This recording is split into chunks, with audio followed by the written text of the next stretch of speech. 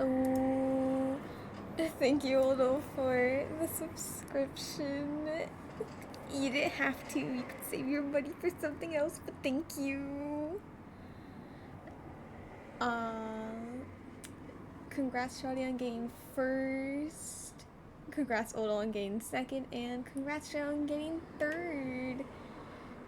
And I've taken away your happiness from you. I'm assuming you're referencing the water redeem.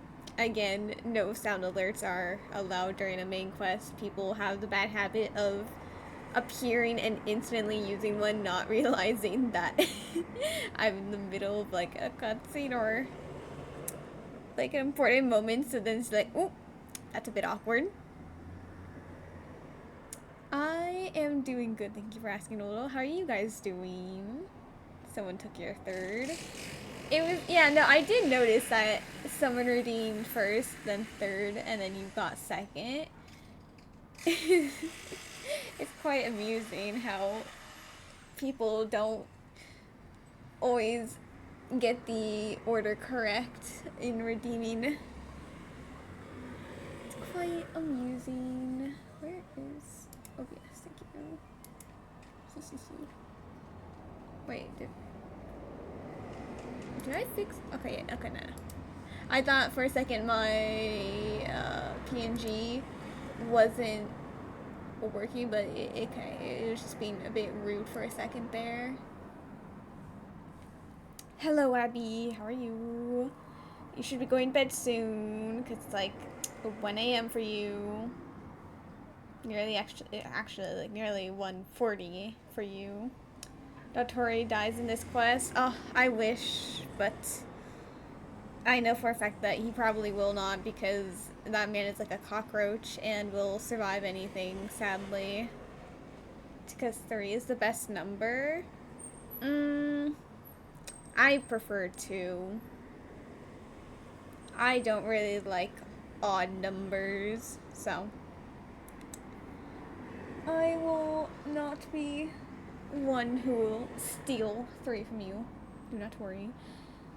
We need Emily to kill him ASAP, indeed. Just have Emily leave Sumeru. Oh, no, Fontaine, I guess. Yeah, no, Fontaine. To go over to Krai to take him out. Or even Chesnaya, if he's not in Krai. Wherever he is, she'll take a trip there. Time for you to go to bed as well. Alrighty, Jaylays. Hopefully you have a good amount of sleep. She needs to use her smelly perfume on him. Indeed. He probably stinks. Anxiety.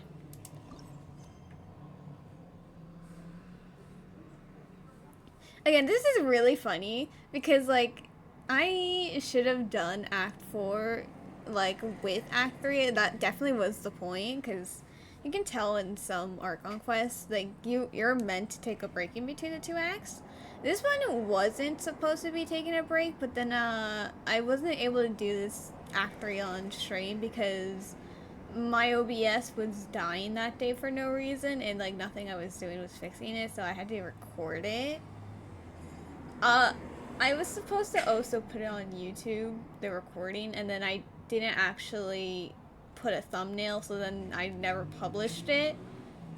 So, oh well. I'll have to do that later. But ignore the fact that they did like a seamless transition between the 2 acts, and I didn't follow that transition, so that you guys can also watch this act with me. Got a Pyro Goblin with crit rate, crit damage, attack, and attack percent earlier. No, Abby. Abby, I need that. I need that goblet for Durin. Even Arlecchino actually might. Well, no, maybe Arlecchino would want a bit of EM. I don't know. Point is, I need that. I need that goblet. Give it to me. You think all of Twitch died that day? Did it? I genuinely don't really remember if anyone else had issues that day on streaming. If they did, then I don't remember, and crazy that happened, but At least it wasn't just me. I forgot how to get there, so we're gonna have to run. It costs 40 pulls? Why is it more expensive than the other artifact that you said 30 pulls for? Crazy. Jim had issues as well? Oh, so maybe it was just a Twitch problem that day. Yippee! I wasn't the problem. We gotta love when we can pass off our problems as the fault of someone else.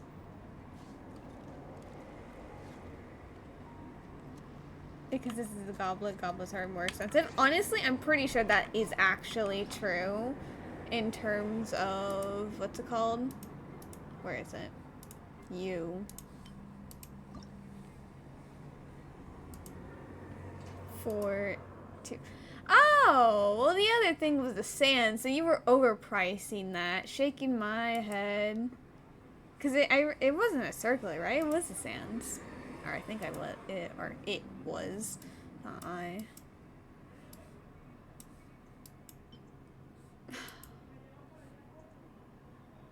These horrendous stats still haunt me to this day.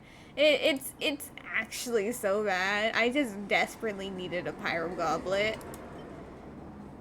I desperately needed it all to go into crit rate, and it went all like into HP. Maybe I did get actually like one roll. Cause I don't know if you can get base stat 6.6. It was an overpriced flower? You mean the thing that cost 1? Crazy. Here I was trying to give you the benefit of the doubt of you overpricing something by saying, oh, it was only by 1, but no, it was by 2? Crazy. 20 pulls overpriced. Shaking my head. I still need to farm that artifact set for I know. And also Columbina. And then I also need to farm deep wood for both Nahida and Llama when I get her in the future. Not anytime soon because I'm gonna be broke after the next 2 patches. I'm gonna have 0 pulls left, and then I don't really tend to pull on characters unless I know I have a guarantee to get a 5-star. Which is why I didn't do like the animal only pulls for Venti on stream. And then I ended up getting him a very low pity and winning the 50-50. No, it wasn't a 50-50, it was a guarantee, but it was very low pity, so I didn't stream it, but I got him.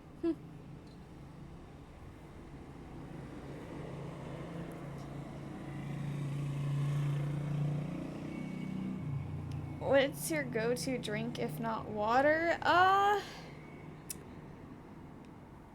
mean, I don't really have a go-to drink. I just tend to not drink anything. But I do really enjoy drinking Coke with my meals, but I don't actively do it all too. I mean, I do it often, but like not that often anymore. Because while I am no longer avoiding Coke, I am not actively pursuing having it. If it comes upon me, then it comes upon me and I drink it, type of thing. My addiction is still there, but it is not as bad as before. And congrats on the watch streak, Abby. What artifacts do you have? Honestly, that is a crazy feather. She ignored a defense. EM, which is what she needs, and crit rate, crit damage. If only it had ER. Crit rate, ER. Damn. Honestly, crazy that these two ended up being good pieces, and those are like the only 2 pieces I have for them. Oh, EM Sands. Crazy. Crit damage. Okay, well this one. Damn. How do I have like only... Oh, no, is it no. Wait. how do I have like only one full set of deep wood and they all end up being actually like not that bad? What the heck? Nahida, why did I never level up your artifacts? These are crazy. Wait, how do you have these amazing artifacts and I just never realized? I mean, obviously your circlet is not good for you, but like everything else is actually like really, really good for you. How did I not notice this? I mean, admittedly, at the same time, she's been doing just fine with level 0 artifacts. Let's see. Let me just get this to 8. I want to see to which this buffs up. Defense, we're dropping it, that's why. Anyway, let's just see for fun. Defense, we're dropping this anyway. Over here to 8. Let's see what it gets.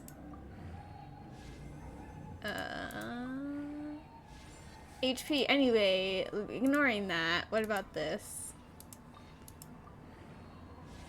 Okay, actually, you know what? I was just thinking ER. So, you know what? It's not that bad. That is actually, unironically, the best one we've gotten. Like, that was the best level up we've had today. The pain and suffering. Okay, damn. Going all ER.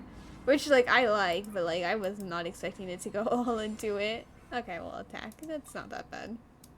You know what? I'll leave it at 16.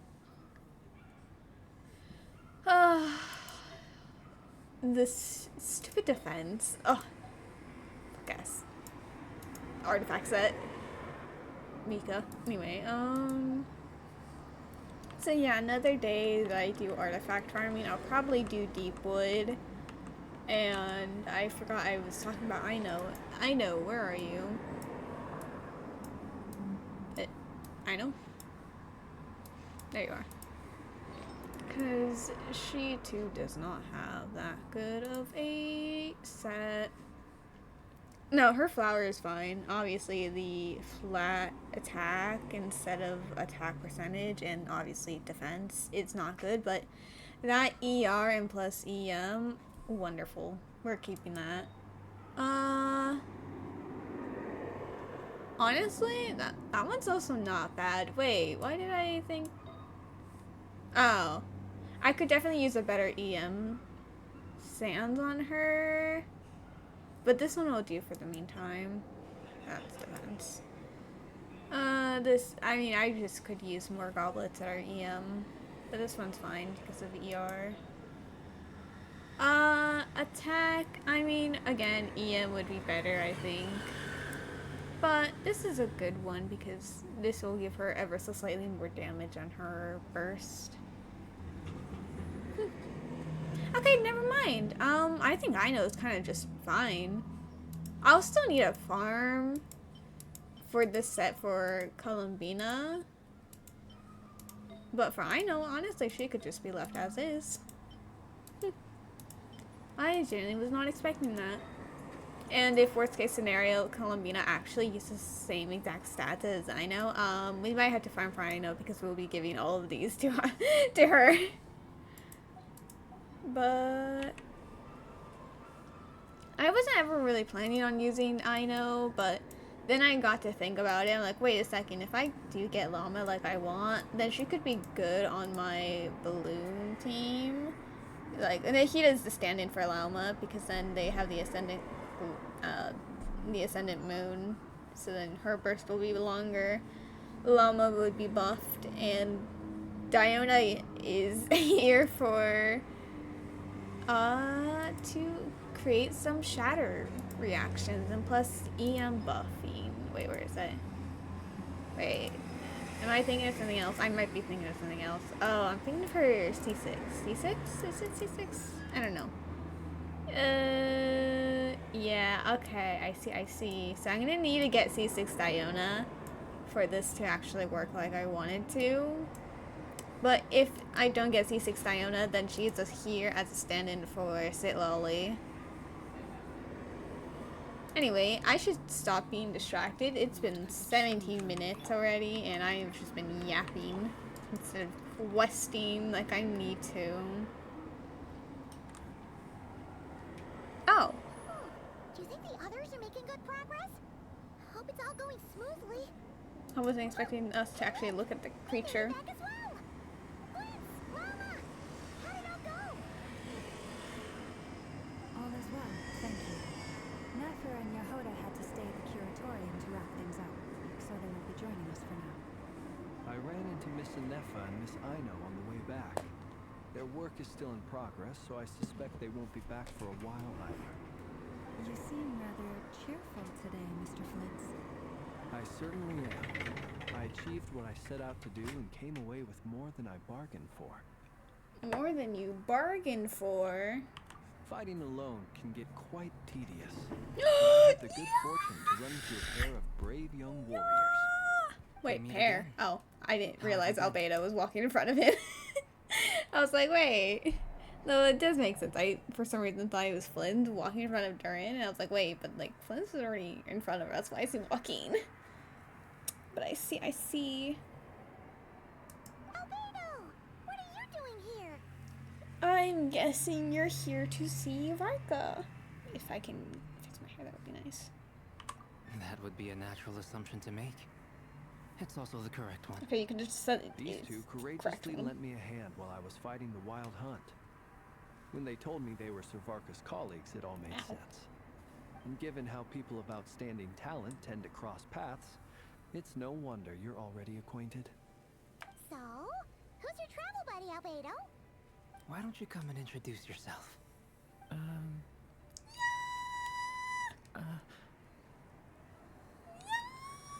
Anyway. A gentleman of few words, I see. And a rather stern countenance. I presumed you were acquainted with him.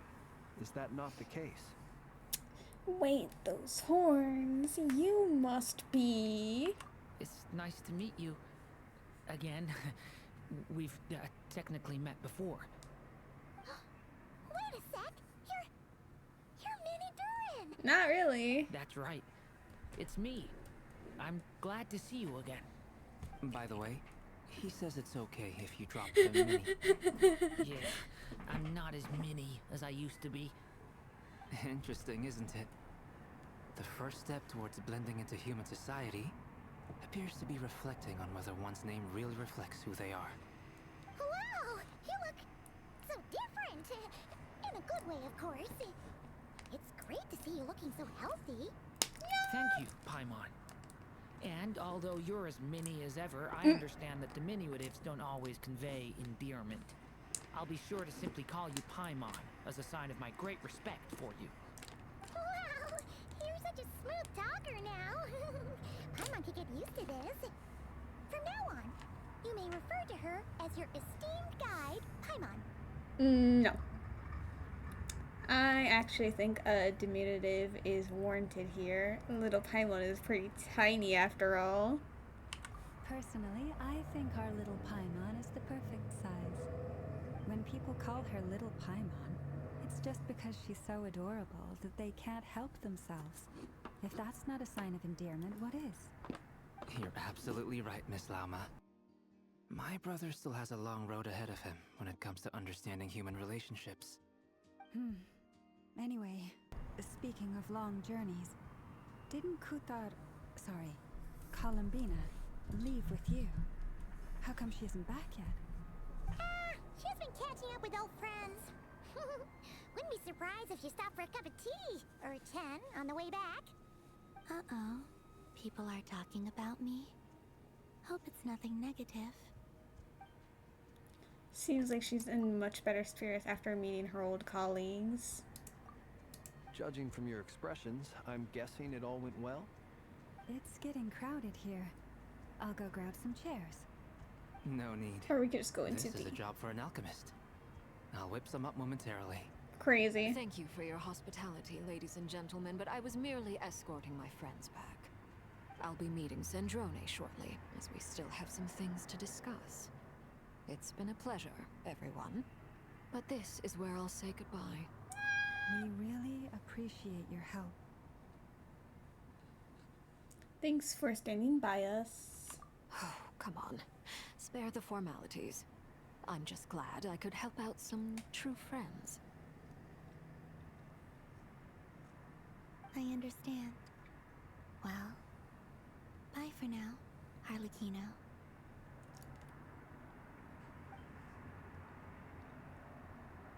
Oh, this place is hopping. It's probably a good thing one of us left. Otherwise, we might not fit all these people in. Are Crazy. you saying we're about to run out of chairs? As a matter of fact, I am. Come on in and see for yourself. Oh, did I know use all the chairs for something?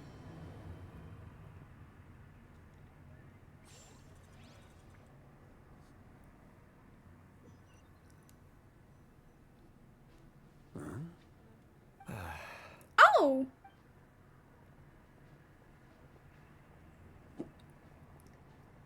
I overheard your little chit-chat outside, by the way. With Miss Columbina's colleague gone, we should be back to the original crew plus the other colleagues I brought in. Okay, so I did hear that he was in this quest, but like I kind of forgot that. So I was not expecting him to just be there. Though, it looks like we have another new face. Someone else managed to rope in a colleague, too? Sorry, he's probably here for us. But like at the same time, not really. Frankly, you and Paimon are the only people I know here. This here is Deansliff, colleague of Tibet's greatest guide, Paimon, and greatest adventurer, the Traveler. Well, not exactly colleagues, more sort of friends. When someone else jumps in to do the announcing, you know you're speaking to someone important. Let's hear what he has to say. Note to self. Once Paimon knows your name, the rest of the world will soon follow. When he comes looking for us, it's usually something important. Paimon's guessing you've heard about the Wild Hunt, then. From the looks of it, you're about to hold a meeting. If I were to say that the Wild Hunt is our mutual enemy, would that earn me a seat at the table? As the saying goes, the enemy of my enemy is my friend. Mr. Dainsliff, there's a seat with your name on it. Though, I can't promise the same for everyone else. Hey, Albedo, think you can rustle up a couple more chairs? After all this time apart, Grandmaster Varka's first order is to rustle up a couple more chairs. I've missed this. Is he being sarcastic? Hey, he's your brother. Why are you asking us? I've still got a lot to learn about the nuances of human conversation. Trying to decipher Albedo's way of speaking has been like jumping in at the deep end. Oh, good point. Paimon gets you now. Don't sweat it. There are people who go their whole lives without getting the hang of it. You're ahead of the game already. Look at you, Paimon, expert in the art of encouragement. Actually, let me see something really quick. Well, not really see something. It's gonna... Where is it?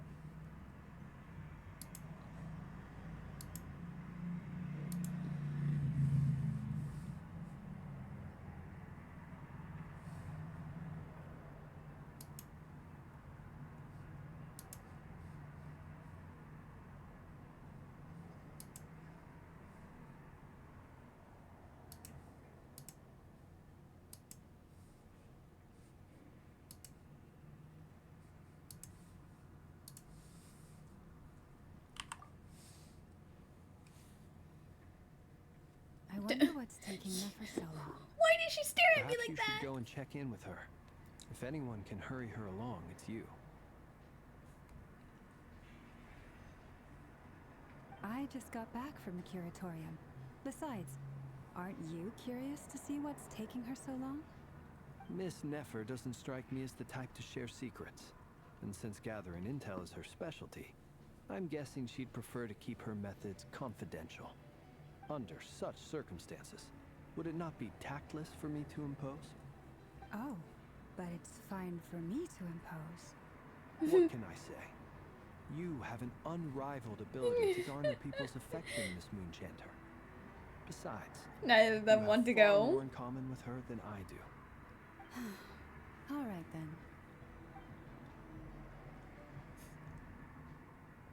Impressive. She barely fought back at all. I admire your powers of persuasion, my friend. As I'm sure Miss Laumo will realize soon enough, the trick in life is to always pitch in with other people's responsibilities so that you can be selective with your own. Another trick is to simply hide in the background. Spoken like a true sage. Anyway, looks like we've got some time to kill before the meeting. Let's take a little breather, folks. And feel free to chat amongst yourselves. We'll get down to business once the other two arrive.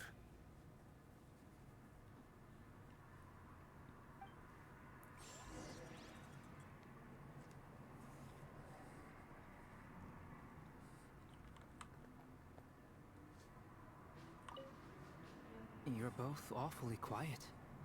Why don't I start us off with an icebreaker? Much obliged. Have either of you ever had your portrait painted? If not, I'd be glad to help. That sounds like a lovely idea. You know how to paint then? I dabble occasionally. He's an excellent painter. Tables, chairs, people, dragons, you name it. He'll paint it for you. I'm flattered. Not If the I ever tables get and the chairs. I'd like to give it a try myself. I'll bear that in mind. Anyway, how about you, Durin? What sort of portrait would you prefer? Oh, I'd be fine with anything. Whatever style feels best to you. Very well. Then I'll play it by ear. You can replicate any style I want? I can try. If you show me a sample, I'll do my best to match it. Thank you. In that case, I'll dig up some reference material for you. What would be that reference material? Is there something you'd like to say to me? Yeah! For starters, why'd you just show up here without even giving us a heads up? Okay, but like he always says that. If you think back to our previous interactions, you may recall that that's hardly out of character for me. Damn. You do have a point there. Same what I said. Sorted out your accommodation yet? Oh yeah! You'll need to find somewhere to stay the night too, right? Wanna tag along with us? You never know. You might get a group discount. Sure, let's do that. Great! Paimon will handle it. And in I mean- return, we can get Dainslift to be our very own personal bodyguard. Paimon, you're thinking out loud again. Also, don't we already have a room paid by Raka? If that's what you had in mind, you should have said so sooner. I'd be happy to help. Oh, okay then. Paimon was only kidding, but good to know. Anyway, since we're all here together, we might as well watch each other's backs. That's just what friends do, right? Indeed. Thank you.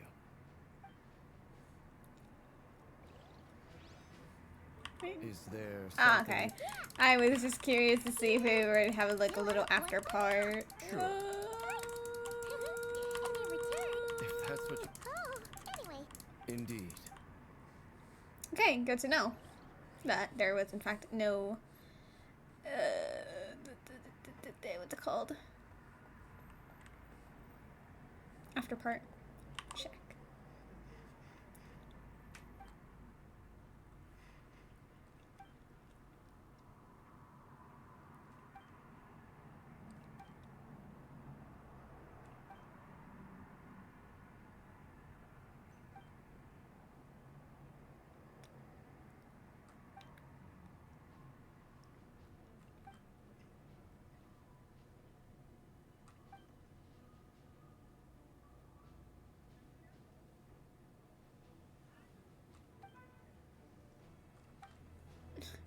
Crazy. Truth be told, I can't remember the last time I was in a meeting with so many people.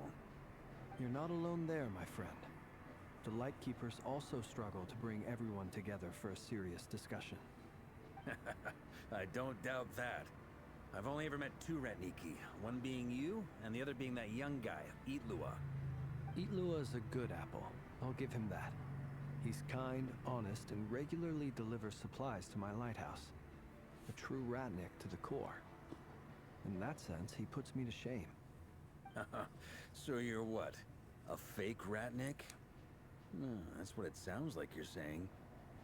But I get the feeling that's not quite what you meant.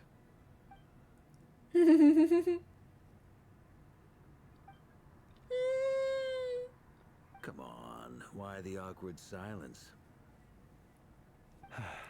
Sorry. I'm not even gonna bother trying to hide it. You've known all along, haven't you, my friend? Ah, that he's not human.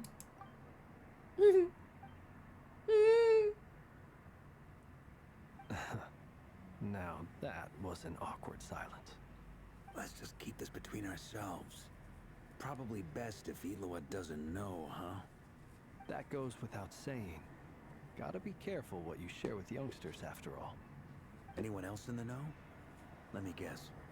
The Traveler and Paimon? I mean, you could see us right It's next to you dangerous being too talking sharp to us. for one's own good, you know.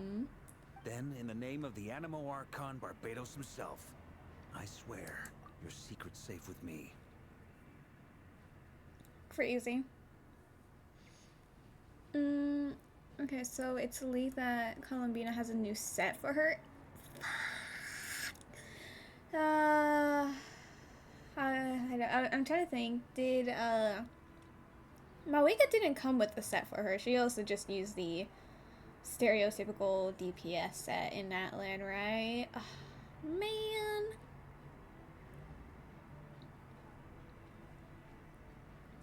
A shame.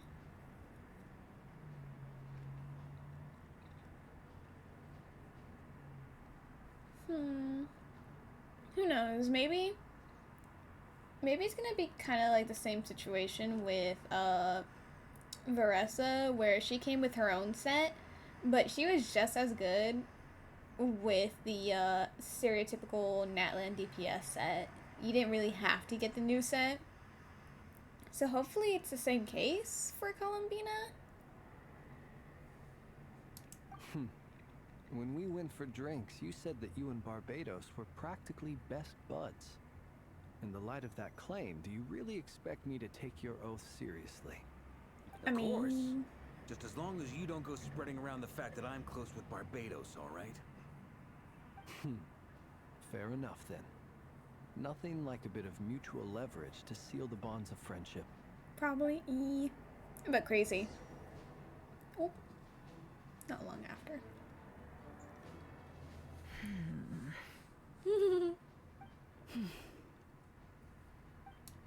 She is displeased by being there.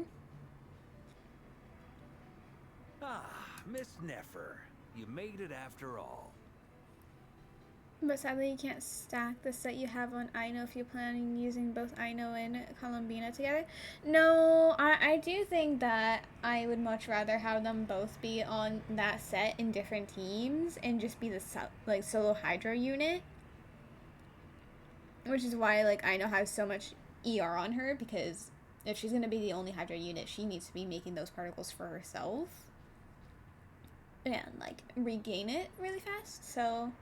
Yeah, no, they're not going to be on the same team, I don't think. But what about Yehoda? She died. I'm here to give you an update on how things are going on our end. Once this is over, I'll be heading straight back to continue my work. I left Yehoda back at the Curatorium to watch over things while I'm gone. So much for just this once. Crazy Barca to say that when she's not happy. We're on a roll here. What if she remembers and suddenly decides to back out? Did you say something, Mr. Varka? Huh? I didn't say anything. Right, Flints? Not calling out Flynn's. You're using the event weapon on her, so thankfully you don't have to deal with Aino and ER. Makes sense, makes sense. That is smart, but I do want Kaveh on that weapon, and I know is going to be on Kaveh's team. So, uh, I have to have it on him instead. Must have been a frog. They get so noisy. Oh, no, there would be an actually a frog. It's like they're putting on a concert in the background. Anyway, before we begin, there's a few introductions to make. Let me start by saying that it's an honor to be speaking before so many distinguished colleagues and collaborators. First up, we have Miss Lauma. As Moon Chanter, she's the leader of the Frost Moon Scions, a local religious community in Krai. Then there's Miss Nefer, boss of the Curatorium of Secrets, an intel gatherer extraordinaire. Nefer is leading the investigation into Rerer's background, assisted by Yehoda and Lauma. From the little I've heard, they're making some great progress. Over here, we have Mr. Flintz, a ratnik and guardian of the abandoned lighthouse. In our last operation, he courageously distracted the Wild Hunt to buy time for the rest of us. For those of you who've never met, this is Mr. Albedo, a renowned alchemist and captain of the Knights of Favonius investigation team. By his side is a new face for us all, myself included, Mr. Durin, who has come to lend his aid. We still need to test my Kaveh with Lunar Bloom, now with my C2 Nilu. Yeah, but like his artifacts, they're so bad, and they keep... I need to get better artifacts on him. It's actually so bad. Like, obviously he does like really good to have like make it so far in floor 11 like multiple times. But they're not good enough to clear, which is why I need better ones. It's not fine. I must get those artifacts completed. Otherwise, I will perish and cry. Next up, we have the Moon Maiden and former Fatui Harbinger, Miss Columbina. Then we have the Traveler, who's earned more titles than I could possibly hope to list out, so I'll spare you the rundown. Rude. And Paimon, the ultimate travel companion and quite possibly the best guide in all of Tibet. Wait. So Paimon got all of that, and I only got too many titles by. Whoa! That's a lot of people. Great Excuse turnout. me. You didn't introduce one person. Looks like you might have another job coming your way. Excuse me. So, You forgot someone. Congratulations on the booming business, I guess. You think I haven't got enough on my hands as it is? Who's looking for me now? That would be me, Miss Nefer. I have a commission for you. And you are? Who I am doesn't matter right now. What does matter is that I'd like you to gather more intelligence about the Recher of Solnari. Well, it's not as if we never take on anonymous commissions. But in your case, I'll have to decline. I'm gonna take a wild guess and say your job's probably more hassle than it's worth. Oh. Something about you seems like bad news. Damn. It's my eyes, isn't it? Conrian, I assume. And what's with the mask? Are you trying to hide your identity? In any case, the fact that you're even still alive raises an awful lot of questions for me. My name is Dainsliff. And yes, I am from Conria. As I'm sure you're aware, the Recher of Solnari's real name is Rerir. He was once an acquaintance of mine. Alright, she's gonna remember that name because we did hear Dainsliff earlier in the memories. It's fine, it will help Raiden reunite with her sister. Crazy. What's wrong with blue eyes? No, so it's not the fact that his eyes are blue, but his pupil are star-shaped. And in this game, if your eyes are star-shaped, that means you were from a certain nation. But that nation was like destroyed like 500 years ago in this game, so the fact that he's still alive is like, how did that happen considering the gods quite literally smited the nation? So she's like, you're suspicious. Really? Then you must have been quite an influential figure yourself. You flatter me, but none of that matters anymore. My point was simply to clarify why I have asked Miss Nefer to investigate Rerir's background. So you're both from Conria, and it sounds like you used to be friends. What am I missing here? Surely you already know how he became one of the Five Sinners. I'll tell you everything I know. The history of Conria, the names and identities of the Five Sinners. I remember it all like it was yesterday. I have never spoken openly of this before. But the truth was exactly as people say. The Five Sinners were each driven by their own desires, and it was by playing upon these that the Abyss tempted them to their fall, tearing Conria apart in the process. Crazy. It took forever for us to learn about this information that he's about to tell us. But for everyone else, it's like, oh yeah, no, this is the first time you're meeting him, and yeah, you get to know this important lore. The audacity this man has for years in different regions, making people do quests for him.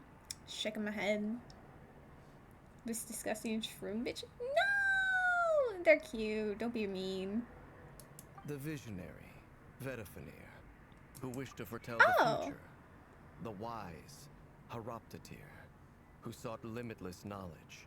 Okay, so I'm not stupid. I literally was gaslighting myself the entire time of Act 3, whether or not this guy, I don't know how to pronounce his name, even though he just said it, was actually a sinner. I was like, I swear to God, I remember his name being mentioned as one of the sinners.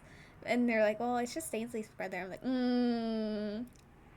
So am I remembering wrong? Is he actually a sinner? Okay, I'm glad to know that I was right in the fact that he actually was a sinner.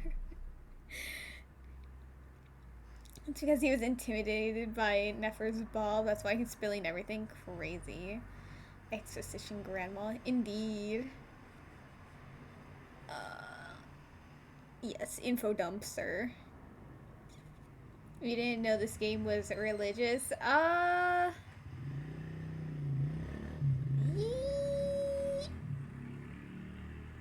mean, it is, and it also isn't. Because it tends to be a lot of the time where people don't actually really worship the gods in the game. That's mostly something in Mondstadt. Leeway they respect their god, but they don't really worship him. In Azuma, it's a 50-50. Some of them, half of them hate her, the other half don't actively worship her, but like they worship her at the same time. It's weird. Let me think. Fontaine, she was much more of a public figure, and then there was actually no god, so that doesn't count. Natlan, she's human, so no one actually worships her. Not Krai. There's a small faction of people that worship her, but she doesn't want to be worshipped, so God smited in sinners. Okay, well, to be fair, it's like,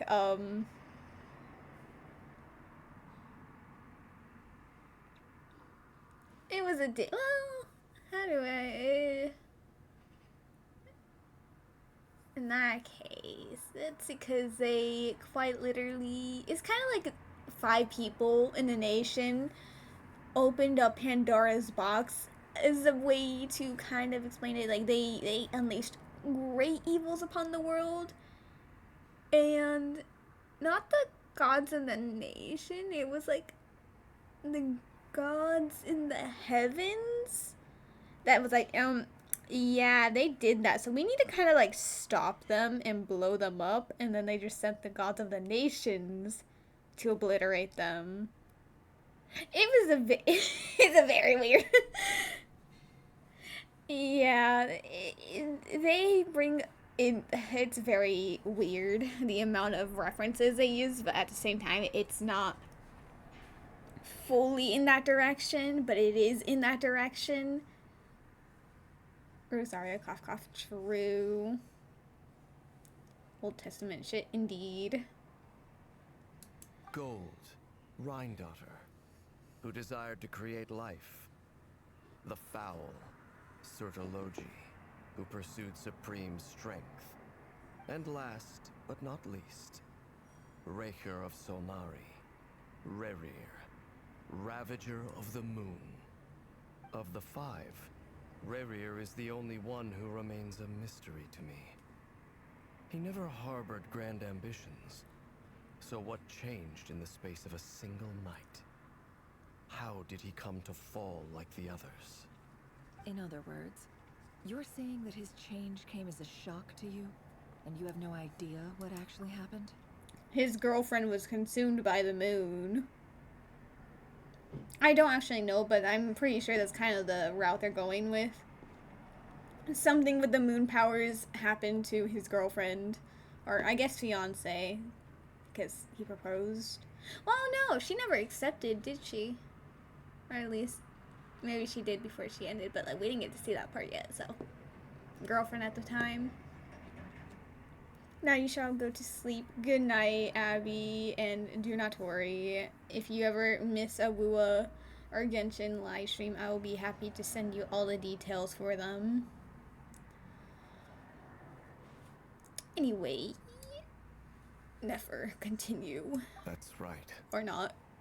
You mentioned how the Abyss tempted them, which led to their fall. But what did that look like in practice? And what other context can you give me about the events of that time? The more detail you can give me, the better. Strangely, now that it comes to it, I hardly know where to begin. The fateful night took place during the era of the Eclipse Dynasty.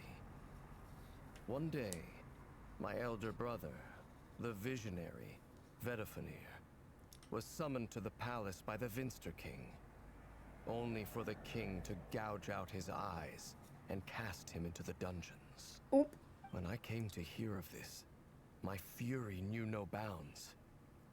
I gathered together every ally I thought I had, and together Thought you had? we set a night to storm the palace and free Ved. Centuries on, the memories of that night still haunt me like a never-ending nightmare. We broke through the palace gates, just like we had planned, each striking towards our separate targets. But then, I was betrayed. Even Vedafenir, the very person I had come to rescue, abandoned me and partook of the Abyss's power. Oop. So, it's personal after all. Then tell me, Mr. Dainsliff, what price are you willing to pay? I mean, he paid you an You of all info. people must know that nothing comes for free. I cannot say what price would be worthy of such a commission. But know this. Rerir was not always a madman. Believe it or not, there was a time when he was just an ordinary man, working for the Conrian Intelligence Service. Uncovering the truth of Rerir's past is the only way to unravel this mystery. But before you decide if you will accept my commission, I will tell you more about him. Enough, I hope, to help you plan your next move. Sounds pretty good to me. Feels like we just flagged down a random passerby, only to discover he's actually a master strategist who has a score to settle with our enemy. Who must be the good karma of the building, and who knew having a Conrian friend would come in handy? Crazy. Can I borrow your halo? Huh? It could be useful in the lighthouse. Hey, enough with the wisecracks. Besides, isn't that lamp of yours bright enough already? Relax. She would It look was bald meant to be without a her compliment. halo. If that was a little over the top for your liking, I'll make sure to tone it down next time. I'll give your proposal some serious thought, Mr. Dainsliff. Let's speak in private once the meeting is over. Before that, Oh! there's a few things I'd like to share. You speak? You recount the meeting, the nave, and how the iridescent moon's marrow was retrieved from the crimson moon space. Bro, I was not expecting a traveler to speak there. We make it clear that the knave chose to help you of her own accord, then conclude by reporting how the hearts of the three moons are finally in our hands. Now that we've united the hearts of the three moons, your power should be greatly enhanced. But it seems like that hasn't happened yet. I believe it will take a little longer. You've done so much for me, so I want to be completely honest with you all. Even though I'm doing a lot better now, the truth is, my recovery will likely be an ongoing process. From the moment I was born, my power has been slowly ebbing away. And that is because Tevat has never accepted me. Even with the moons united as one, it seems my rejection cannot be undone. So far, I have yet to find a solution. It may turn out to be a problem that will plague me until the day I finally leave this place behind. Even so, I will do everything in my power to help you drive out the Ray here of Solnari. As Arlecchino put it, this is not about chasing the spoils of victory. It's just a gesture of heartfelt gratitude. Kutar. She seems a lot more energetic and positive than she did when we first met. Traveler, you can think a bit faster. No worries. Traveler. Traveler. Defeating the Okay. Ray here of Solnari will be no easy task. While my strength slowly recovers, we'll also need to gather more intel. Naturally. We should take all the help we can get if we hope to defeat him. We've considered several viable plans now, but our choice hinges on the answers to a few key questions. Is it even possible to kill Rerir? What experiences shaped the person or monster he became? And what's he really after? Given Albedo's expertise in alchemy, I think we should leave him to try and answer the first of these questions. Understood. Oh. As for the other two, I'm afraid we'll have to count on you again, Miss Nefer. Believe me when I say it's not my wish to burden you. But right now, relying on your skills is our only option. Wait. The first of these questions to even kill him? Why? I mean, alchemy is quite useful, but why does that make him the most, viable to answer if he can be killed or not? I mean, I guess since our strength alone is not enough to beat him, so use alchemy to kill him, I guess. He's gonna have an aneurysm, indeed. We all will. By the end of this act. Our nation. Yeah, hopefully this act. Right. So you're placing all your hopes on me, huh? She does not want to be here. We can't thank you enough for agreeing to help us. Honestly, I can hardly believe how lucky we are. You sure have a talent for changing your tune, Miss Moonchanter.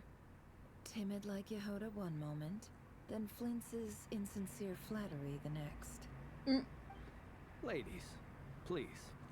I must object to your portrayal of me. That's all. Feel free to keep bickering. Just pretend I'm not here. Crazy. I almost don't want to leave this room. I'm curious to see how this plays out. Crazy. Let me open up that.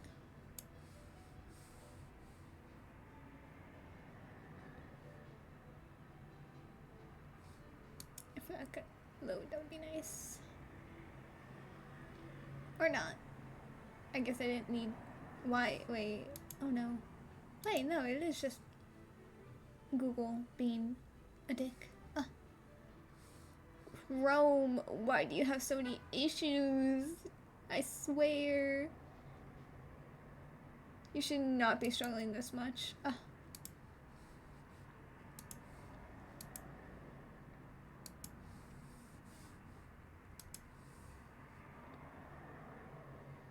But everyone wants to watch the drama. I mean, like, me too, but like, shh. I have faith in you, Miss Nefer. Something tells me you'll stand by us until the very end. How many tabs do I have open? I have 4 tabs open, which typically I will have more open, but they tend to be fine, even when streaming if I have more than 5 tabs open. So just with 4, it should not be freaking out this much. Oh? And what makes you so sure of that? What if I suddenly decide that my compensation is insufficient? This isn't about the money. I can sense that you've got a deep-seated distaste for Rerir. And knowing you, that alone is motive enough. Look at them getting along so well. Like 2 peas in a pod. Please, And I'm not the the one peanut accused gallery, of the insincere peanut flattery. gallery on this fight. There is no justice.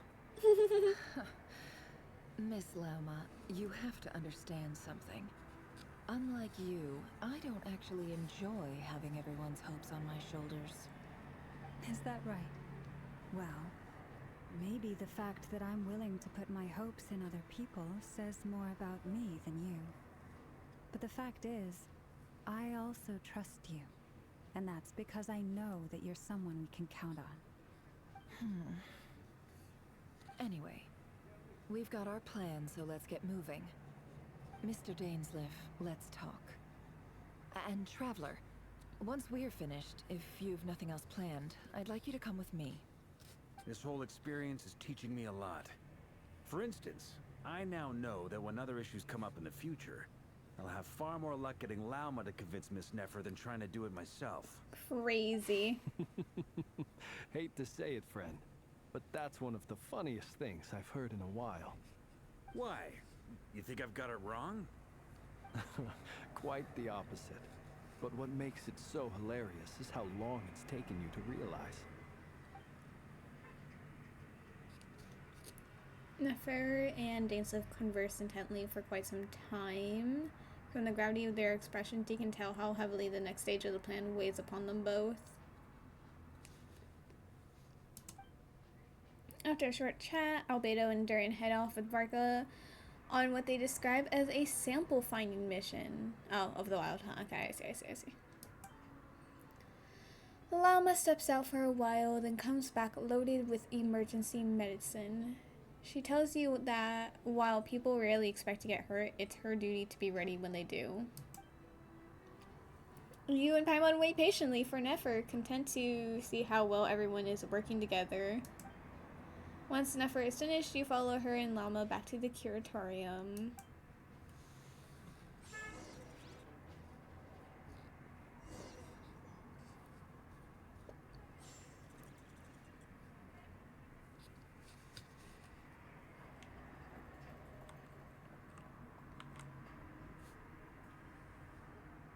Message board.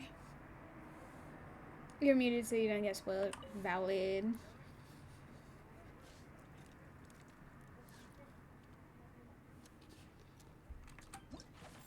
Oh! My eyes!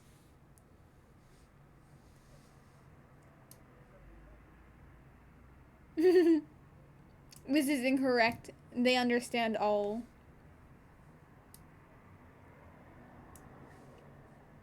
What the heck is this? And this.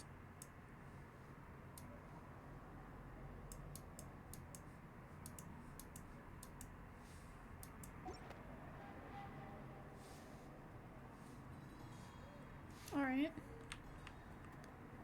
Oy.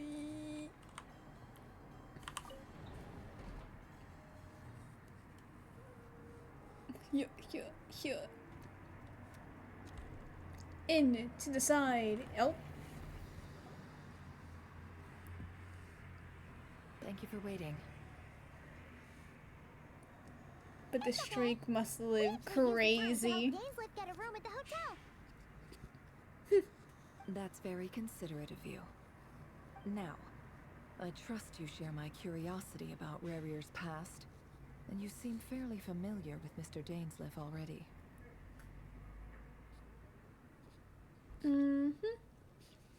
That's right. We've known each other for quite some time now. I don't know how long You stay in a nation, like, canonically. So, like, I can't, like, ah, yes, this amount of time. Because I don't know. We spoke at some length after the meeting. He was the one who suggested I should invite you to join this operation. He feels confident that these secrets will be safe with you. Dane has a lot of faith in us, that's for sure. Thanks for your trust too, Nefer. Likewise. I appreciate that you got right on board without interrogating me about why I invited you. It shows that you trust me to explain everything in due course. That's because we know what you're capable of. We appreciate you too, Nefer. You might have been forced to help in the beginning, but this time, it was your choice. No. That's one way to put it. Another is this, that once a decision's been made, it's set in stone. After that, my only goal is to see it through. Alright, so here's how it is. I'm going to access Rarier's thoughts again using my confidential method. Now, I'm sure you've seen things like this before on your travels, so you're surely well aware of how dangerous it can be. The reason I've gathered you all here is to ensure my safety during the proceedings. I plan for us to enter the fragment of his consciousness together, and once inside, I will focus on searching for information. Think of this as a diving expedition into someone's brain. If I'm the diver, you are my safety equipment, tasked with keeping me alive while I'm under the surface. Once the ceremony begins, we will all be spying on privileged information. But in the interests of safety, you must remain absolutely silent at all times. We will discuss our observations after the ceremony has concluded. Lastly, any individuals of a weaker constitution are advised not to partake in the ceremony.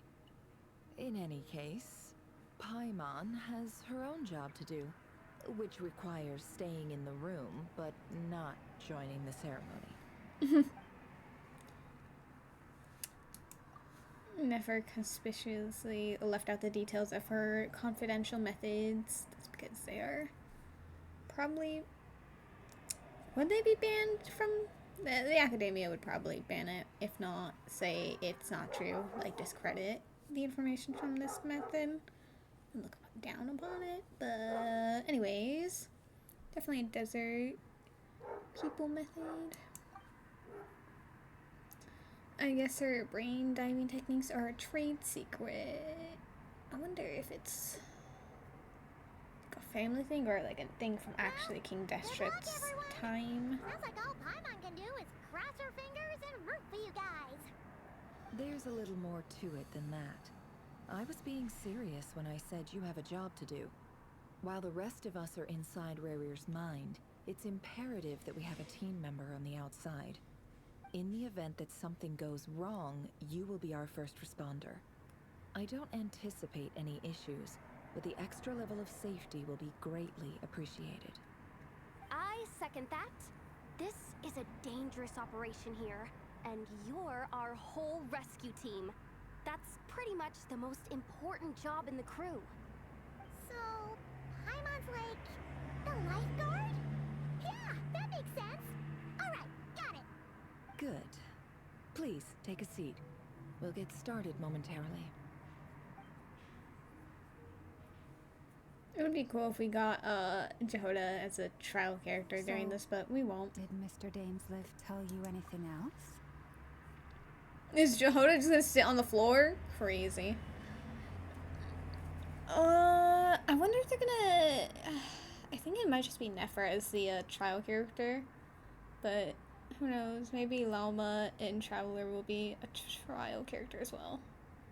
I would hope that they gave us Hydra Traveler purely as like the trial character, but like realistically it's gonna be Pyro Traveler. Kind of like in 6.0 when we went to the Fatui base with Llama and it was Pyro Traveler. He told me that he believes Rarier kept some big secrets in his life. He's not sure that they were the cause of his eventual downfall, but he's asked me to uncover what those secrets were all the same. But surely you're not planning to go through with this, no matter the cost. If you think that, you'd be overestimating me. I'm a businesswoman, not a mercenary. But I do have my own professional reasons for taking this job. You think I'd turn down the opportunity to get a first-hand glimpse into Conrian history? No chance. Well, as long as you don't let morbid curiosity get in the way of safety concerns, we're good. We'll do whatever we can to help you. You're such a killjoy. She's got incense candles. Almost feels like a summoning ritual.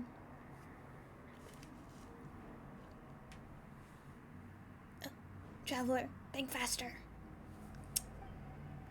Seems like Nefer still has no intention of sharing her trade secrets, but now's not exactly the moment to pry.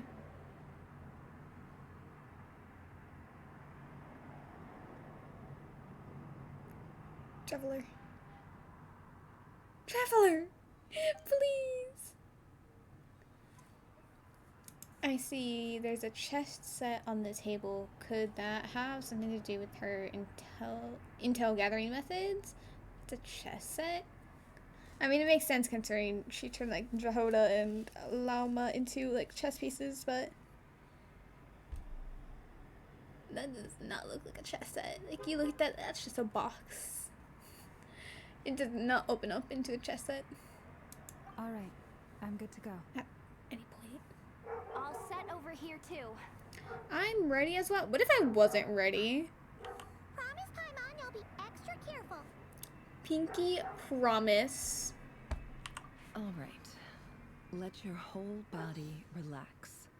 We're about to begin. Close your eyes.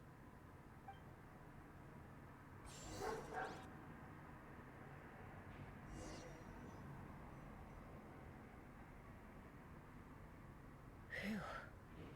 Could this be his office?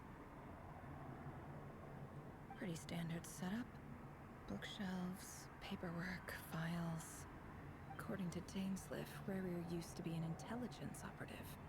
Chances are there's plenty of top secret intel stashed away in this room. Is this where you keep your secrets, Rarier? And not the people on the table. Looking forward to this.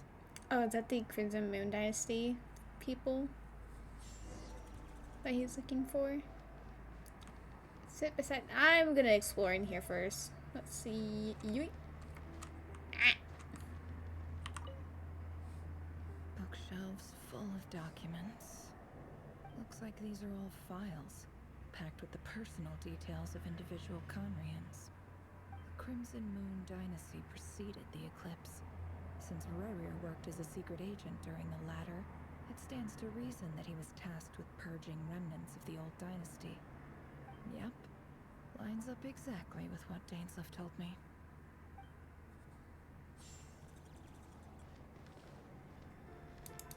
Oh, this time they actually let you have her attacking, so I'm assuming we might be able to fight during. Can't hide the truth. It all adds up. Oh. Wait.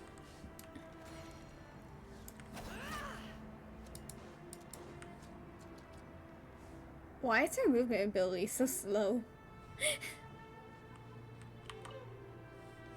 A file tucked inside a folder. The title reads, Dear Breakfast Shop Owner. It's a list of names. But at this stage, I have no idea who any of them even are. Members of the dynasty.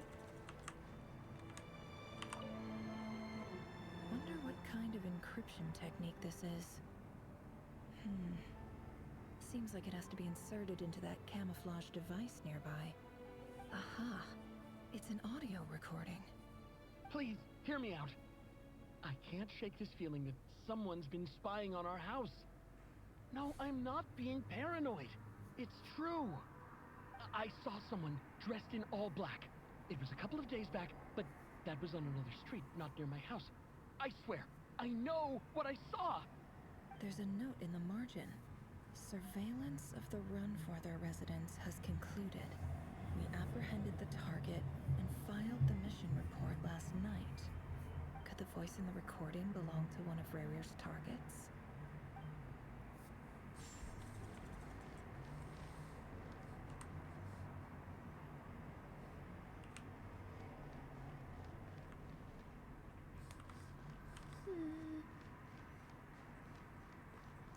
Aha. A box containing a ring inlaid with a precious gem. Oh, that is absolutely the ring that he had for his girlfriend. And the fact that it's even in an actual box that looks different from the stone textures everywhere. Yeah. Must be for his girlfriend.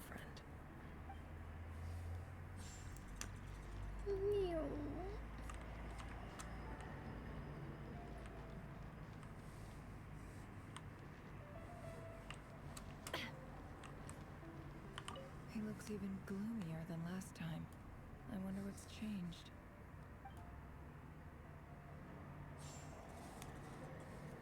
Can I see? He looks even Okay, gloomier. I thought something would change. Let's see. Oh, we can't even see anything besides our silhouette. Okay, let's see it. Nope. Today's files are in. Time to wade through them, just like usual.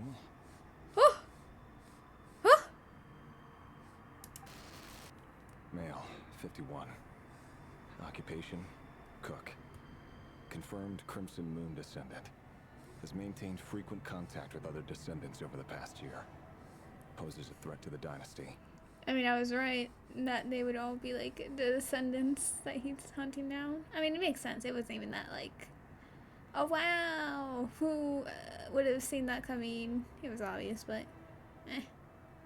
Neutralized. Oh!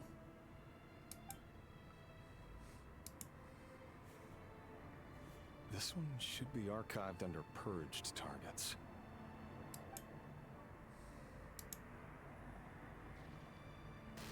Female, 23. Occupation, office clerk. Confirmed Crimson Moon descendant. Has maintained frequent contact with other descendants over the past year. Poses a threat to the dynasty. Neutralized.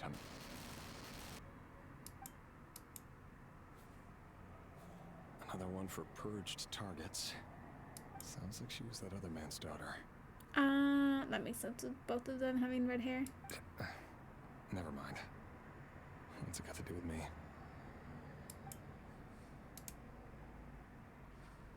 Oh, it's a little girl on the next Male, one. 40. Occupation, teacher. Confirmed Crimson Moon descendant. Has been observed making contact with other descendants during the past year. Poses a threat to the dynasty. Neutralized on...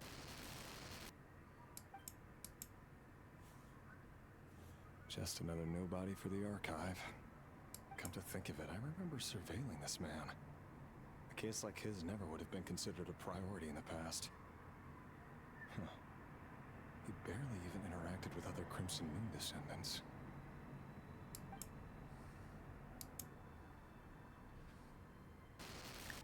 Female, 16. Occupation, none. Orphan and confirmed Crimson Moon descendant. Has been observed making contact with other descendants during the past year. Poses a threat to the dynasty. That is not a 16-year-old. That one could be a 16-year-old. Both of them are children. This is not a 16-year-old child. This is a young girl. Shaking my head. Neutralized on...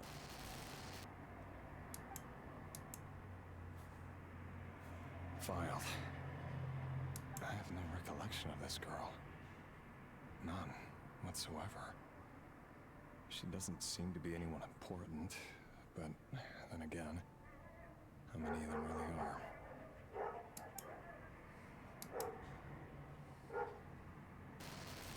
Female, 13.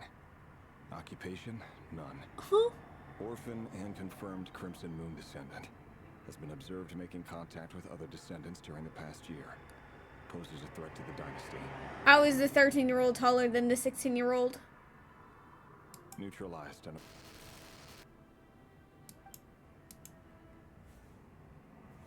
Filed.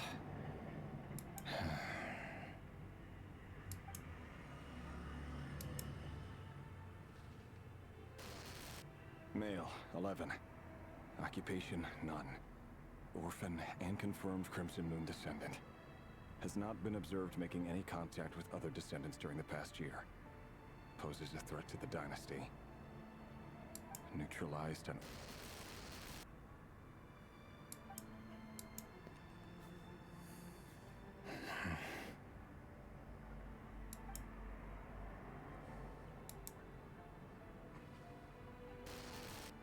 Male. 6. Occupation, none. Orphan and confirmed Crimson Moon descendant. Poses a threat to the dynasty. The guilt really hitting him. It went from not too much to, oh my god, what am I doing with my life?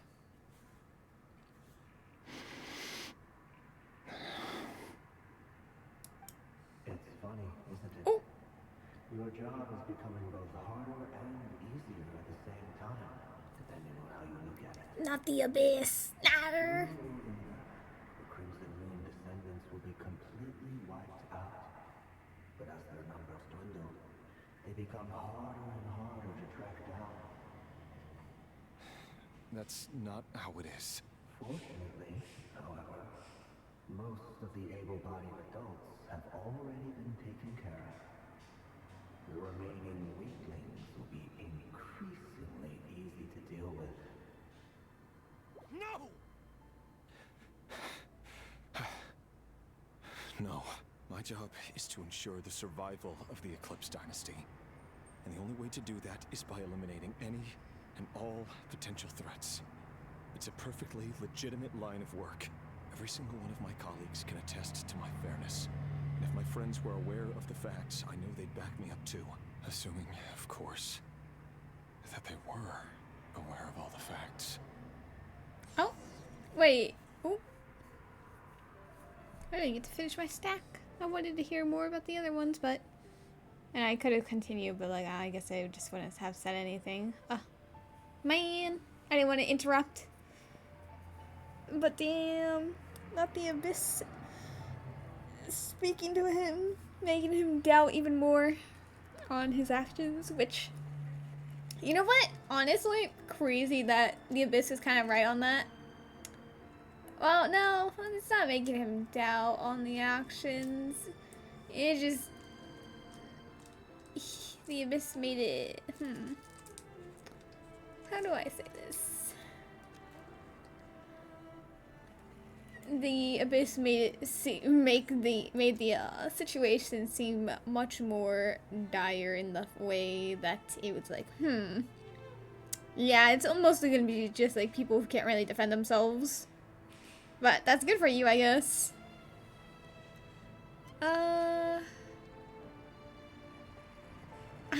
I'm so curious on whether or not Rear is also going to be a descendant, because like he did like the Arlecano move, and like that was a Crimson Moon thing.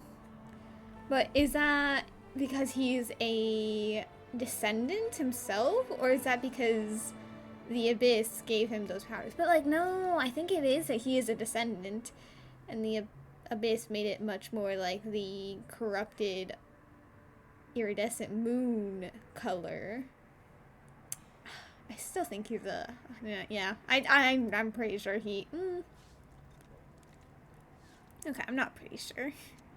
But I think he is one of the descendants as well, even if he doesn't know it. He looks even gloomier than that. Okay, it's gonna be the same thing. Yeah. Let's go. Over here. These tiny ass doors, like, why are they so tall and have no width? Like, how did anyone move anything between these? Oh, wow, a little fountain.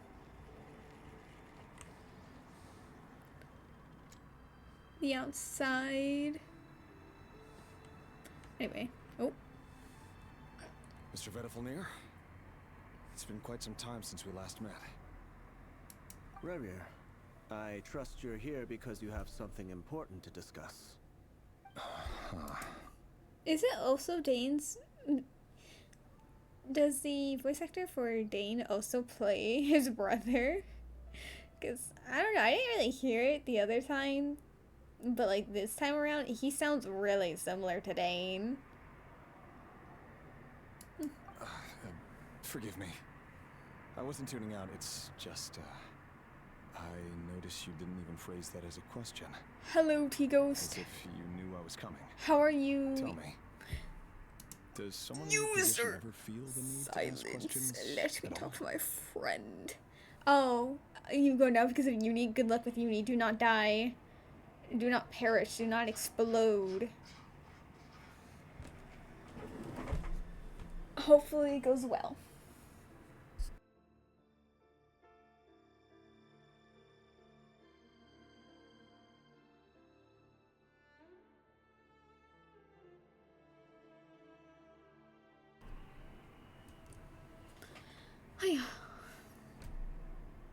It is indeed within my power to foresee certain things. Things like your arrival. I was just thinking.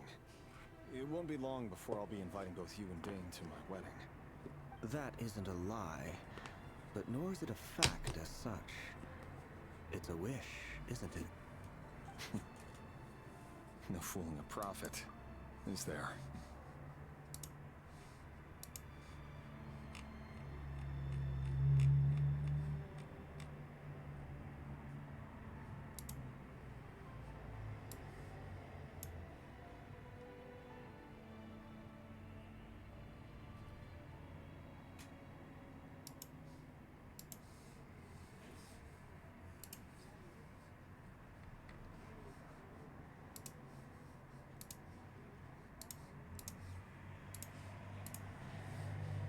Ever since that day we met for drinks, I knew it was only a matter of time before you came looking for me.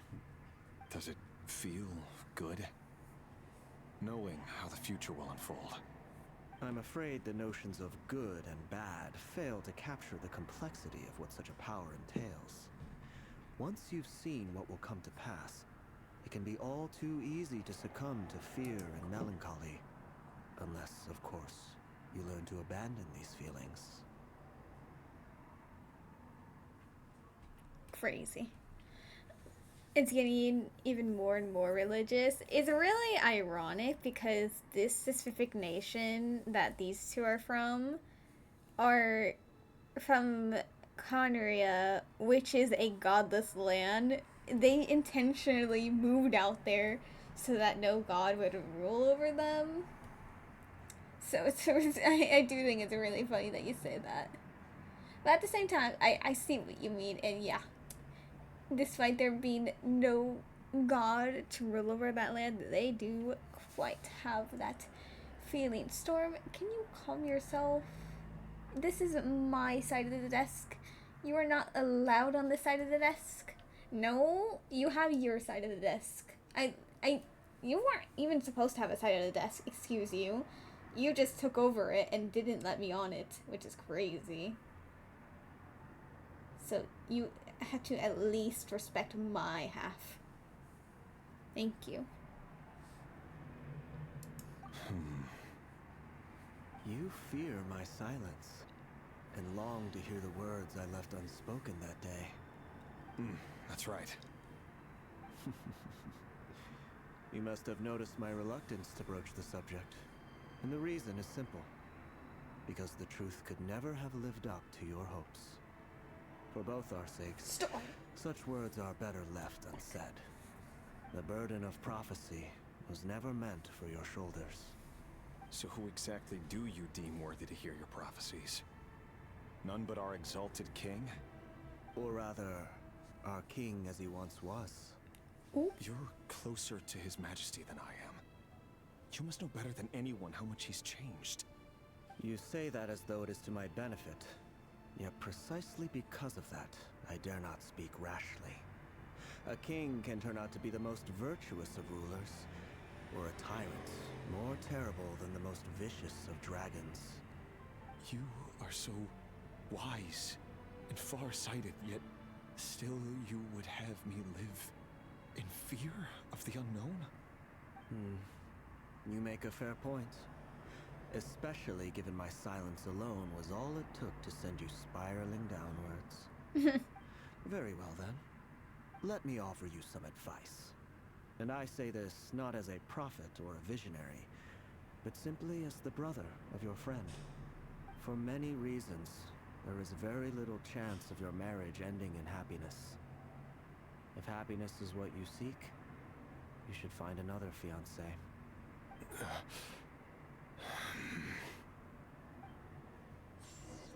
Is it because his... Hold on. There's that same black fog again. Could this memory belong to Thelindis? Girl, how dare you interrupt Guess me? I better tread carefully. Shaking my head.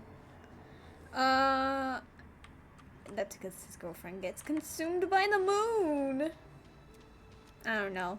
It has to be related to the iridescent moon's power due to her actually going into that realm and really wanting to go into the chamber itself, which would not be an easy task. So I assume she got destroyed or consumed into it, absorbed into it, which is why Rerir now wants the moon power to perhaps be able to try to take her out of it. That's my theory. I don't know. It seems to be that she is very much connected to his reasonings for things, and that is very connected to the moon. So that is my theory. Sounds like your religious parents.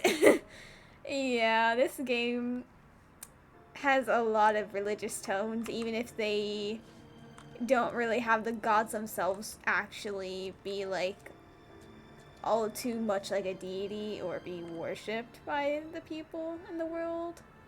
It's interesting. Wait. Hear me out. This time we finally got a clear look at his face and learned his true identity. Is this the child that we saw in the files? I don't know, it's kind of like the same outfit. I think that's kind of like the same hairstyle, and it was a child. Oh, did she see? I don't know. I fear I may be looking too deep into this. His name is Rerir, and he claims to be one of the king's guards. What did you say? A cruel irony, isn't it? The man you're set to marry leads a double life as a brutal executioner. Yeah, and I do think that didn't say anything about him actually talking to the other descendants, so probably not the same kid. Why are you telling me all of this now? Simple. It's because I want you to kill him. Oh!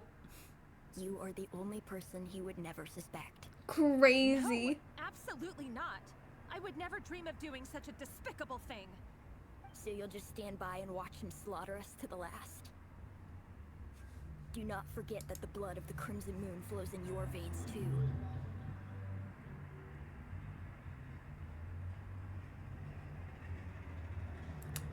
Huh.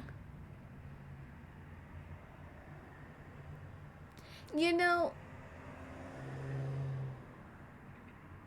that makes like so much sense.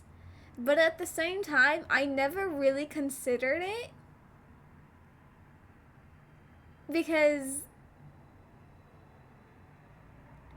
I don't know, out of the two, to be a descendant of the Crimson Moon, I just thought it would be more likely Rerir. And I mean, it does explain with her obsession about the moons. And therefore the iridescent one, because that was the Crimson Moon one. Huh.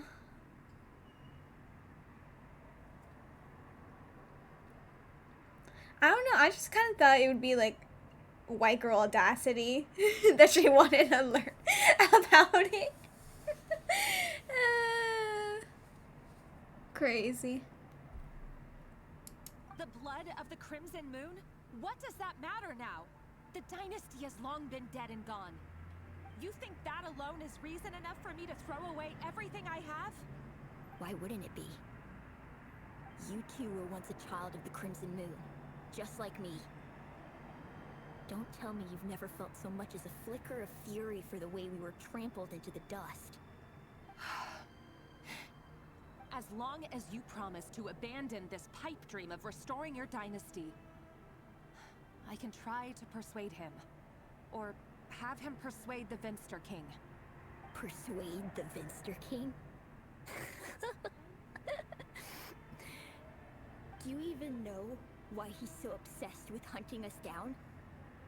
Why he keeps trying to force us to hand over our secrets over and over again?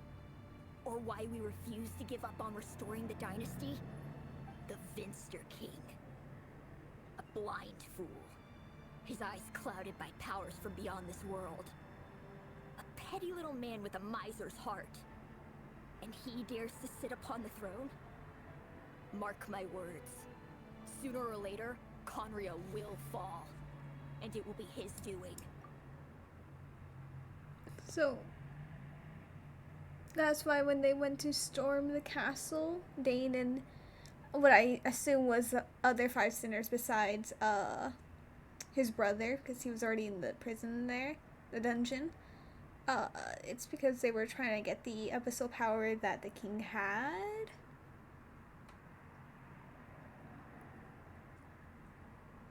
Well, I did theorize that Revere would accidentally kill the girlfriend. So maybe that does happen. And, but like, would that lead to him thinking that moons could bring her back?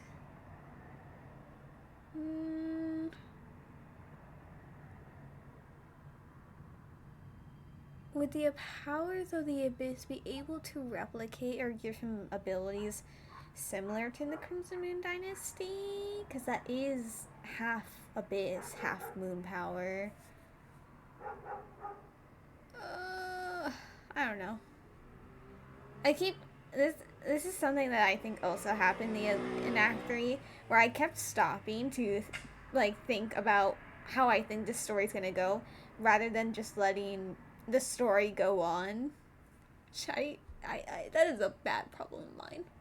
If you can't bring yourself to do it, so be it. Just you watch. It won't be long before calamity descends upon us all. The Rehir of Solnari. That really is quite a secret you've been keeping from me, Revere.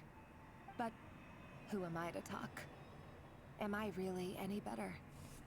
I've kept my own past a secret this whole time too. Love should be built on honesty. But ours was born from lies. And yet, is it really so wrong to hide things that would only make life harder? If we don't cover up the parts that no one else should see, how can we go on pretending to be normal? Vedifulnir must have known all this. And that's why he made his prophecy. In the end, nothing stays hidden forever.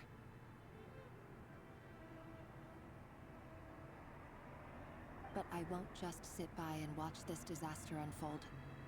I'll do everything in my power to protect what I cannot afford to lose, no matter who I have to face.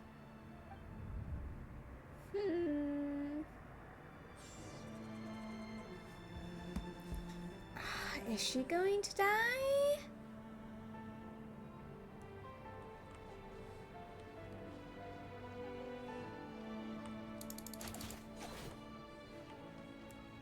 I don't... There's so many ways... Oh! Huh? Was that Revere who just walked past the window? Doesn't it give you the chills that he still takes the same road to work every day? As if nothing ever happened. Huh? Those people at the deli. Huh? Enough already. They're clearly pretty taken by their own disguises, so just smile and play along. Pull the rug from under beasts like that, and you'll risk having your throat torn out. Deli? Oh. They're talking about those people from the opposition. Right. I'd almost forgotten they used to run a deli. People of no consequence always vanish so easily. And no one even remembers them.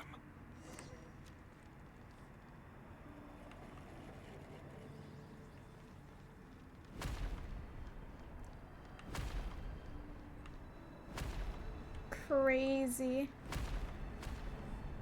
Oh! Okay!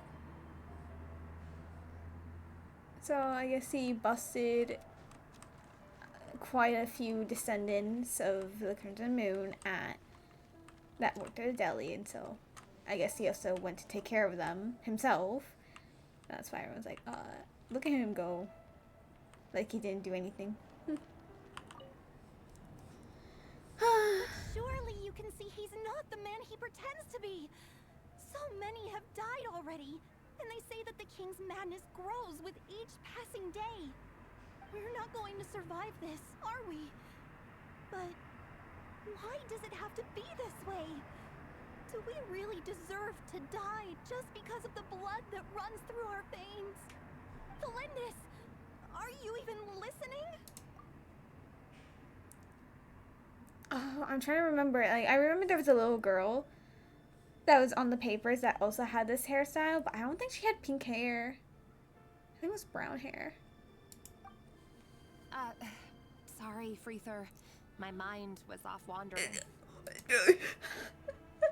Crazy to say that your mind was off wandering as she's like crying that her and her family are going to be hunted down purely because of their ancestry. I heard you, though. Oh. You're talking about what Rerir said. He's just following the king's orders.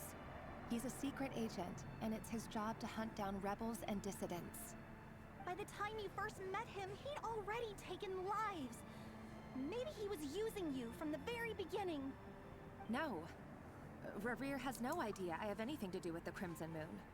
My family are only distant relatives of the main lineage, and besides, my eyes are perfectly ordinary. They have moons in them. What? Also, why is not them sending children to talk to her about this? Crazy. Truth be told, apart from my teacher, pretty much no one knows I have any connection to any of it. It's been a long time since my family severed ties. But as Orlog said, who could She doesn't have the eyes either. into that raving lunatic of a king? No one.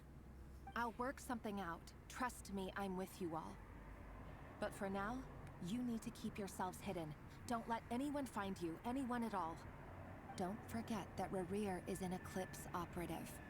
You need to be extra careful when he's around. And when I am too. For now, don't come looking for me. And if anything happens to me, just act like we've never met. If even you can't escape this, what hope do the rest of us have? But after all this time together, surely he wouldn't lay a hand on you. Okay, so, fuck. I'm not supposed to be pausing and talking, but like, they keep mentioning, what if he goes after you? What if he goes after you? So like, is he actually going to like kill her?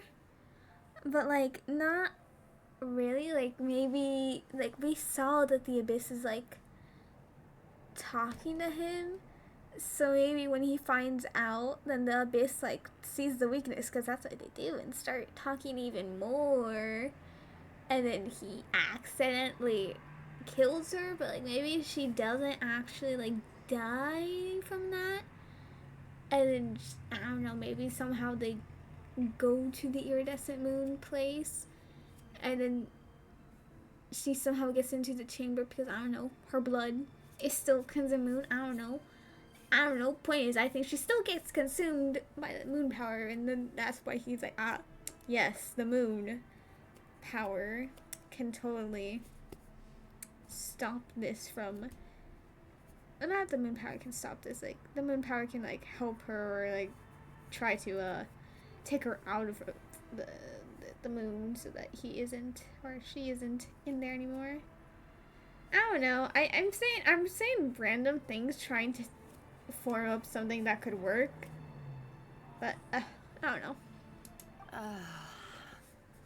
I won't speak in his defense, nor can I give you a clear answer to that question. But I'll do everything I can to put an end to this. Here, hold on to this. If an opportunity to escape presents itself, take it. You'll be glad you took some spare change. You called that change? But what about you? I've got a job, and there's still money coming in. But you can't go anywhere right now. Please think about yourself for once.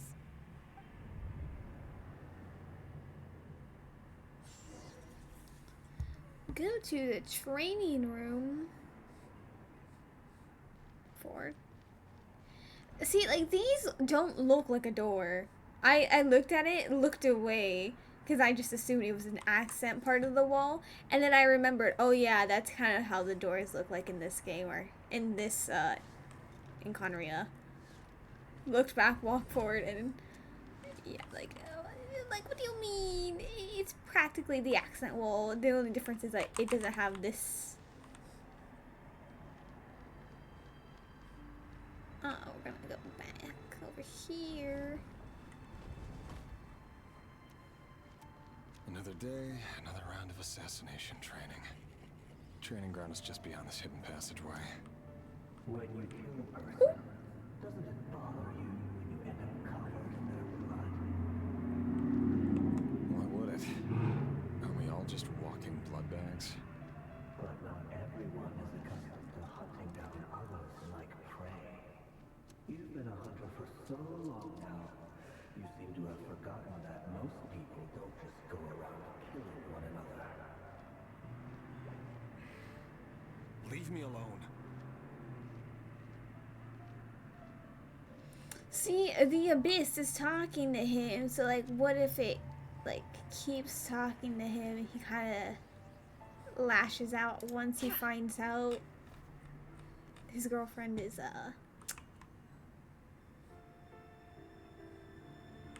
part of the Crimson Moon dynasty.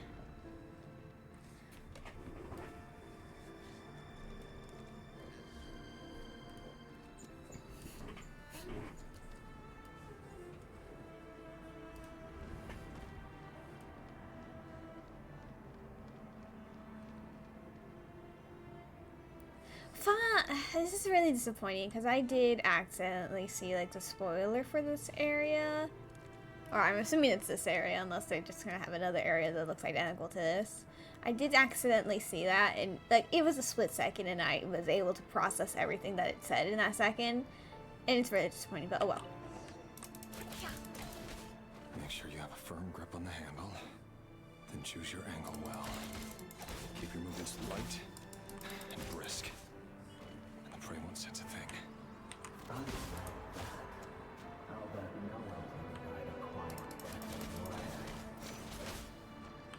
I work clean. Hey. Traces. Target correctly.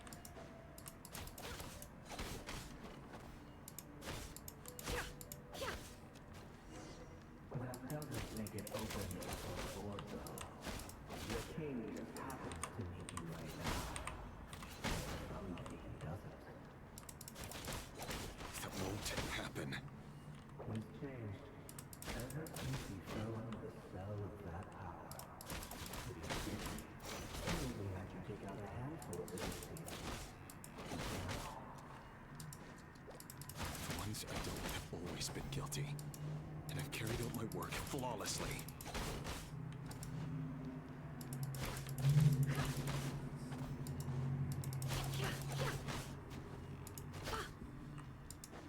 No more lies. You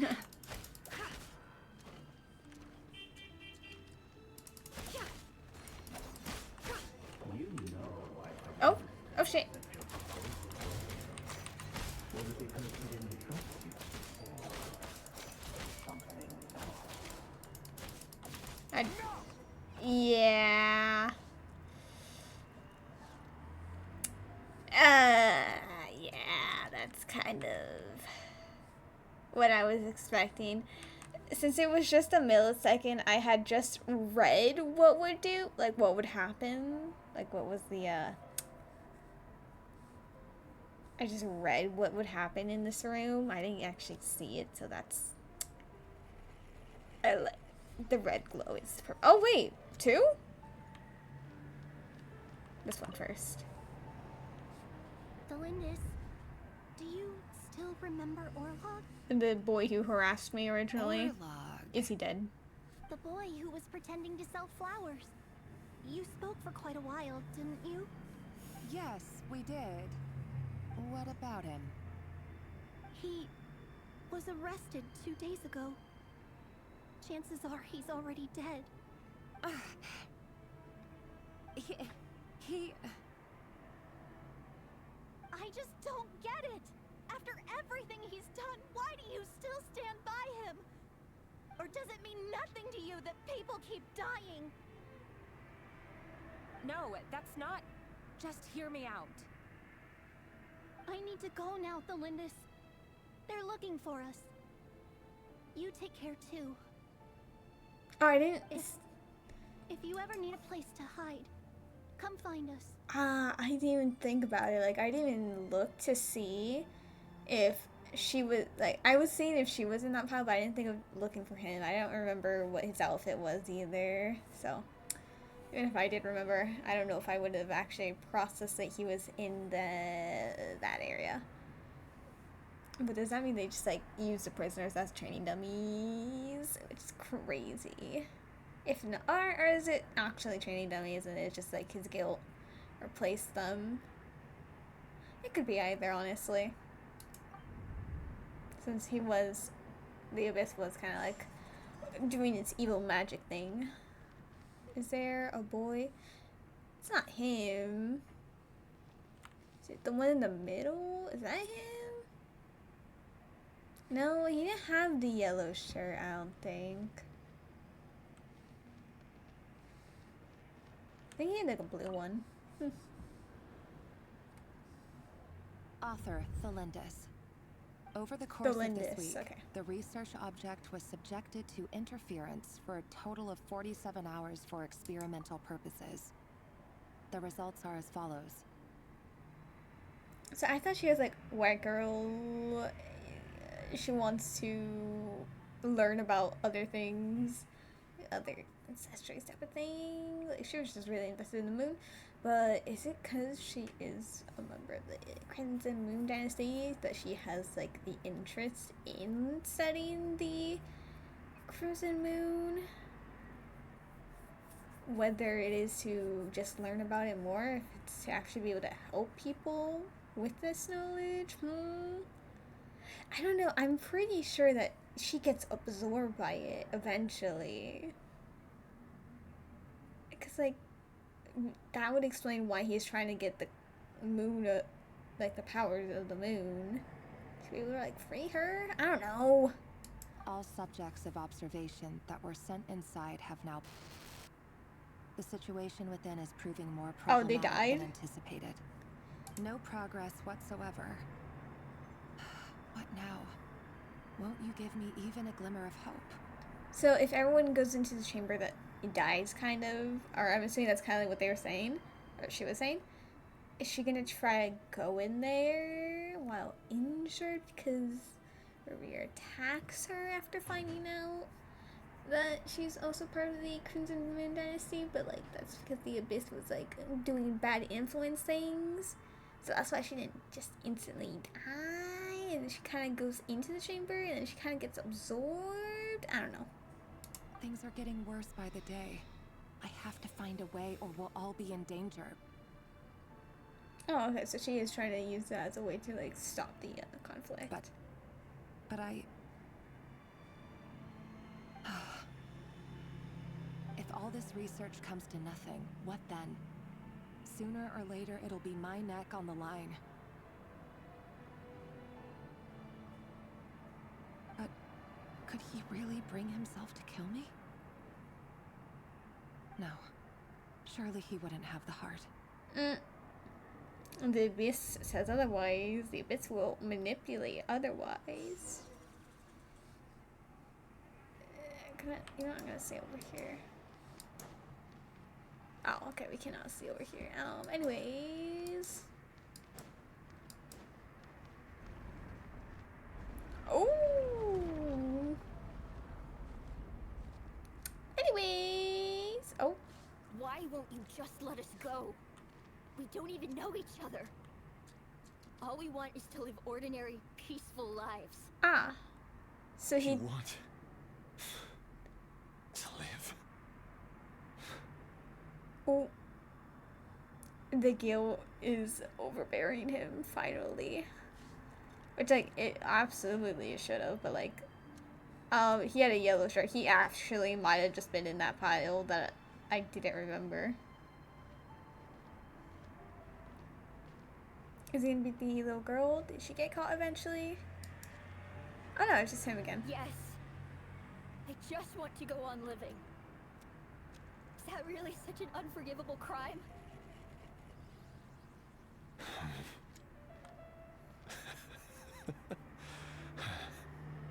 You want to go on living. I want to keep living too. To keep living forever. Oh. That's why I have no choice but to continue on the path I'm on. Wait. Some savior would suddenly swoop down and change the way the world is. Too bad that's not going to happen. Live forever? When was that one of your motives? Was that one motive given because of the abyss? Because that wasn't anything you were talking about, sir. I'm assuming you would also want the Lindis to be with you.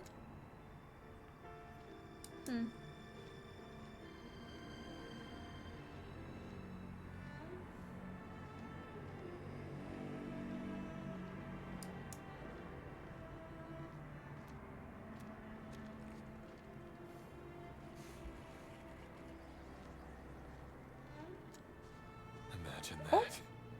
Oh. If there really were such a person, you and I wouldn't be standing here like this, would we? Alright. Are these the children he just killed in the training room? Crazy.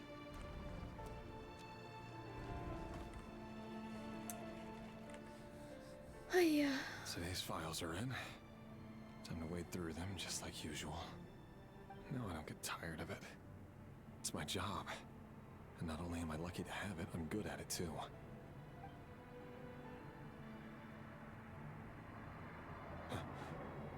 The Lindis?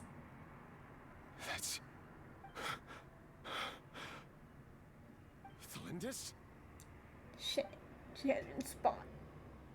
Or spotted. No. No! Why? But you bear no mark of the Crimson Moon. How could you possibly have anything to do with them? It cannot be. A diluted bloodline. Carefully concealed.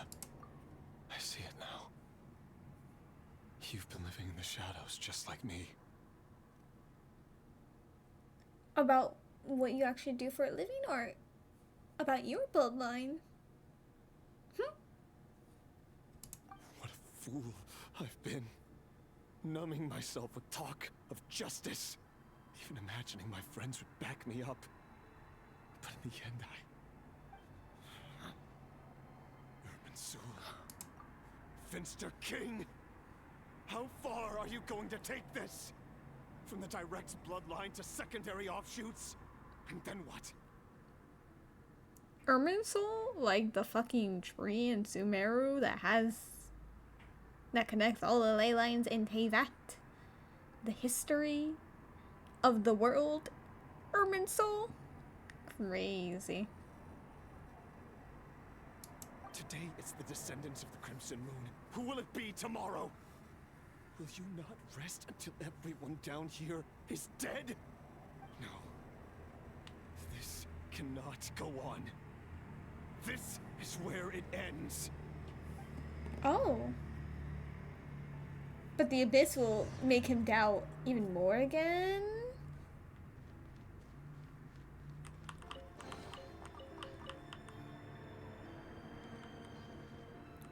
Like, just because that ends up being his motives, but something or someone will talk him out of it, the abyss, and it's gonna make him like, hi! It's fine. I'm gonna shut up and just keep going. Because clearly that is my issue of pausing. You're really letting me go? Oh! He's intentionally going to his job and not doing it. Crazy. I am. As long as you can guarantee that no one will find you. Don't worry, I'll be extra careful. No one will know I was here. Except someone's gonna see that happen. What about you? And snitch on him. Me? If you let me go, you won't be able to complete your mission, will you?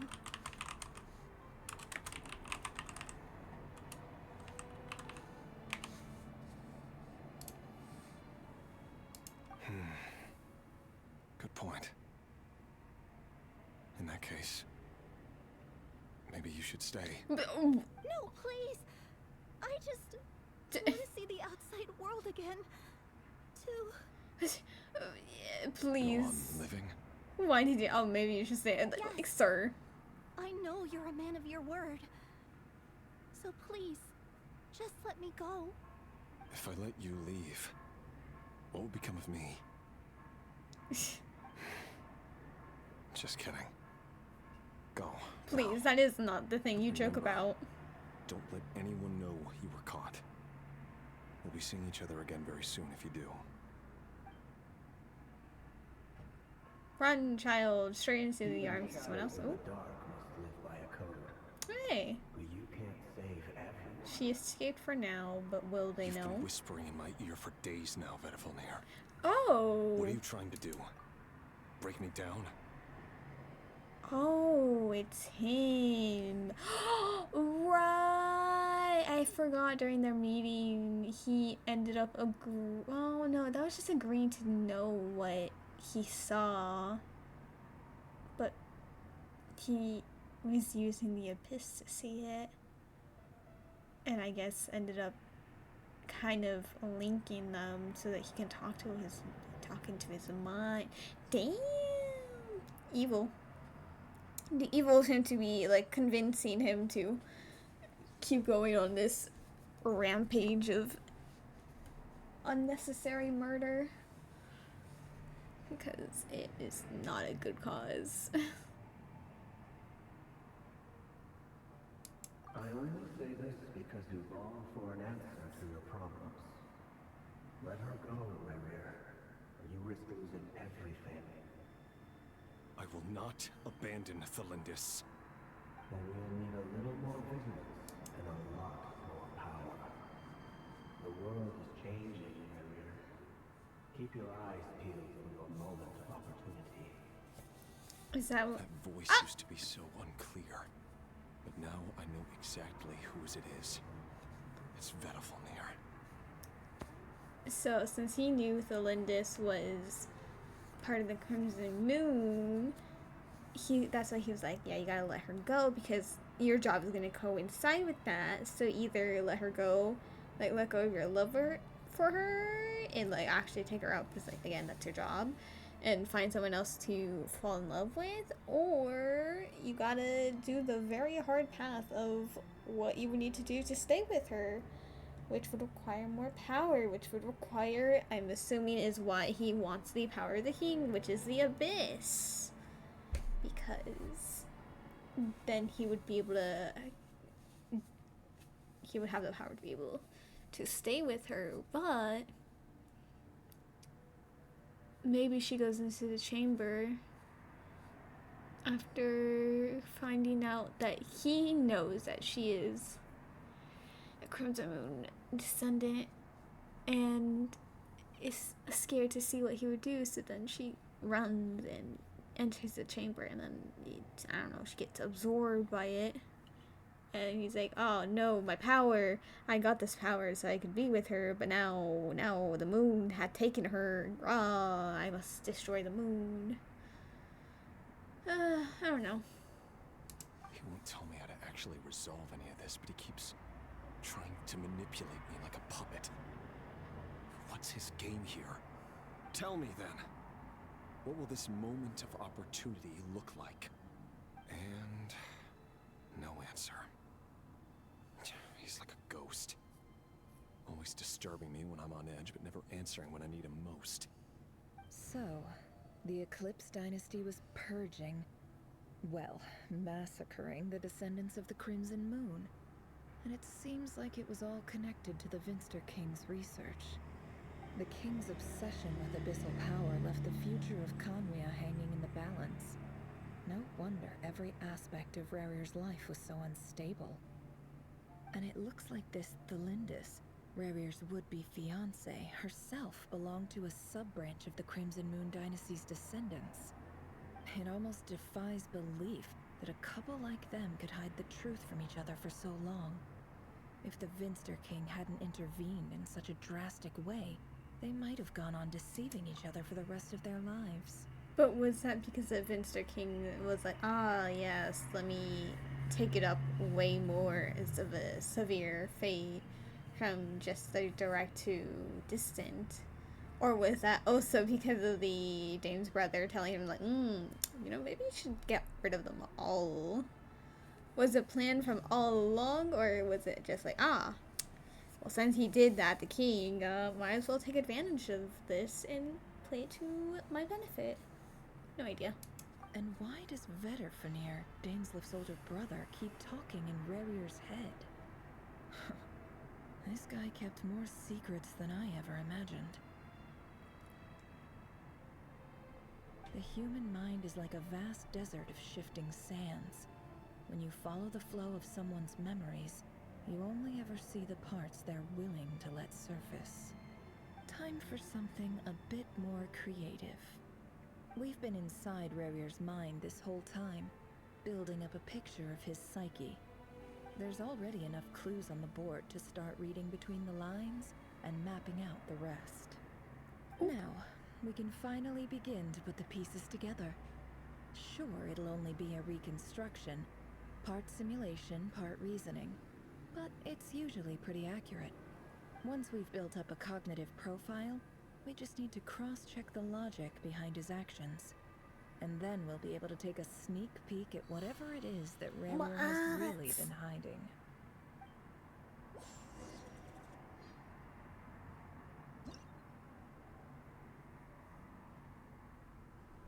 Oh.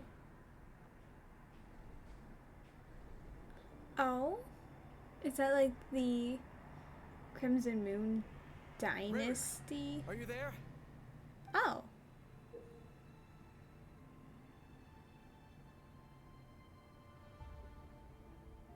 I thought that was gonna be the Crimson Moon Dynasty symbol, and then that the guy over there was gonna be Rarir, but no, at first I thought it was Dainsliff. I was like, no, realistically, it's just gonna be Rarir. No, okay, so this is Dainsliff, and then I guess this is Rarir.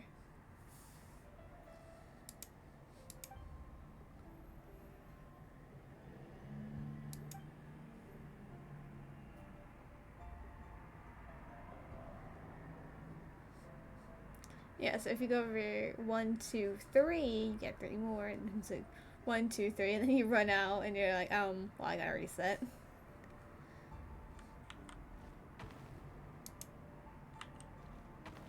Oh, I don't really like how you have to use the WASD on this.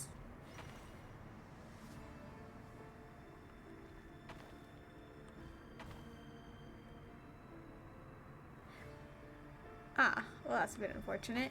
Blah. You had to go over here. Okay, wait, forward? Okay, yeah.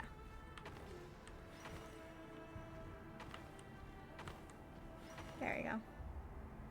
Hey, Rarir! Come out, it's urgent! Oh, and that's because, my brother got kidnapped by the king and put in a dungeon. I need your help to break him out. Is that what it is? Dane? What's wrong? But it's so interesting that he has the moon to symbolize him. I guess he himself is like, I guess it's like the wolf. I'm assuming it's a wolf. And that's because like he's the destroyer of the moon. And the fact that the more what, it's not abyssal power, but it's purple. And it's not encased in the stone, it's pointing towards him as if he will be attacked. I don't know. I'm overanalyzing for no reason. Quick, come with me. I'll explain everything once we've met up with the others. The other sinners. Okay, I'll come. But the Lindis is still over at the Universitas. I'll need to leave her a note. Oh, okay, so, God, is this, God, I know, I just said I keep overanalyzing, but like, so, they're clearly gonna go over to the castle, the 5 sinners, or I guess 4 sinners, because it's Dainsleif and the 4 sinners, and then the 5th one is in the dungeon. And then once they break in, then I guess they get the power, like they steal the power from the Abyss, not the Abyssal King, from just the king, and then like he goes to the Universitas or whatever it is to see the Lindis, and then she sees like, oh my god, the Abyssal power, and then boom, they find out, or not they find out, but like it gets revealed that he knows that she is a Crimson Moon Dynasty descendant. They somehow enter the realm of the Crimson Moon, Iridescent Moon thing, and she goes into the chamber. I don't know. I have no idea. All right then, but make it quick. I've never seen Dane so worked up before. Whatever this is, it must be big trouble.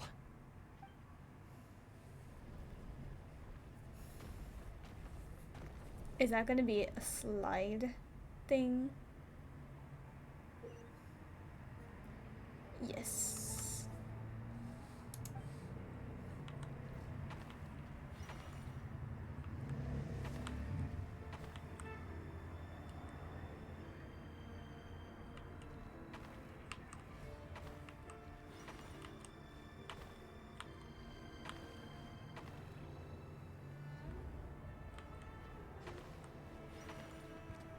Mm-hmm.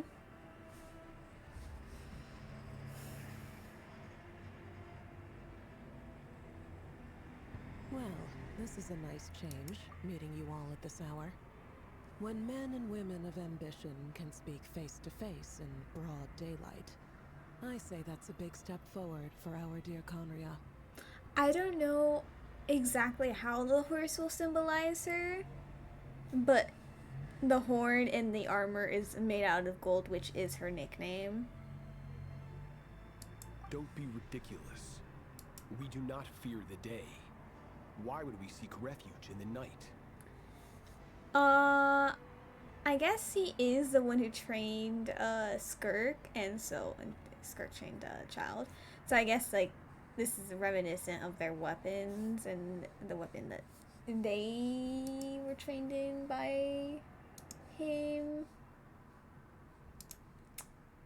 I don't know.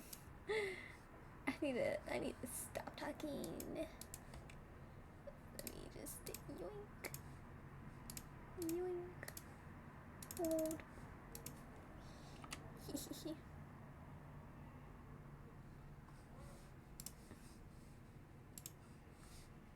You might ask your blade that same question. I'm told it prefers the cover of darkness. The word on the street is that Sir Delogi only strikes when he has an unfair advantage. But that is patently false. I see you're missing an arm and a leg. Surely only a fair fight could explain Abyssal limbs like If Skirk. this is your way of offering me replacement limbs, believe me, I'll take them. Oh. Oh, we can certainly discuss that. With bioalchemy, anything is possible. Assuming I have your full support in my research. Uh-huh. Lunatic. Rocketeer. What brings you here? The knowledge Why, seeker. Dainsleif, of course. He invited me. Please, cast aside your apprehensions, Miss Rhindaughter. Whatever the rumors may say, I am but a humble servant of the king, and I can assure you he affords me no greater convenience than he does you. But the fact that he has a comedy mask, or very similar to a comedy mask, how does this relate to them? I mean, also with the rear being symbolized with a wolf, it kind of is like, oh, the Wild Hunt produces a lot of rift hounds as well, which is abyssal creatures, which is interesting. And the fact that in the Crimson Moon realm there was a bunch of rift hounds as the enemies, and I don't think there was other enemies besides them, but rift hounds were the more prominent ones. Well, the Universitas Magistrorum won't stop fawning over you. So at least some of the rumors must be true. You're clearly doing well for yourself, so drop the humble servant act. It endears you to no one. Silence You're him. president of the Universitas Magistrorum, the chief royal mage known as the Wise by royal appointment, and by far the most favored among the 4 pillars of Conria. Vice President Veet doesn't even try to hide his envy when he sees you. My success is the product of hard work and good luck. It's as simple as that. Were the king not such an extremist, I hardly think I would have received a senior post at my age. Of course, no job is without its gripes. Serving a king like ours can be a challenging task, as I'm sure you can imagine. And as for Efterveet, in missing out on the presidency, he's dodged a mountain of stress. Like everything else in life, it comes with pros and cons. This is so, like, I didn't really acknowledge this, but like, this is like a really cool way of us getting to learn more about them and obviously hear what they sound like. I think we already knew what Gold sounded like because of the thing, or I think she's spoken that. I'm not entirely sure. I'm pretty sure she did. But now we can hear the other one. I don't know if he was ever shown, or his voice was ever heard due to a Skirk or not, but him for a fact was not, I don't think, ever shown before. And I guess they want to keep the designs for them hidden. Well, no, besides her. We already know what she looks like. But like, if they only showed her and no one else of the other sinners, then like, it's like, a bit weird. So they're all chess pieces. So this is a good way to learn more about them and see how they interact with one another without having to reveal their designs at the moment, and so they can use it for later. You're all here. I apologize for the short notice, but it was an emergency.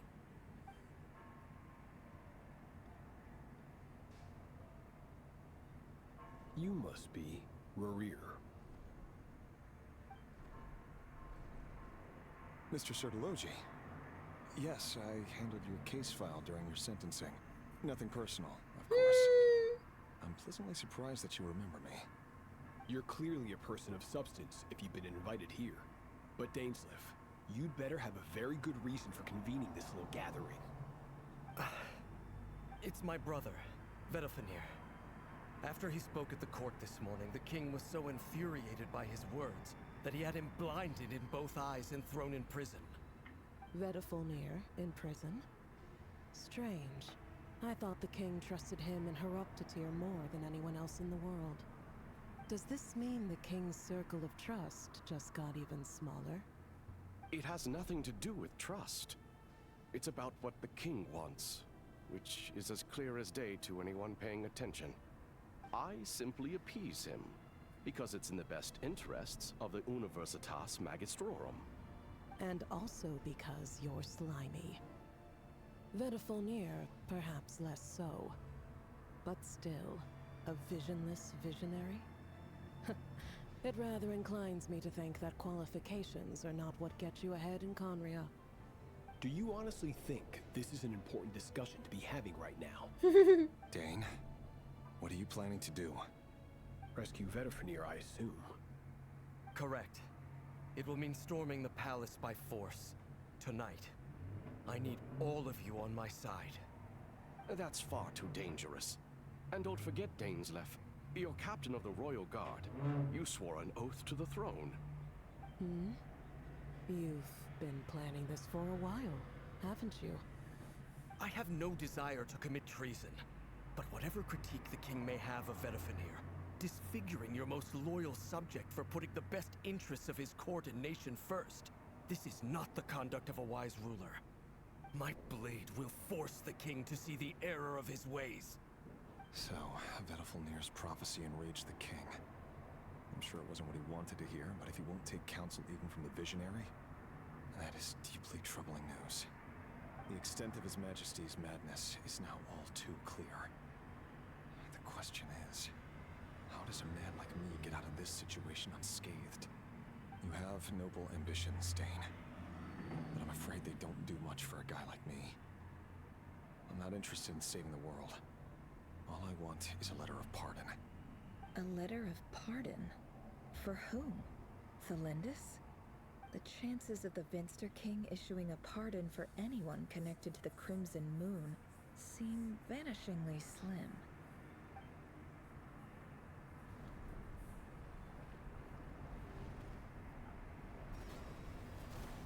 Oh. This black fog over the board must have some connection to Thelindis. But why is it taking this form? Does it have something to do with Rarir's past?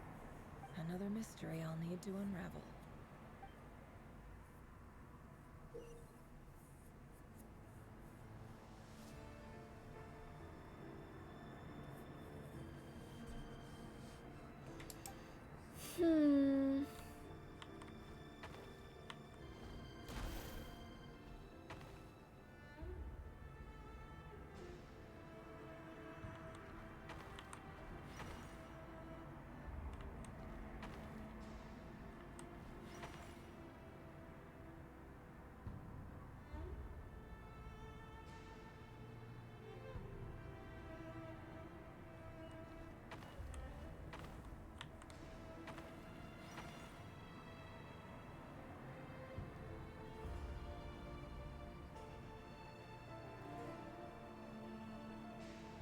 I didn't do this right.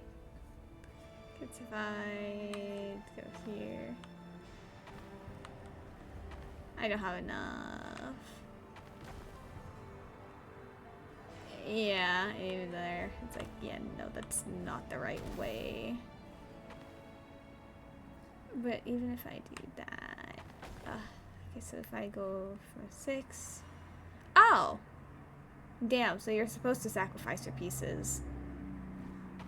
Intentionally. Crazy.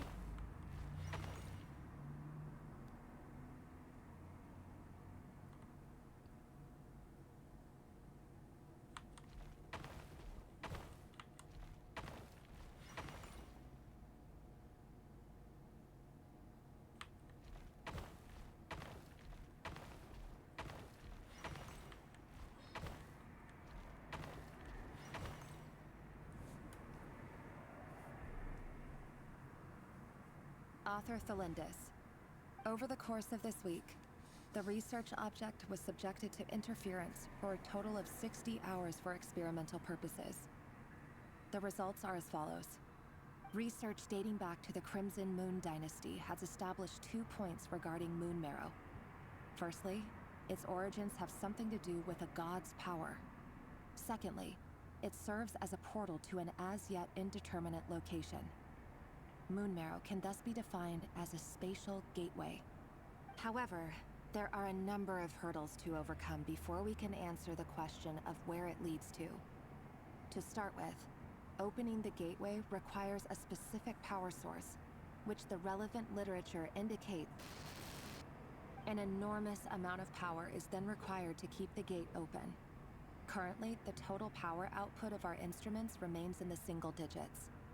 To make matters worse, I am now the only staff member remaining in the Moon Marrow Lab.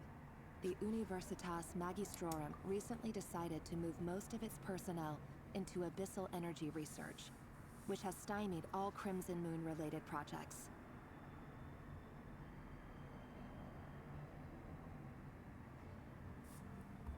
Okay, but now that I think about it, like, I kind of was, like, saying all this, but then I completely forgot to mention, like, why would Thelindis have memories within Rarir?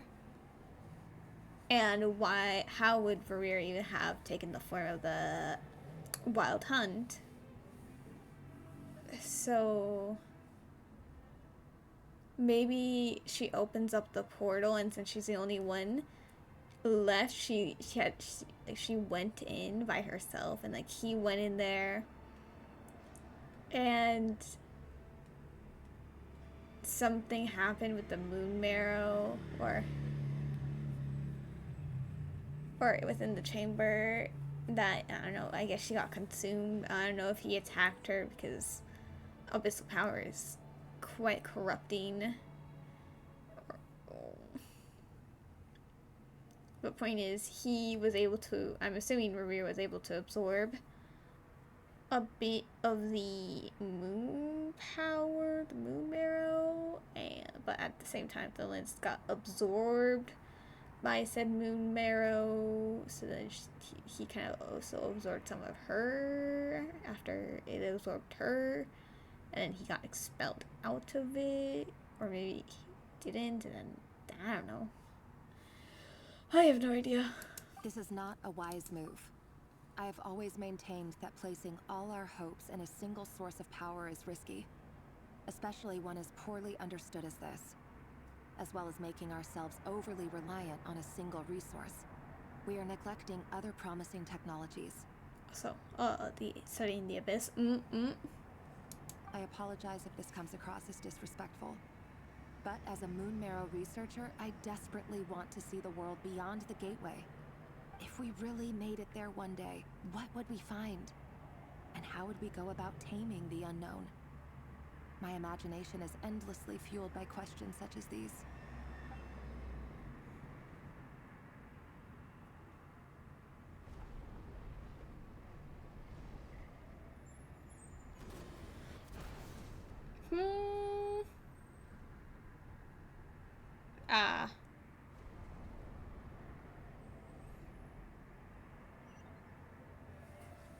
Bit inconvenient. I think this time fighting them is not the move. We just go through here. And yeah, I'm gonna fight him. Get through here. Shit, that wasn't the right move.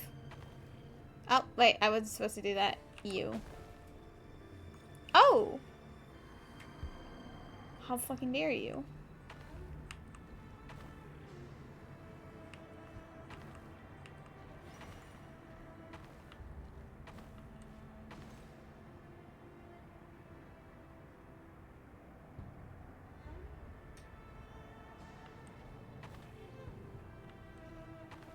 You know.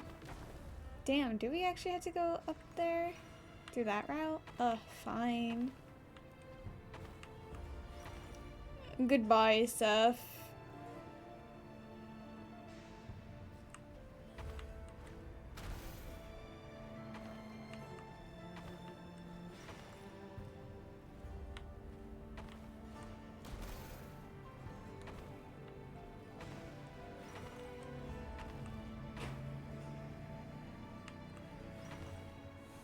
Okay. I guess we did have to fight. This is for you. I heard you're gonna leave the city with your parents. Belindis, did you hear about what happened? I've heard nothing. Revere got back very late last Friday, and he was acting a little unusual, but he slept pretty well, so I'm guessing whatever he did was a good deed.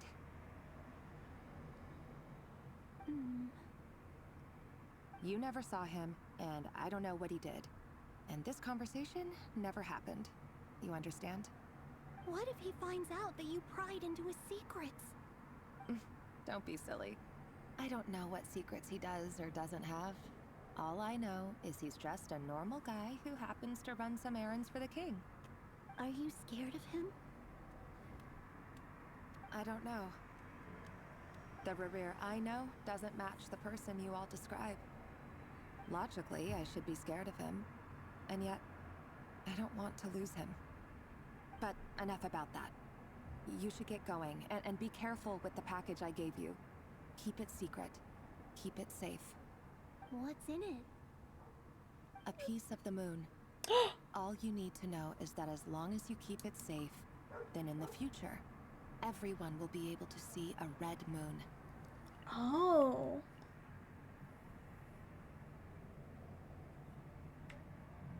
It can't be the moon barrow. Or is it? I don't know, but do they leave to go to Nod Krai? Which is how it gets to Nod Krai?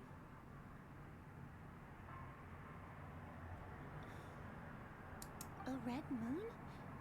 You mean our moon? That's right. Our moon. Promise me you'll look after it. I promise, Lindis. The Crimson Moon bloodline will never die out. Its light, the color of blood, will become like a fire that flows in our veins, no matter how long it takes.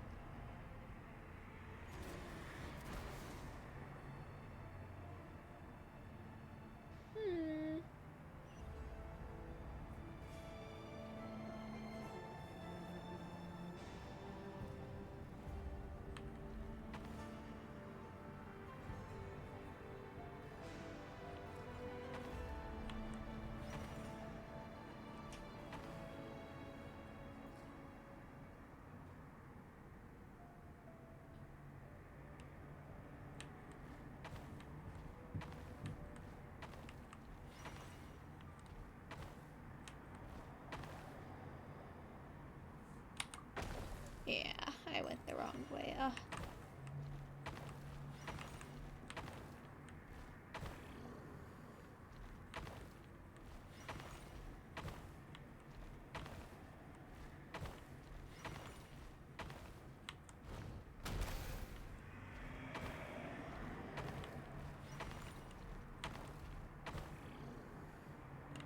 But I can't do that.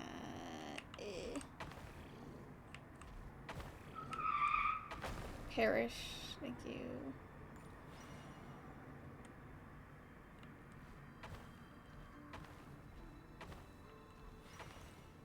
But 3 isn't enough to get anywhere. Am I able to get off of it? No, right? Like, I had to ride it all the way. Yeah. 7.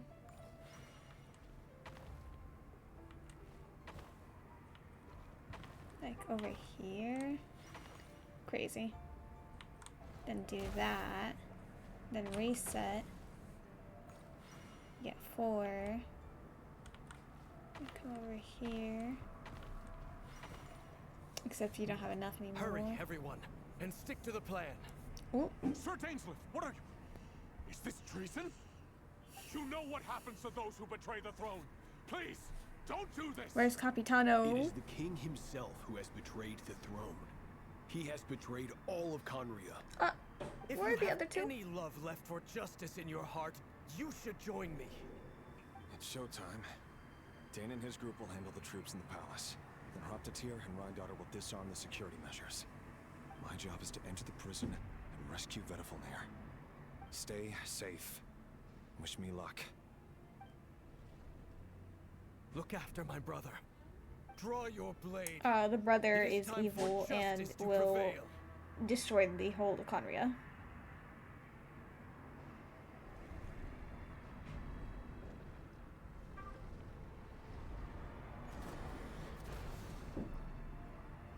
Oh!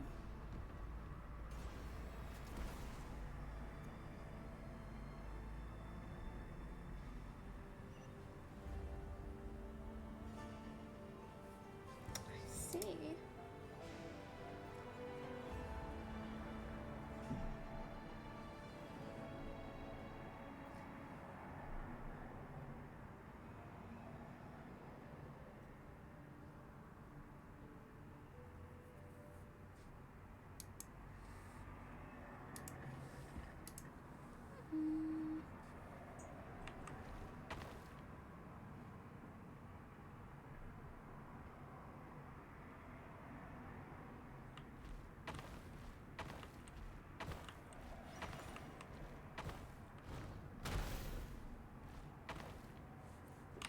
reset.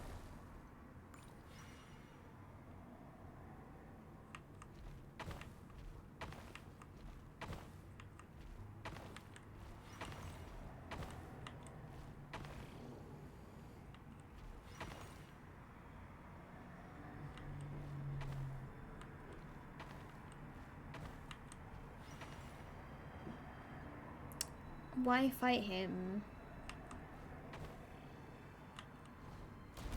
I must have priorities. Okay, actually I need to reset. Ah, I see. That's why we fight him. Anyway.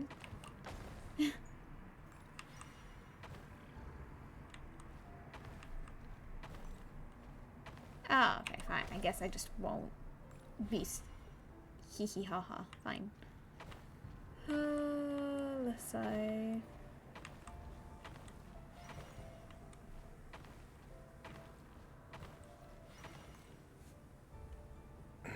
I was trying to stack up on them, but no. This place is filthy. And the smell is abominable. Clearly, the king doesn't allow his prisoners a single shred of dignity. This is dire. Found you. Hello, Mr. Vedafilnir. Ah, it's you. Does he not even get a chest piece? Surprised? Oh, wait. I guess surprise isn't an emotion that prophets feel very often. I certainly felt yes, he does. surprise in the moment when I was blinded. Surprise at the king's sheer ignorance. Surprise at just how unfairly this world responds to words of earnest remonstration. I'm curious. What did you prophesize this time? It wasn't a prophecy. It was a word snake. of warning. Someone had to say it. The king has forsaken all reason in pursuit of his obsessions. I simply told him that if he continues on this path, Khaenri'ah will surely fall. But he didn't listen. Worse still, he stabbed you in both eyes and locked you away. Dane asked for my help. The court is in complete chaos now, but I'm sure you predicted that. Everything is transpiring as I foresaw. Yet I am powerless to change it. Fate is an immutable force. I can but lament as the inevitable unfolds. I do wonder whether giving a man the power to see the future does nothing more for him than slowly crush his spirit. Forgive my curtness, Vedafilnir, but the king did not suddenly turn on you today. His suspicions have been brewing for a long time. You can't have wisdom beyond the reach of your fellow man without attracting his fear and suspicion. There are things the king does not want to see. So, he doesn't want you having visions of them either. He blinded you because he thought this would make the visions stop. He wasn't entirely wrong. I did indeed lose my power to see the future.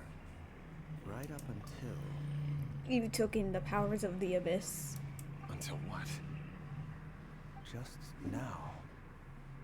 I believe I saw something new. The abyss? Well, tonight could go a lot of different ways.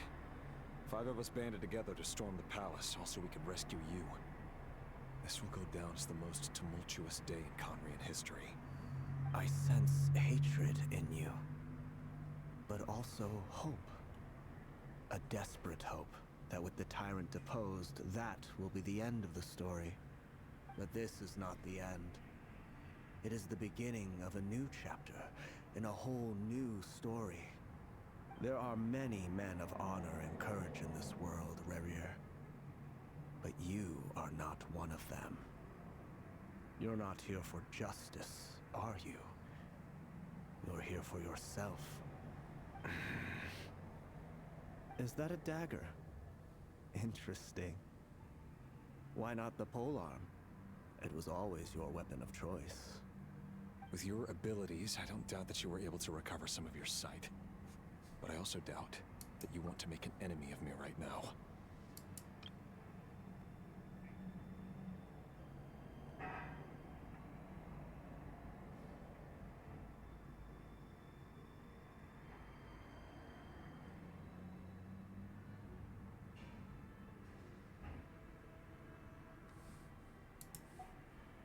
Of course not.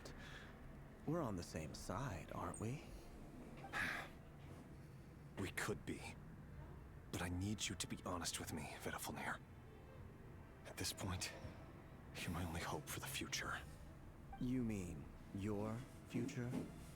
With your beloved, Thalindis? Yes. And I know there are bigger things at stake here. A dynasty, a nation, maybe the entire world. But forgive me, I care first and foremost about myself. I can't abandon the one I love to save myself. I just can't do it. But you see a broader picture of the future than I. You see the solutions to the biggest problems of our age. So tell me, what is my solution? What's the answer? He's gonna say the abyss, and that's actually what kind of tears them apart. In matters of fate, answers are either right or wrong. What will be and what will not. Maybe you are willing to pay a certain price in the pursuit of happiness, but unfortunately, fate does not negotiate. That is the cruelest thing about fate. It is unmoved by your sacrifices. That can't be true. I know it's your voice that I keep hearing in my head, urging me to see how the world is changing, to seek more power, so I can protect the things I love. Or was that actually him, or was the abyss just mimicking him? You show me disaster, but you won't show me how to avoid it? Why? Why are you doing all this? My voice. In your head. The abyss. So, you hear it too. The voice that steals your mind, gains your trust, and drives you crazy. It turns out that we are not so different, you and I. Vedafilnir just broke into the strangest smile I've ever seen in my life. As if he'd discovered some monumental secret. But then he suddenly switched to looking extremely weary. Very well then. My advice to you is as follows. You must persevere. Whatever trials and tribulations you may face, be steadfast in the belief that they are your path to the future. For as long as you live, your story with Thalindis shall not come to an end. That is the only chance you have of fighting back against fate. It is up to you whether you believe my words. Regardless, that is all I will say on the matter. I have no right to intervene any further. I will hold you to your word. Thank you for setting me free. In return, I will tell you one more thing that you cannot afford to ignore. Just then, a strange wave of energy rippled through the city. We had no idea what it could mean. Abyss. If I were you, I would head to the Universitas Magistrorum. That's it. Oh, not the abyss. It's because she opened up the portal to the realm of the Crimson Moon and is probably going to enter it. The Universitas. Oh no! Meow. I'm sure we'll be seeing each other again very soon, Rerir. Oh, so does he come back after that happens and then it takes in the Abyssal Power? I thought he would get the Abyssal Power and then go, but okay. Whatever Vedafilnir said, I didn't catch it. I didn't even help him out of the prison. There was no time to lose.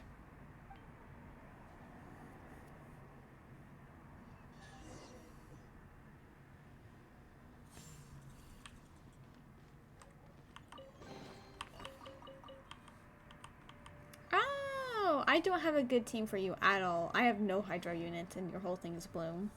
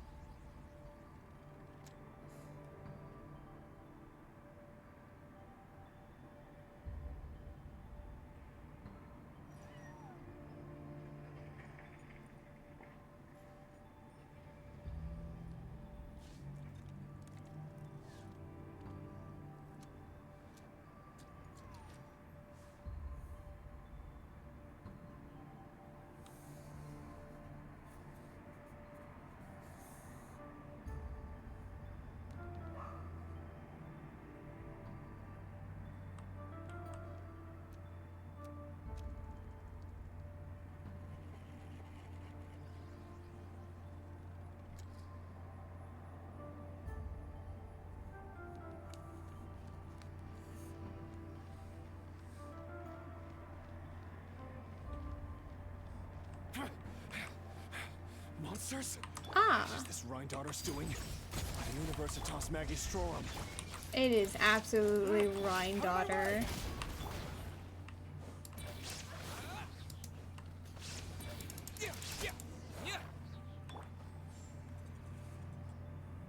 The Universitas. That reminds me of a rumor I once heard. So was it Allegedly, the king Rhine installs daughter? secret mechanisms in the palace and around the city. No one knows where they are or what kind of power they hold.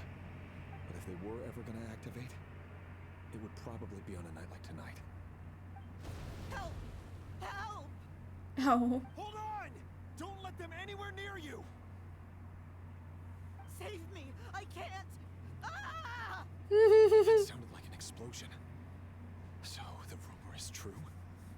The king really went through with What it? is it actually Lilith, or is it Does the king have from at the his list with disposal? the Crimson They must run on Moon? power from the abyss. Or could be If it's a major both. center of abyss research, anyone over at the Universitas will be in grave danger. I have to hurry.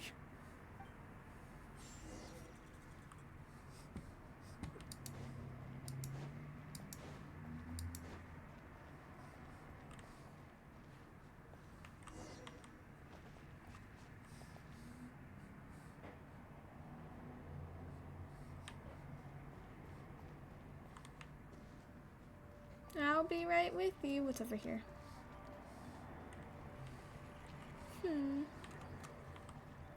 How interesting.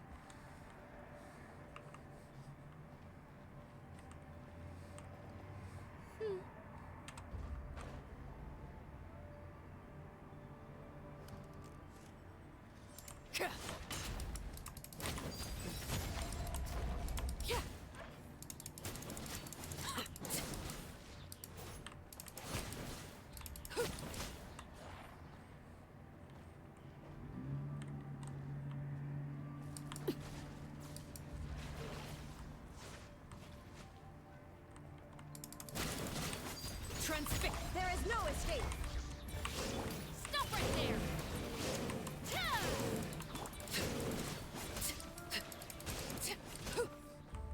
Oh. Oh, it's just an Electro one.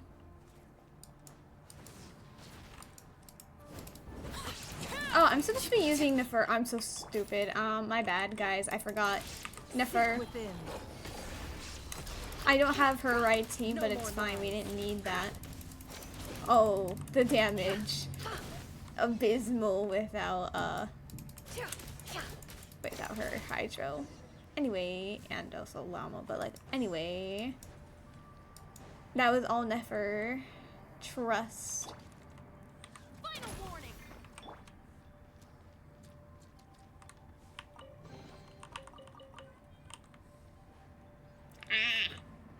Anyway.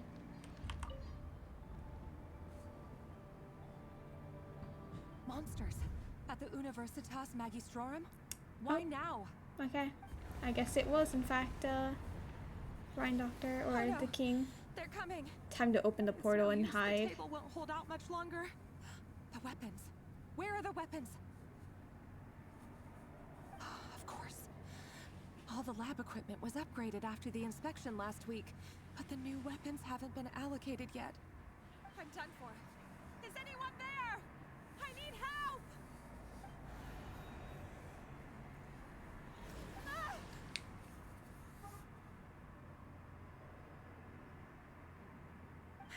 Stay back! Please stay back!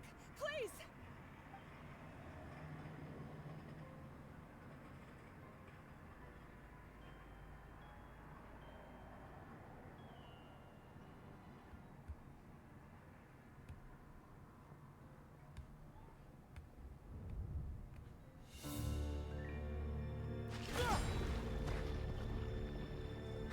What's that? Reverie.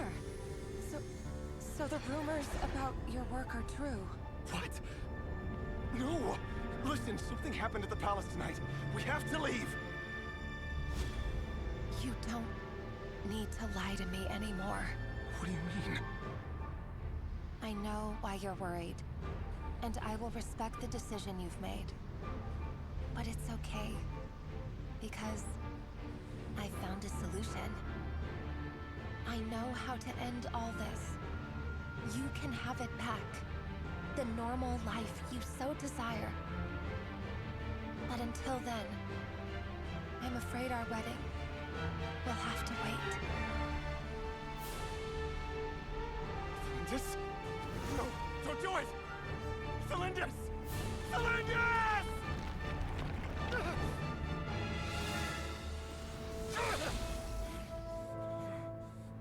I told you, Rarier. Let her go. You will find someone better. No! No, I won't do it! I have to save her! By what means exactly? A lonely pawn. You lack the power and the strength of will. Do you know a way? Tell me! Come to the palace. Join us.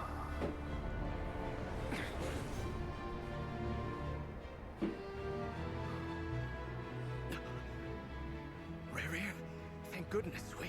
Step forth and take your share. You made it. Not you too.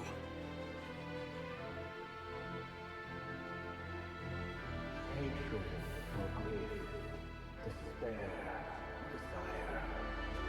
We all have our limits.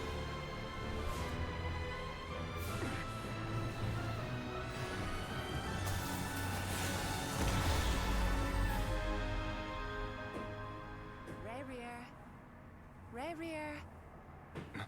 Celindus? Were you daydreaming?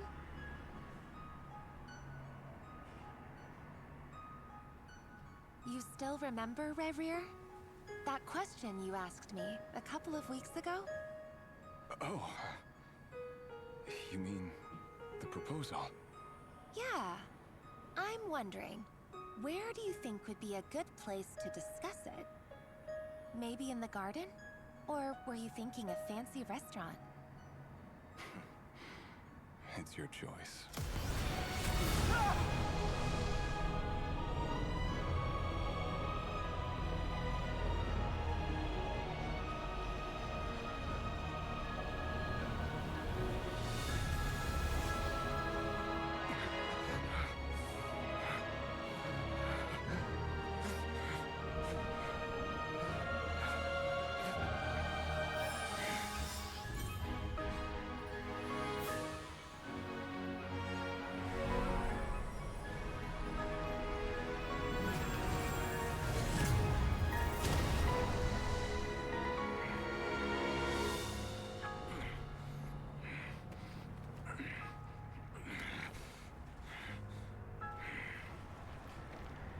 I will find you.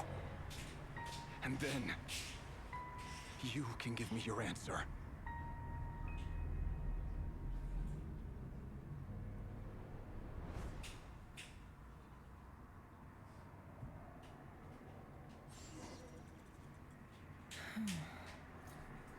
So that's how the Raker of Solnari was born.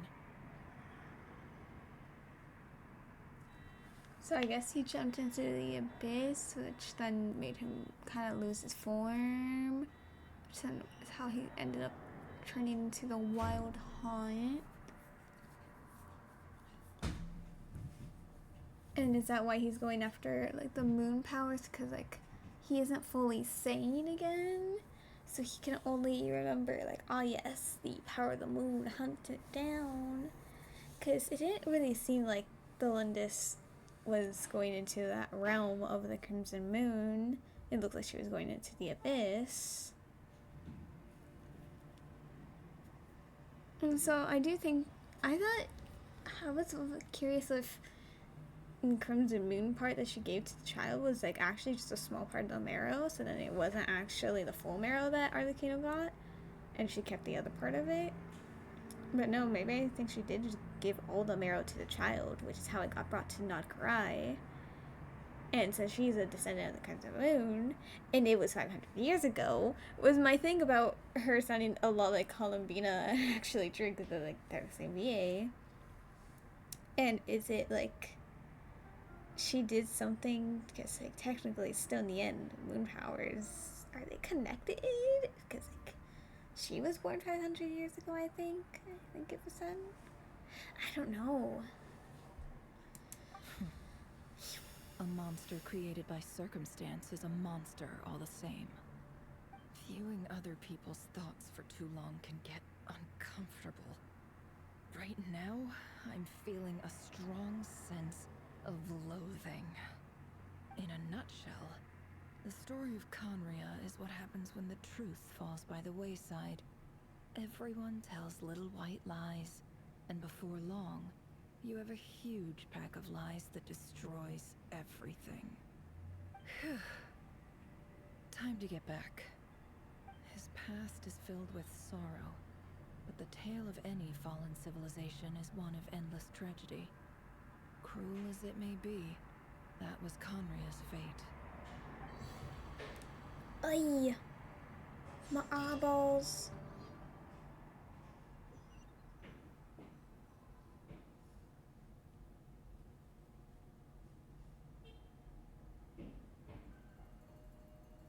Everyone, I'm back.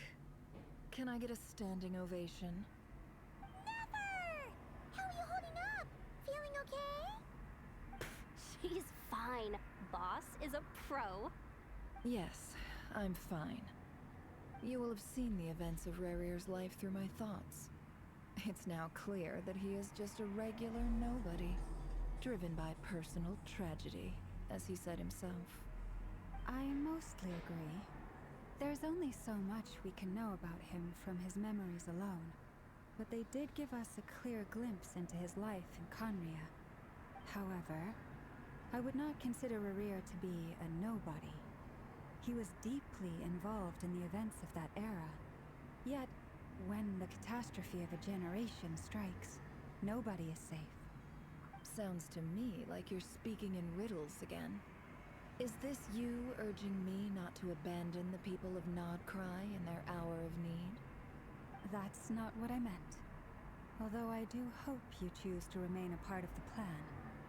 Without you, the mission ahead will be all but impossible. Then try to remember that I respond better to the carrot than the stick. And I don't appreciate being bossed around. Now, as for you, Missy, you were excellent. You stuck to the rules of the ceremony and kept your mouth shut the entire time. Bravo. Cool. So, can you fill me in on the deets now? Most of what I saw went right over my head. Patience. You'll hear the whole story, don't you worry. But let's meet up with the others first. It will save me narrating it twice. Yehoda? Yes, boss. Let me get that door for ya. That's more like it. For a moment there, I was worried you'd forgotten about the first clause of your employment contract. Forgive my curiosity, but what does the first clause say?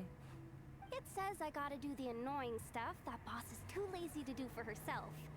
Like opening the door, pouring the tea, yada yada. Is that right? If something is in the contract, it's because she willingly agreed to it.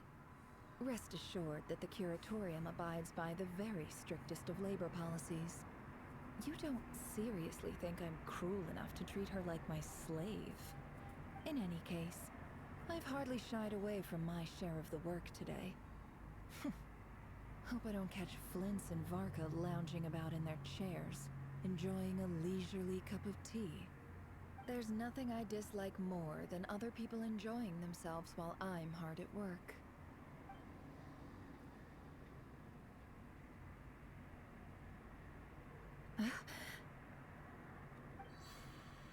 Oh no. Oop.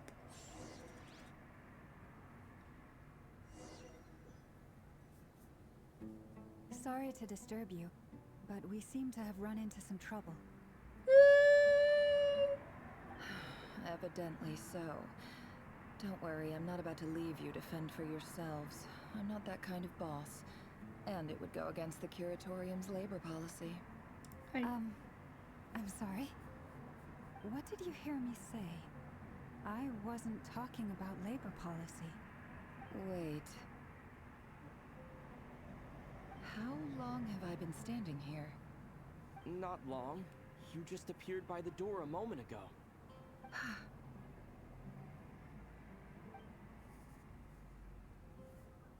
Boss, what's wrong? You look like you've seen a ghost. We've been tricked. We never left at all.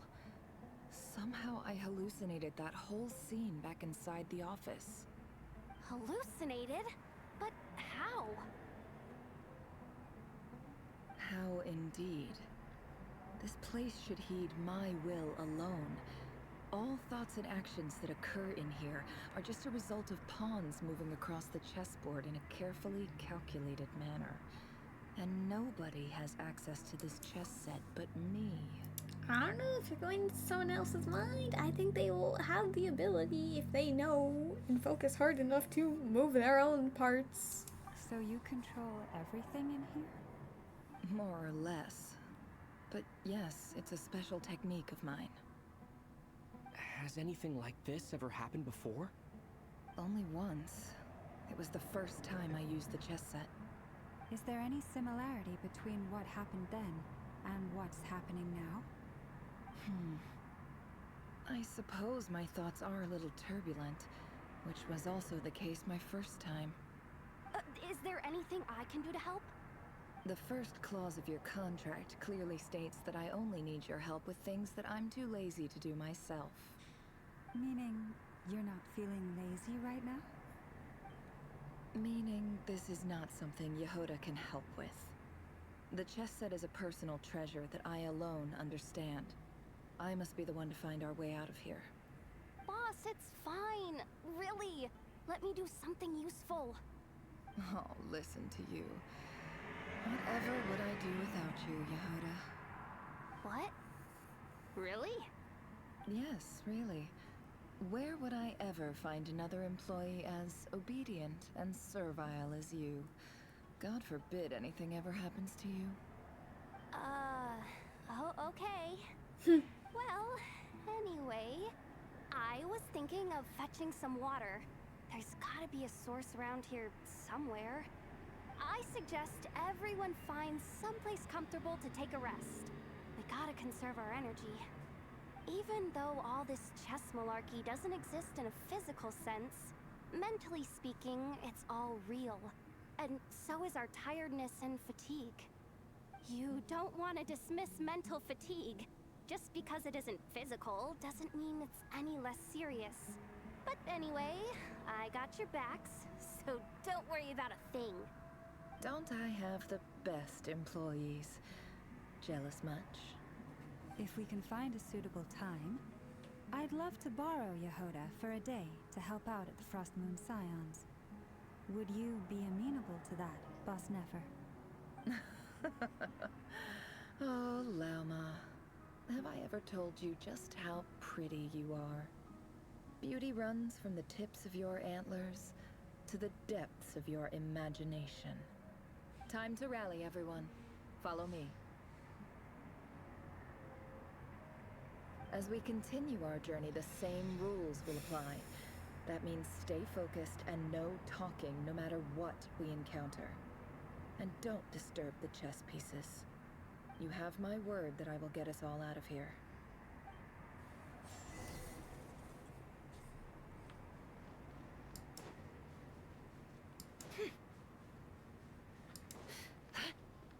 Are we gonna see her past because of this? Because this is clearly Sumeru. This place looks familiar. That's not a good sign. There's someone up ahead. Time for a little chat.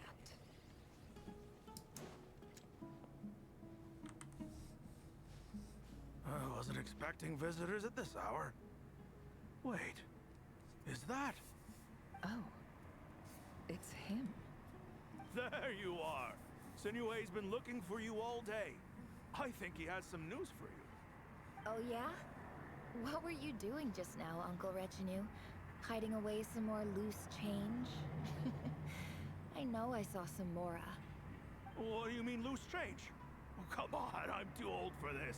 Just pretend you saw nothing.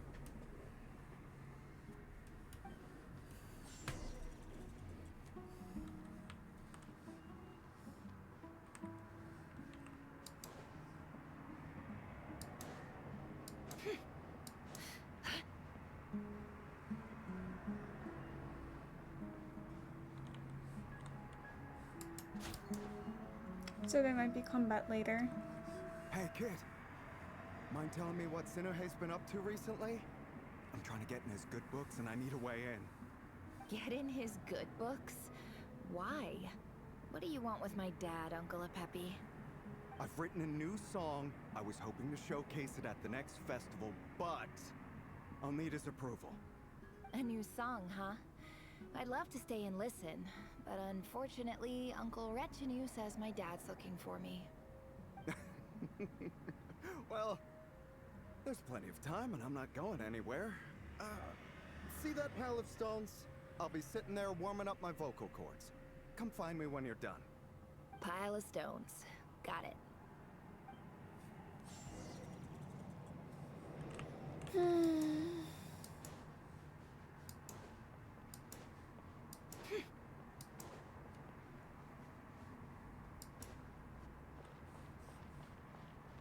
Hi, Dad. Uncle Retinue said you were looking for me. Ah, there's my little princess. If you'd gotten back just a little sooner, you could have shared the spoils of war with me. Spoils of war? Who were you fighting against, Dad? It was just a figure of speech. The aftermath of a sandstorm is no time to be waging war. I was talking about our war against thirst. I went out to fix our water supply problem, and now I'm back. Which means... We have a well again! That's right. I found a new one and brought back as much water as I could carry. It should last us for a good while. If it wasn't for these blasted sandstorms, our wells wouldn't be caving in. And you wouldn't be spending all your time out searching for new water sources. As the chief of our tribe, I'm supposed to be leading us out of hardship and poverty, onto better things. You know how prosperous our ancestors were. I've told you all the stories. And look at us now, squeezed into these hovels. No one would choose this, if it wasn't for the endless wars over the years. But things are looking up. I started working with some folks from the academia a few months back. They gave me some contacts in return for my assistance in the desert. So you're the academia's helper now? Special ambassador, they call it. Think of it as a partnership. It's nothing bad, okay? We've been isolated here in the desert for too long. Seeking opportunities elsewhere is the best thing for us, and the fastest way to progress. So, do you get anything good out of being a special ambassador? Of course. My luck's improving all the time. One day, I swear I'm gonna lead us out of this place. We'll find somewhere new. Somewhere better.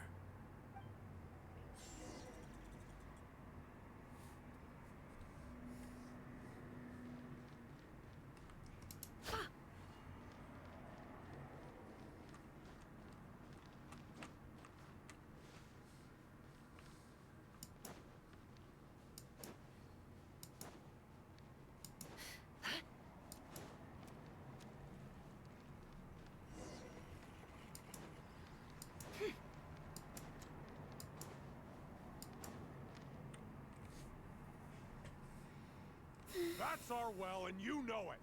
You stole from us. Well, you've gone from chief to thief, and now you have to face the consequences. Did you really think you could take our water without permission and get away with it? You're either brave, stupid, or both. And that special ambassador act? Yeah, nice try. We spoke to the academia. They said it was all news to them. You're a liar and a cheat. Shaking my head, Fern, you only just realized now. Crazy. I heard Yehoda gasp, but I don't blame her. Most people are terrified by the sight of blood. Corpses strewn across the ground. The wounds are clearly from scimitars and daggers. The desert dwellers' weapons of choice. There's a handwritten note on the ground. Let's see what it says. First was Shoddy, second was Odo, and third was Jay. You were too slow. Khalil, This is Sinuhe, chief of the Shimti tribe. Surely you remember me. I was the one who helped you and your colleagues avoid the quicksand in the desert. This is my second time writing to you. I assume my last letter must have gotten lost in the mail, as I didn't receive a reply. Bruh. I hope this one makes it to you safely. I'm writing to you because I need some help. That sandstorm the other day completely blocked up our well, forcing me to look for another water source in Iab and Unut territory. It was a matter of survival. Vine is coming back? Crazy. Though, let's be real, I fear Vine. No AI is allowed. Oh, we love that. I fear it's just gonna be more like TikTok videos on there rather than Vine videos. But let's go. Praise the gods. The well of the Iab tribe was intact. It was my last resort. I drew what water I could and left, but not without being spotted. I fear they will retaliate. You told me to write to you if I ever needed help. You said you'd be my ally in the academia. I urgently need you to formally recognize my title of Special Ambassador and send some of your people to assist me for a few days. It's the only way I can convince them that this was the academia's decision and prevent them from retaliating. You keep falling for them, you're gonna get scanned by the time you hit 25. Yeah, I every once in a while I see that people are sending me AI things and I'm like, I don't want to react to them because it's AI, but like at the same time, I don't want to be rude. This is an emergency. Please send help as soon as possible. Looks like this letter never got sent. The writer died a grisly death, and the letter was trampled into the ground. It's badly defaced. Some parts are barely legible. What a ridiculous lie the surviving Shimti tell. Their whole village was butchered over a sip of water.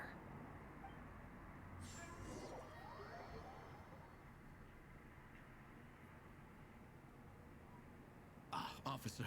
Welcome. Welcome to our humble village. I thought you would at least have the courtesy to provide some respectable libations. This is the finest wine our village has to offer. I promise.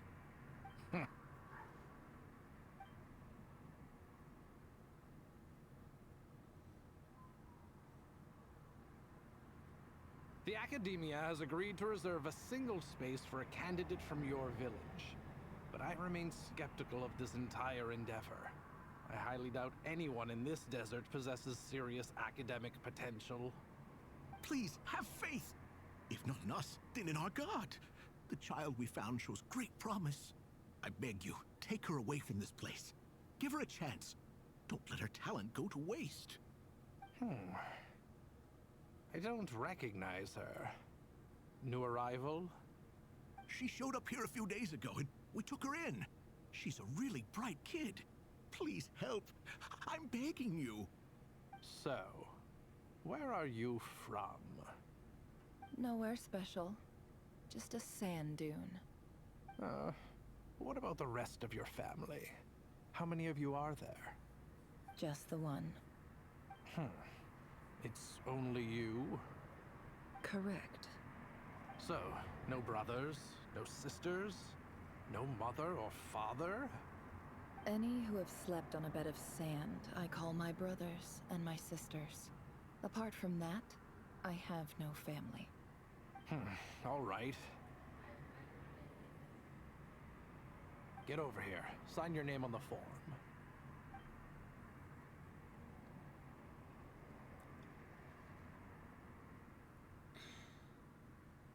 Never?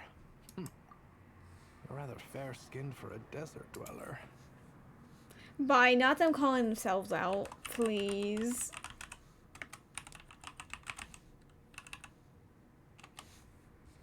They even had to say the fact that, oh yeah, she is white as a snowflake for someone who lives in the desert. Actually, just who lives in Sumeru, period, but like, they say the people in the rainforest side, it's fine for them to be pale skin, but we don't talk about how they had fucking horrible character design some of the times. But also, can I just say, I do like Nefer. It's just that I'm not interested in hearing her story in the Archon quest. I just kind of want to, with how much was focused on Rerir, that's kind of what I'm interested in at the moment. They could have just had her story quest be a story quest. Or be like a reputation thing, kind of like Natlan. Rather than have it in the main quest. Because I'm not a huge fan of whenever they're in the main quest. Because at least when they did it with Llama and Flynn's, they incorporated that they were the main characters of that quest. This quest is about Rerir. It's not really about Nefer. Nefer is just a part of the story, not the main part. Oh well, we gotta deal with shitty writing, it's fine.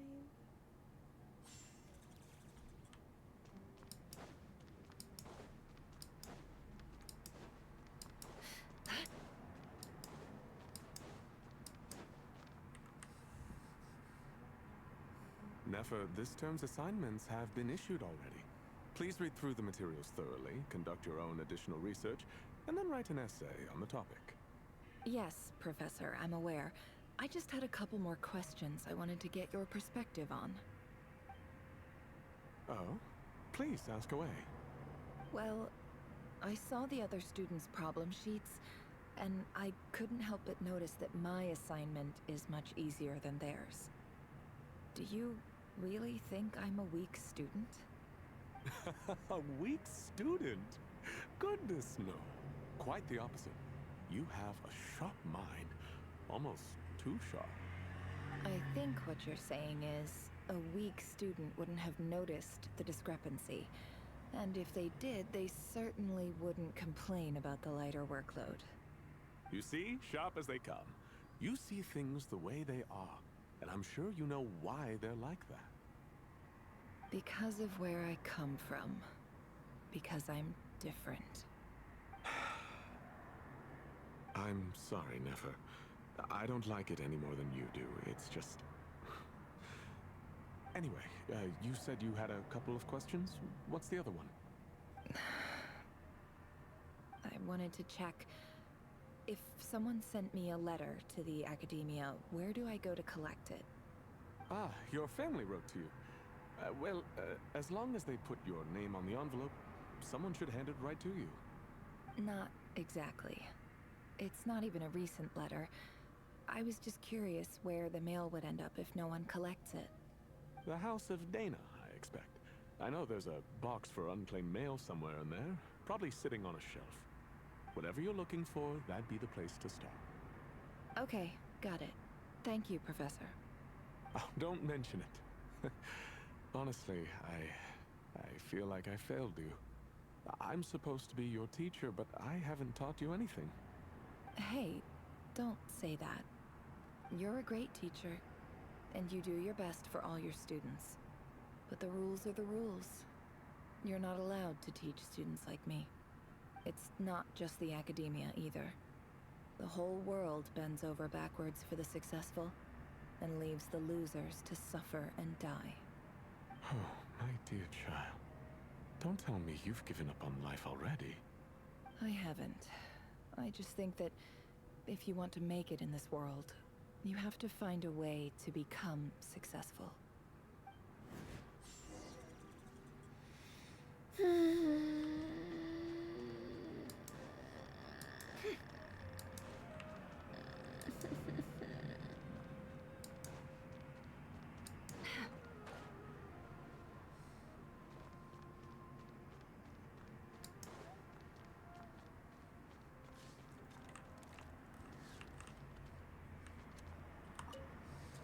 This must be it. A big cardboard box full of unclaimed mail.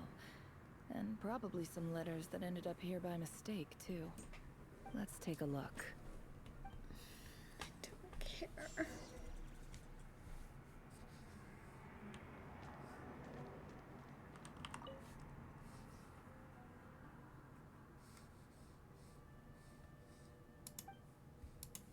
A dilapidation survey from Port Ormos.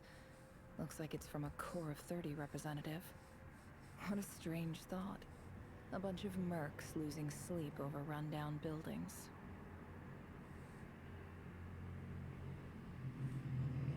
This one was never even opened. I guess the recipient didn't care what the Core of 30 had to say about anything. Who was it addressed to? I don't recognize the name, but it must have been a Kishawar professor. This one is addressed to the Immorta Sage. The title is Changes Observed in Satyavada Life Symptoms. Why do all these letters read like full-blown dissertations?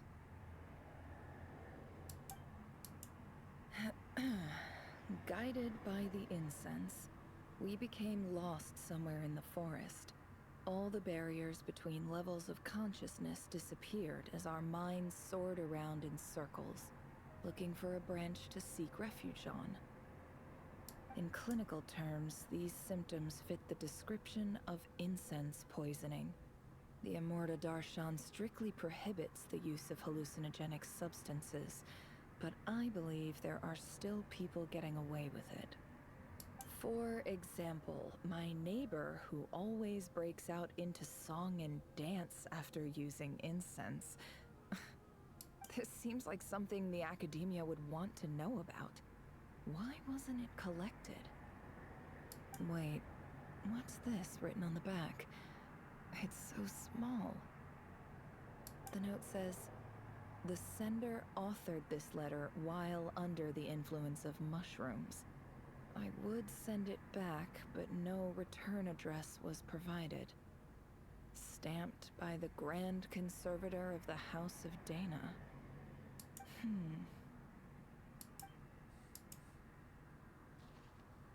This next one is addressed to Grand Sage Azar. A few words of protest regarding recent changes in Sumeru's educational policy. In recent years, the academia has taken on a small number of students from the desert region, as per the policy to this effect. However, it appears to me that these students have not, in fact, been provided with educational opportunities that are, in any meaningful sense, equal to those enjoyed by their peers. As well as receiving dumbed-down assignments and perfunctory tutoring. They do not even have full access to the Akasha system. Education is the fundamental purpose of this institution, which should go without saying in a nation whose founding virtues are knowledge and wisdom. I ask you, is the lip service we pay to the policy of education for desert students truly the standard of pedagogy to which the academia aspires? As Grand Sage, policy decisions are your prerogative, but do not forget your roots. You and I were once students too, as was everyone else in this institution. I do hope you will give some serious attention to this matter. I encourage you to discuss issues like this with myself and others, and listen to some alternative opinions. Great letter. Shame it didn't get to where it needed to go. And the sender is... Huh? Sage Cyrus of Spontamod. Nice. I didn't realize anyone else even knew how bad students like me have it in this place. So this is where letters from the Sage of Spontamod end up? Nice one, Grand Sage. Really enlightened leadership. Whatever. This isn't what I came here for. Moving on. I'm not exactly holding out hope that a letter sent from the desert would even make it here. But if it did, where else would it end up if not in this box? I can't believe how much discarded mail there is. Must have been years since someone last went through it all. And this is just one box. The whole House of Dana is boxes on shelves. I don't believe for 1 second that any human being has sat down and read through all the documents in this place. Who has that much free time on their hands? Is this the one she's looking for? It does seem to be quite in disrepair. And it's also the last one. Wait, could this be it?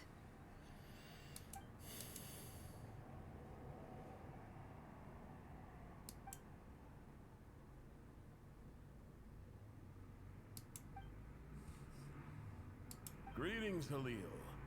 My name is Sinue, chief of the Shinti tribe.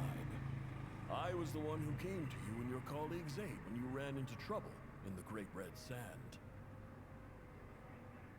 I don't know how well you remember it now, but I brought you to safety and gave you some water and other supplies. You seemed very pleased and told me your name. In my tribe, learning a person's true name is serious business, and I therefore see you all as friends. You were kind enough to leave your contact details, so we could stay in touch. The Shimti tribe lives a harsh, nomadic existence in the desert. You were sympathetic towards my plight, promising to make me a special ambassador of the academia and help us find a way to make a better living. This brings me to my reason for writing. Our tribe has fallen on particularly hard times, and I would like to ask for your assistance. There was a terrible sandstorm a few days ago, which blocked up the well in our land. To ensure my people's survival, I had no choice but to venture into Iyab and Unut territory in search of an alternate water source. The Iyab and Unut are descended from the Thamudians, while we trace our ancestry to Tulatala. We worship the Lord of Flowers and have had relatively good relations with our fellow tribes up until now. I found a well belonging to the Iyab tribe. They declined to help us, but I really had no other option. So I took some water to keep me and my tribe alive. My actions are certain to incur their wrath. When we met, you assured me that you would be my ally in the academia. I would like to take you up on that offer, because I really need your help. I wonder if you could send an academia representative to meet with me. That aside, the last time you were here, you mentioned that the academia had started accepting students from the desert, and I told you a little about my daughter, Nefer.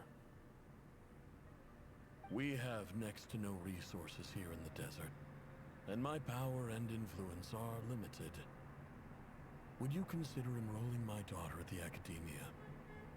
She is a smart girl. I know she won't disappoint you. From the outset, the academia never took you seriously. Those things they promised were just empty words. I doubt they even remember the name Sinue. And you were so emphatic that your luck had finally changed for the better. You swore you'd lead us to a better place one day. You spoke with such conviction, like you were the most powerful chief in the whole desert. You liar. You lied about everything. You promised the world and delivered on none of it. And who fell for it? Just me, by the looks of it. Despite your best efforts. Which makes you a pathetic liar. You weren't even any good at it. I think I'll take over from here. Let me show you how it's done.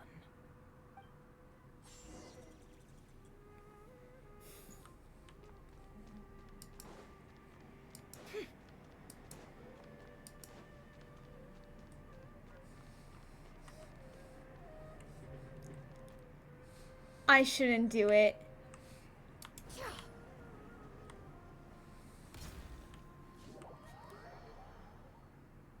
Anyway. We don't talk about I just me came to having say bad goodbye. ideas. Thanks for everything you've done for me in my time here. Nefer? You packed your bags. Where are you going? I'm quitting. Something's come up in my hometown. Gonna head back and deal with it. Huh? But this was a hard-won opportunity for you. You know that better than I do. It was. But it doesn't matter. I have more important things to deal with, and they can't wait.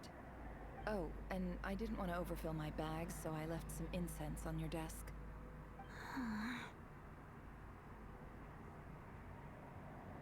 What's wrong? I thought you liked incense. Although, I did read somewhere in the House of Dana that it has hallucinogenic effects. Don't use it all at once, alright? Isn't this the stuff you brought from your hometown? You're just letting me have it? But you said it's a rare and valuable commodity. Yeah, about that. I lied. It's not rare at all. There's this bunch of ruins near my hometown that are practically overgrown with this plant. It's not worth much. Keep it. It's fine. But Nefer... Alright, that's all from me. You take care.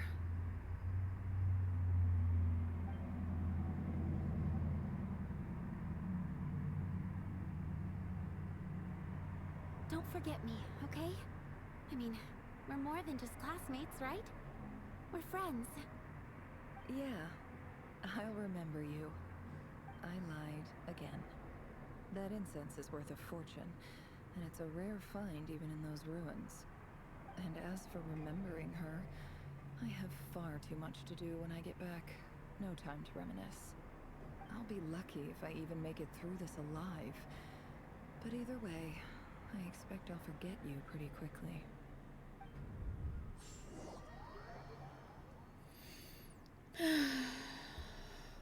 God, fucking free me from this character exposition. I don't care.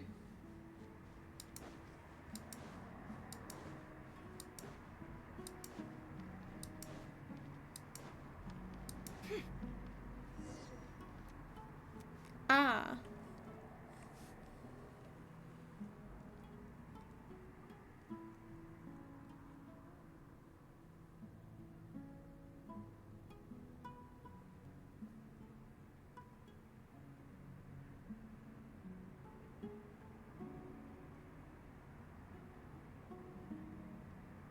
It's a pleasure to meet you, Mr. Arif. So, what does the Academia want?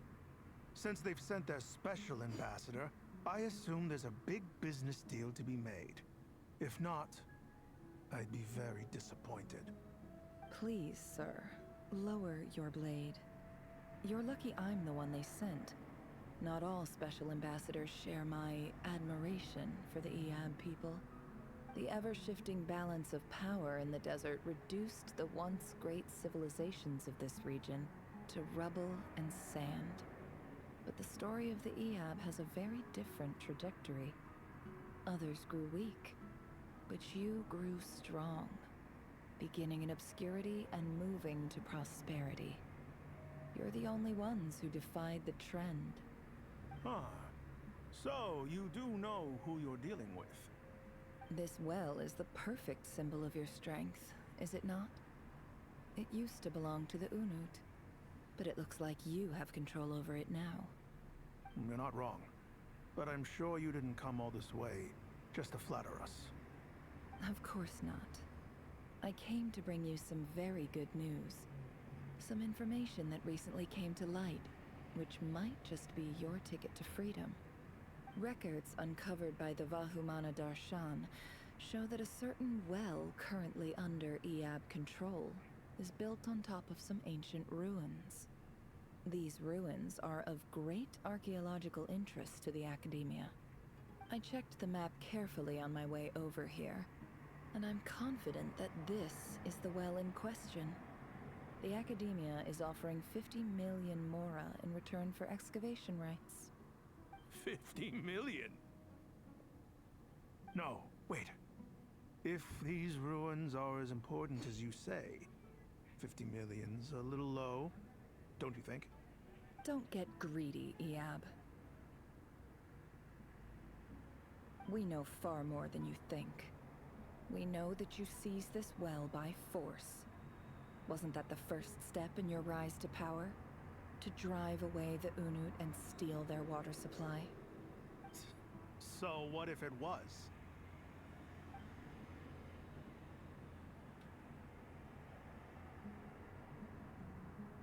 Don't worry. As unscrupulous as it was, it's something we're willing to overlook. The Academia is only interested in dealing with the de facto power holders in the region. I hope I am making myself clear. And I hope your words are the truth. If I find out the Academia is trying to play me, I'll hunt down every one of your people and make you watch as I cut their heads off one by one. I assure you, Chief, that would not be in your long-term interests. You don't want to make an enemy of the Academia. You see how I'm dressed, don't you? I appreciate that you've never been to the rainforest, but surely even you recognize an ambassador's attire when you see it. And what does a barbarian like you have to lose anyway? You really think the Sumeru Academia would bother to come all this way just to lie to you? We have more important things to worry about. All right, I take your point. The Academia is the highest authority in the land. I'm sure you're trustworthy people. In that case, we have a deal. We will sell you the excavation rights. I'd like to thank you, Ambassador. This is good news indeed. Excellent news. In fact, it calls for a celebration. Would you do us the honor of staying a while and enjoying some Eab hospitality? Gladly. I am partial to wine myself, and I trust you are as well. So let's indulge in a few drinks together, in celebration of this momentous occasion.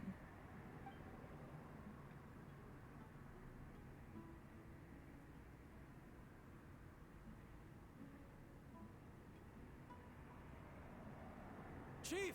Chief, it's an emergency! It's the Unut. They've taken the well. What? Well, don't just stand there. Take it back. Yes, Chief. I have every confidence in the Eab's military superiority, and yet... Well, what is it? The Unut's response was alarmingly fast. The day after we reach a deal, they seize the well. This can't be a coincidence. Perhaps there is a traitor in your midst. I don't think so. I am obliged to remind you, Chief, that the Academia will only deal with the de facto power holders. If you cannot regain control over the well, I'm afraid you won't see a single mora of that 50 million. No! Please, Ambassador, just give me some time. I swear the Unut will not get away with this. That well is ours, and so is the Mora. Glad to hear it. I will wait here for an update. If there is a traitor, I will find them. In the meantime, make yourself at home. I'll report back as soon as I have an update. Much obliged. Wow. All it took was a few words and I've got him wrapped around my finger. What an amazing feeling. So, in summary, Ambassador, the Academia would rather negotiate with our tribe instead of the Eab, yes? The Eab are ruthless murderers who don't listen to reason. And now they have the gall to interfere in our research projects in the desert region. So let me ask you, Chief. If you were the Academia, what would you do? Kill them all, of course. Precisely. The Academia does not tolerate those who stand in our way. The Eab have held back our academic pursuits for too long, and our patience is wearing thin. At the same time, There is simply no way that the Academia can be seen to be intervening in desert affairs.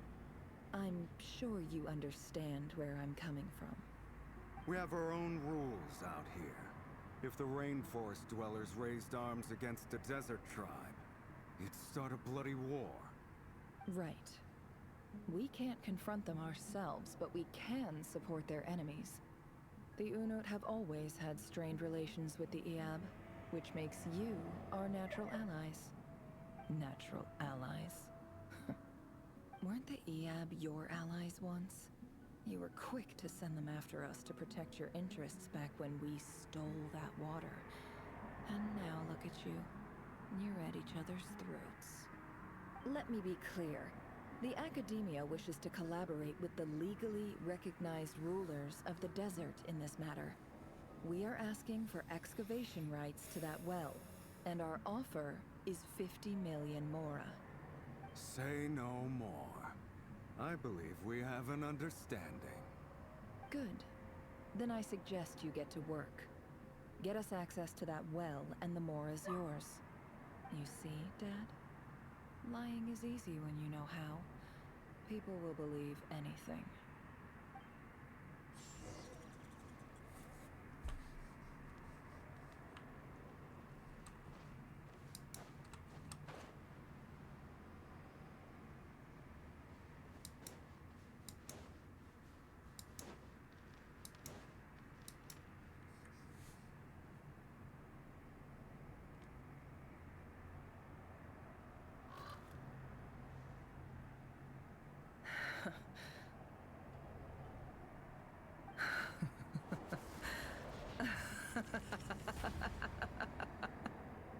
Look at yourselves. You may be vile, savage monsters, but your butchered bodies bleed like any others. You're no different. You're nothing special at all. The monsters who destroyed my home, they're just ordinary, petty human beings. What a joke. I think we're even now. Maybe I've even done the desert a favor. It's a better place without all these people around. Oh, Sinuhe, my gullible fool of a father. Perhaps if you'd been as ruthless as I was today, our tribespeople would still be alive. In this dog-eat-dog world, a chief needs to be tough to survive. But you couldn't do what had to be done. So I did it for you. Nefer, it's okay. All of this is in the past now. I believe I remember you promising to remain silent. Yeah, but even so... Yehoda, is there anything you can do to ease the tension? You got this, Yehoda. It's your time to shine. Alright, time for a sharp turn onto a completely different topic. So, anyway, that's enough of that. When are we getting out of this place? Feels like we've been walking forever. I'm getting pretty tired. Oh, Alma, you tired? Yes. If we can find somewhere to sit down, I could certainly do with a rest. It's not far now. There should be a temple just up ahead. Is this situation about to reach a conclusion? Yes. Really? A temple? That's where this story ends? I guess that's how things go in the desert. I've been to a similar place with a friend from the desert before. Desert dwellers can never escape their destiny. Or so everyone says. I never wanted to believe it, but looking back now, I'm as desert as they come. You mentioned a temple. What's waiting for us there? My biggest trade secret of all. Ah. Then I'm guessing it's where you got your power from. The power to peer into other people's minds. I didn't know you were clued up on any other religions. I'm no expert in the history of Sumeru, but since you come from the desert, I would imagine it has something to do with King Deshret. And the 7 pillars who served him. They are major figures in the desert. Belief system 2. Sounds impressive. I have some friends with connections to this stuff, especially with Hermanubis. Oh, I know who you mean. General Mahamatra Sino. The spirit of Hermanubis dwells within him. That's Boss Neff for ya. She knows everything. Sino's hardly a figure of obscurity, but I know about Sethos too. What about him? Is he a big deal or something? Well, he's not a small deal, let's put it that way. You sure know your stuff. Please, this is the bare bone basics. Save the flattery. Thanks for your patience, everyone. I'm sure it's been a lot boring to take in. With any luck, that's our exit just up ahead. Please. I'm not interested in this. I just want to do the main quest. This is a story quest at this point. Oh, no, not this point. This section, because clearly the previous part was very obviously Archon quest. This part's just story quest, which is boring because I don't care for story quests. I don't do them. If I let her fall and die, she wouldn't have died.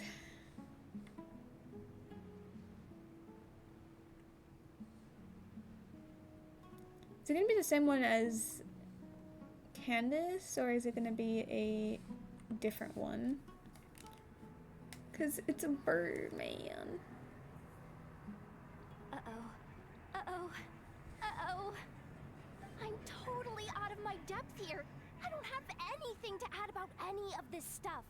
Like, look at that statue, for instance. Okay, so who cares? I want to do the whole name-dropping, this girl knows her stuff thing too, but I've never seen anything like it before.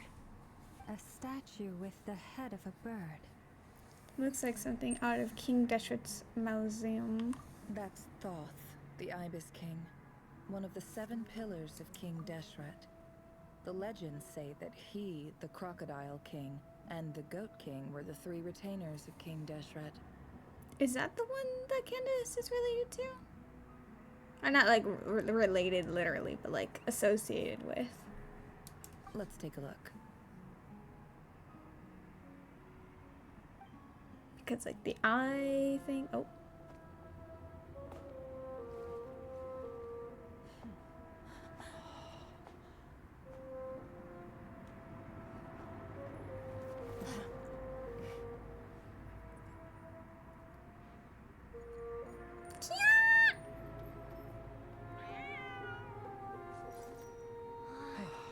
It's just Ashru. So, all is well?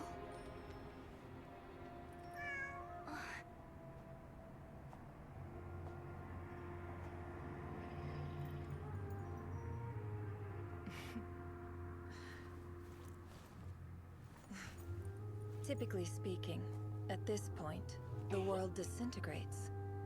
Then we find ourselves back in the outside world. Besides, these are my memories. There's nothing to fear. You're sure? Of course. It's almost over.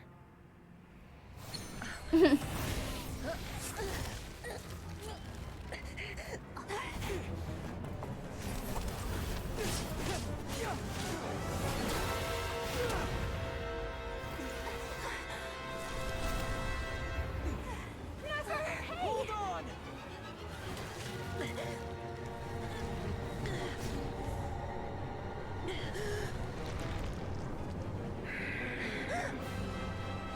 Knowing too much is always a death sentence. Speak for yourself.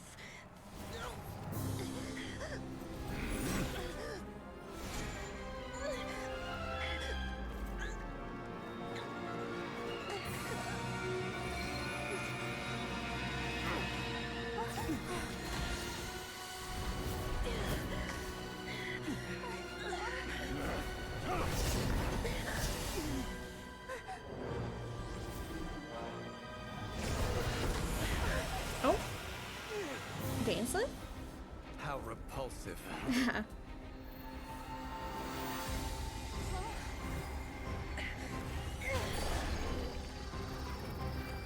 Girl.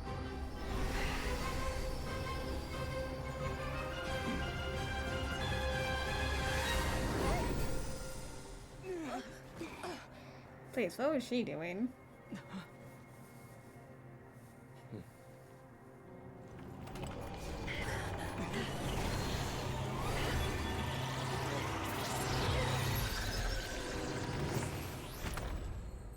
Trapping it? Huh?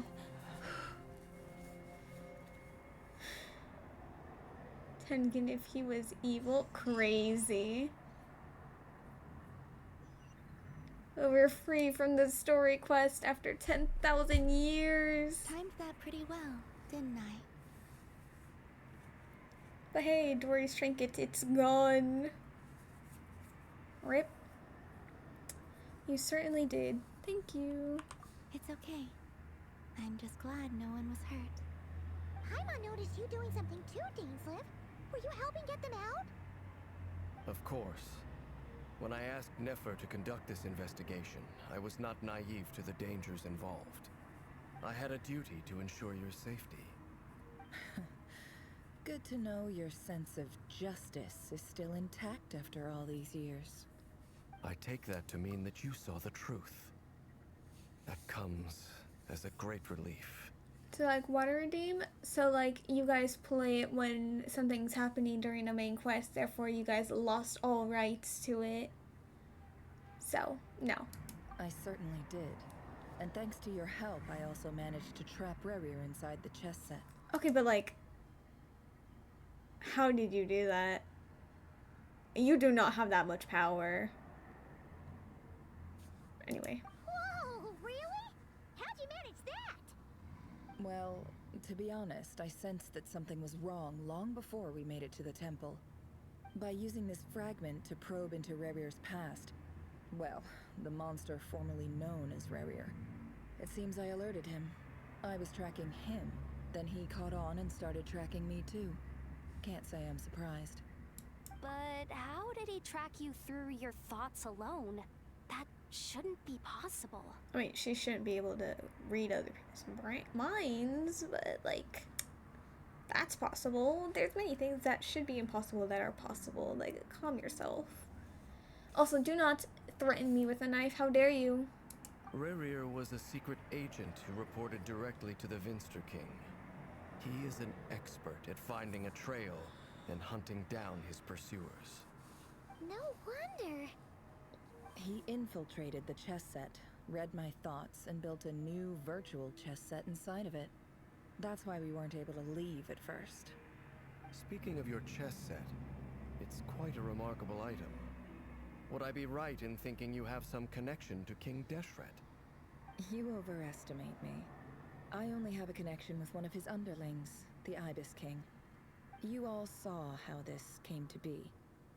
A long time ago, the Eab massacred my tribe. Girl, we the know. Shinti, Just in our move home on. village. A few years later, I enrolled in the academia, where some Why are they new giving us a summary information on what came they to just light. forced on The us Unut and to the Eab watch for like fought an a bitter hour? battle over the rights to a well, all for the sake of a non-existent 50 million mora. The Eab ultimately won that confrontation, but their victory came at the cost of almost every warrior in the tribe. The final blow to the Eab came at the victory feast, when an Unut assassin beheaded their chief right before my eyes.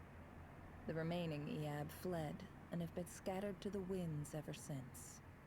Having gotten my revenge, I returned to my hometown, where to my surprise, the nearby temple was still standing.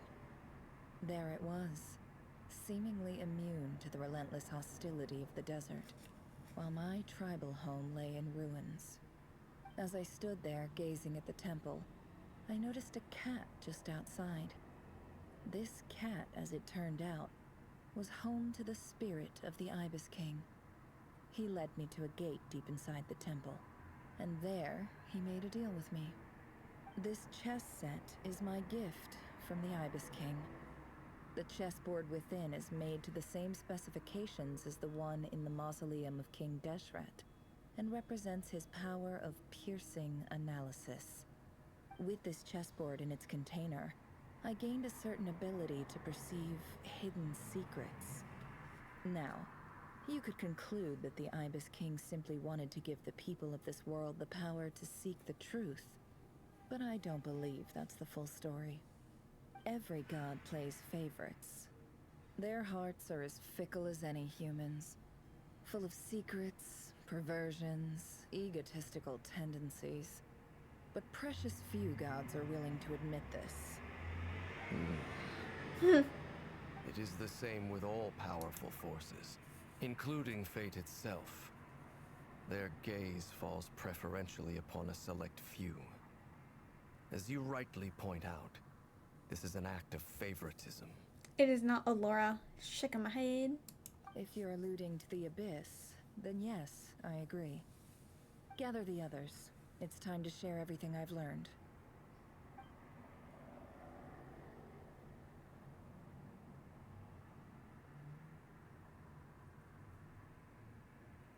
Thank you all for being here.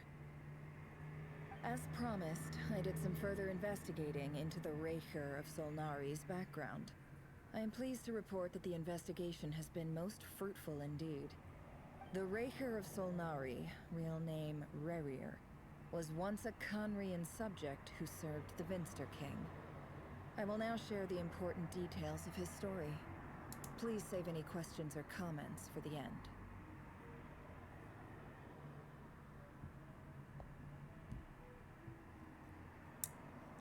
You knew I ate the, what's it called? Cup noodle earlier.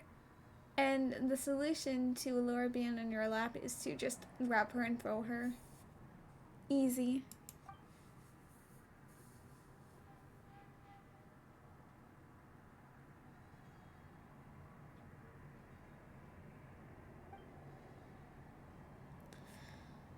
I'm not gonna read this. No, I'm done with this stupid over-summarization.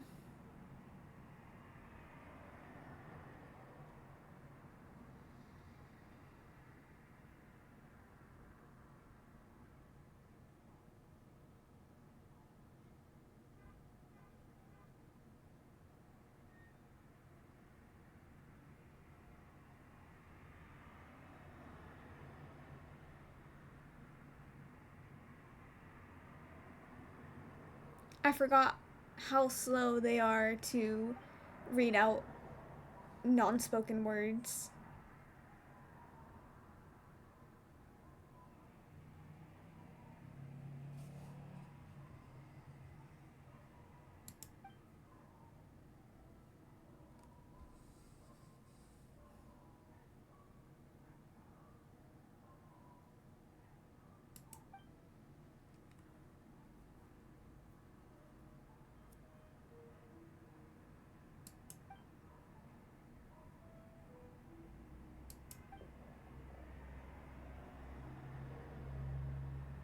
Oh, so he did follow her in. Okay.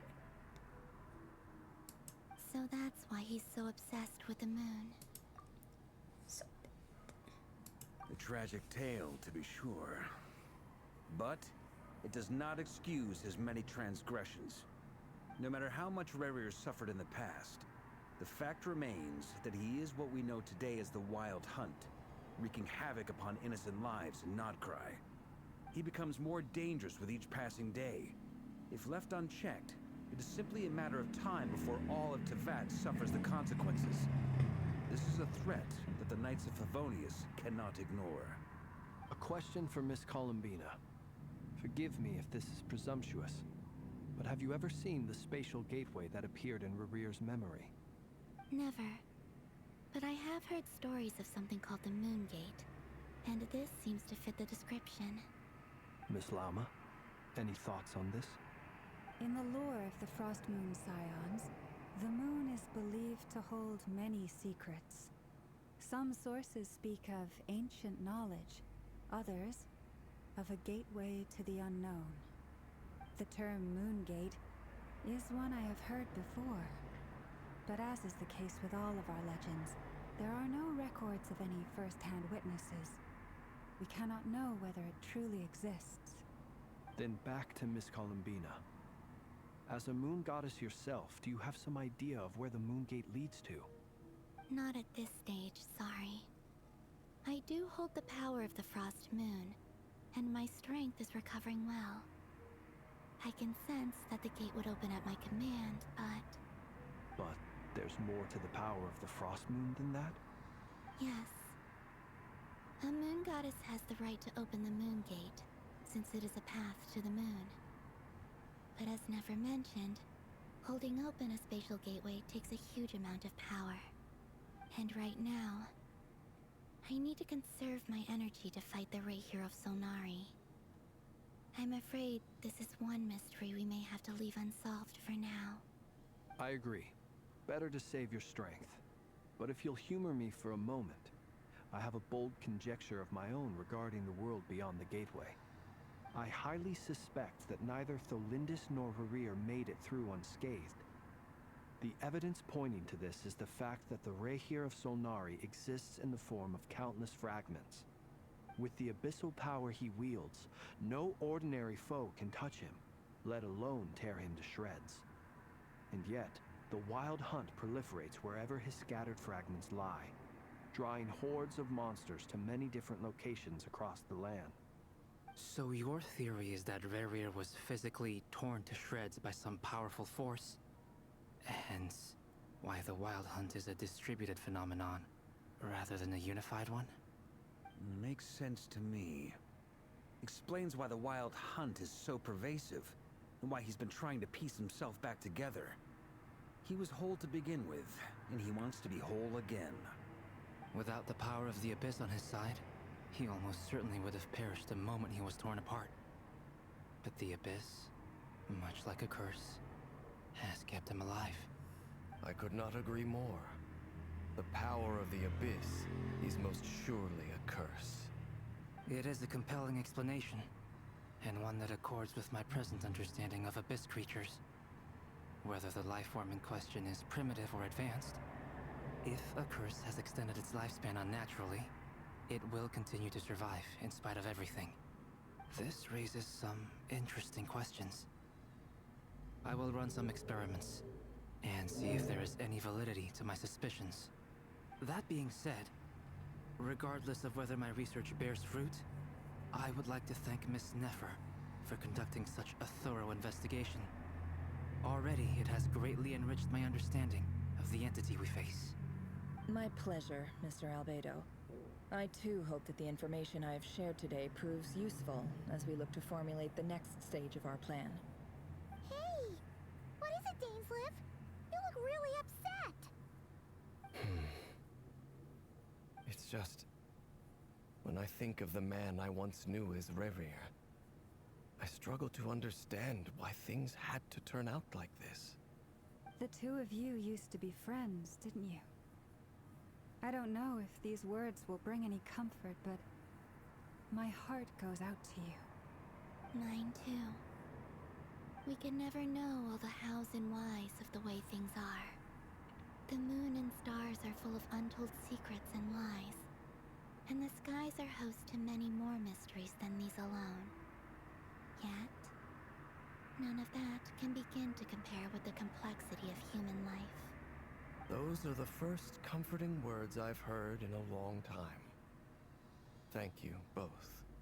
Well, I think this is a good place to end today's meeting. I'm sure Nefer needs some time to recover. She's been through an awful lot today. That's very thoughtful of you, Lama. Of course. Sounds good to me. Take some time to rest and digest before we reconvene to nail down a plan. The way that seems like that would be like the end of an act, I swear. Hey, is this a bad time? I hope I didn't kill the conversation.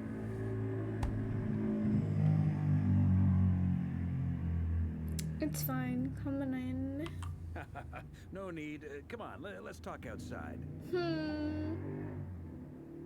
Shaking my head.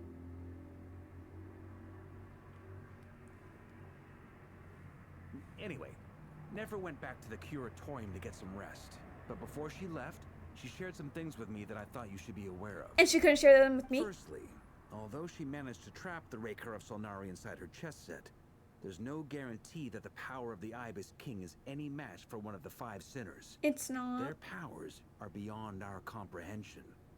It's only a matter of time before he finds a way to break out. We have to come up with a plan and take care of him before that happens. Yeah, that's not gonna happen. Honestly, my mom figured that might be the case. So, how long have we got? An hour. Well, I asked her that same question. She talked for a long time, but for the most part, it seemed like she was trying to convince me how precious her chess set is. What a long and storied history it has. It felt like some kind of sales pitch, you know? The kind where you end up handing over Mora against your will. Anyway, after all that, she finally answered the question. 2 days, at most. 2 days? Holy moly! Can we even recruit enough help in that time? That remains to be seen. Which brings me to the second issue. Dainsleif is obviously conflicted about this whole thing. But given how little time we have, there's no way we can pull this off without his help. You have some history with him, right? Do you think maybe you could talk to him for us?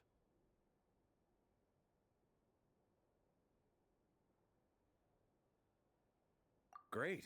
I appreciate it. All right, on to item 3. So, Albedo, Durin, and I put our heads together and came up with a plan. Can't promise it's gonna work yet, but at least it's a start. We figured we'd bounce the idea off you first. We'll explore it further once everyone's Silence recovered. Fern. Oh, please ask away. Oh, Paimon's dying to hear this. All right, so here's what we're thinking.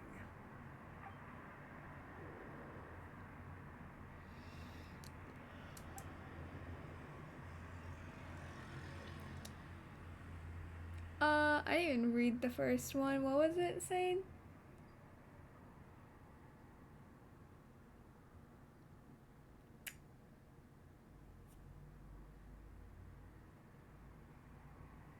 Gotta love how the stream replays so slow.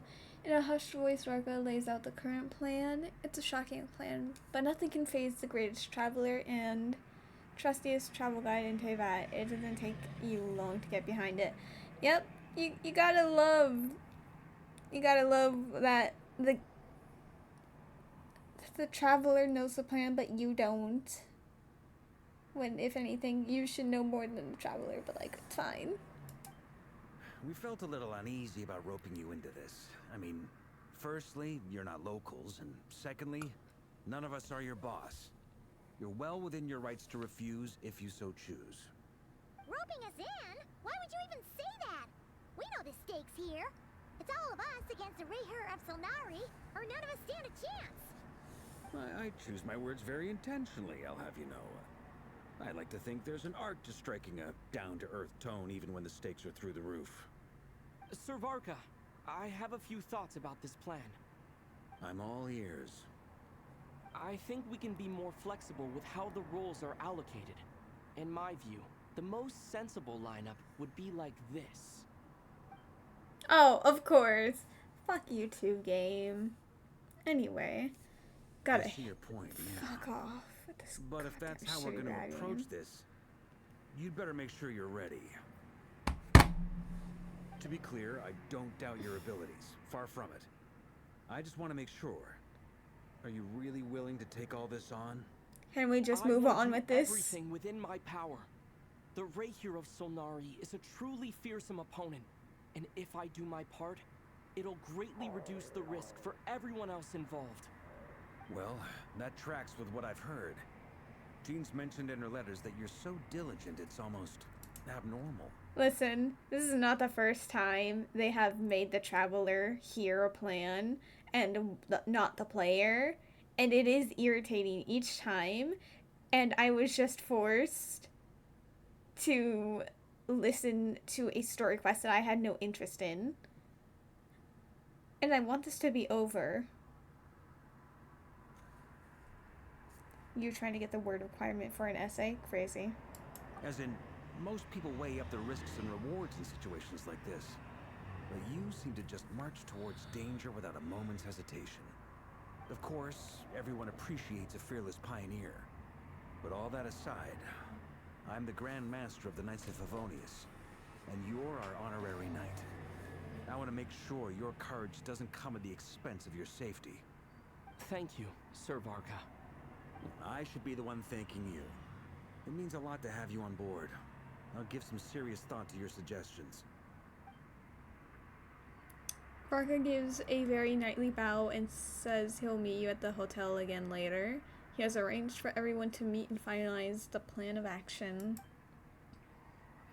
In an effort to lighten the mood, he booked out of the hotel for this meeting so you could all chat over a drink. As the moon rises in the sky, you and Paimon leave your room discussing whether Paimon has any other options than just fruit juice. Crazy. Everyone's already waiting. Oh no, everyone is already there waiting for you. They're chatting and smiling. Clearly the rest has done them good. As well as the existing crew, some unexpected help has arrived. Oh, I think I know said help. Oh my god, why is there so many black screen text? Still, you remain conscious of the fact that the future of not Krai rests on your shoulder. Oh no, rests on what's decided tonight. I forgot, right? We don't get to hear this because they're finalizing the plan that I'm not allowed to know until it's actively happening, because fuck this game and this stupid writing. So many lives are at stake. You may never meet most of them, but whether they know it or not, all of them are counting on you. Again, this is... Oh no, it could be the end of the act, but at the same time... It couldn't. Oh wait. Oh my god. Do I actually get to discuss it with them? Oh my god. Are they actually gonna let me know the plan? Oh, so not Dory. Not Dory being here so that Nefer can explain that she lost her thing. This is a thorough plan. Oh. But I do have one last question before we take action. How can we be sure that our enemy won't leave the designated area? Or not. Great question. Albedo's been hard at work analyzing Rarer and the Wild Hunt's behavioral patterns. His conclusions are as follows. By not everyone... They said everyone's here, but everyone's clearly not here. Firstly, from the earliest known confrontation until now, Rarer has never displayed any ability to manipulate the dimension of space. So it's unlikely he has any power in that domain. Secondly, he seems to have a particularly strong vendetta against our group. If we put him in a fight-or-flight situation, he'll choose to fight every time. Thirdly, finally, and most importantly, he is consumed by hatred, both for the moon and for his enemies. Turns out, we tick both of those boxes. We have a reincarnated moon in our ranks, and a spy who accessed his private memories without permission. He'll be baying for blood, not looking to escape. As someone who's had their fair share of interactions with the Wild Hunt, those all seem like valid observations to me. Understood. Then I will defer to the verdict of the group. Well, everyone, that's the plan in full detail. Albedo and Durin are carrying out their part as we speak. Plan approved. Scheduling.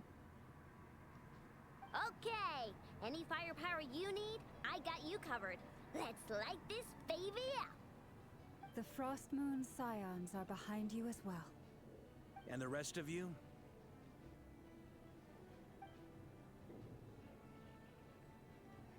No objections?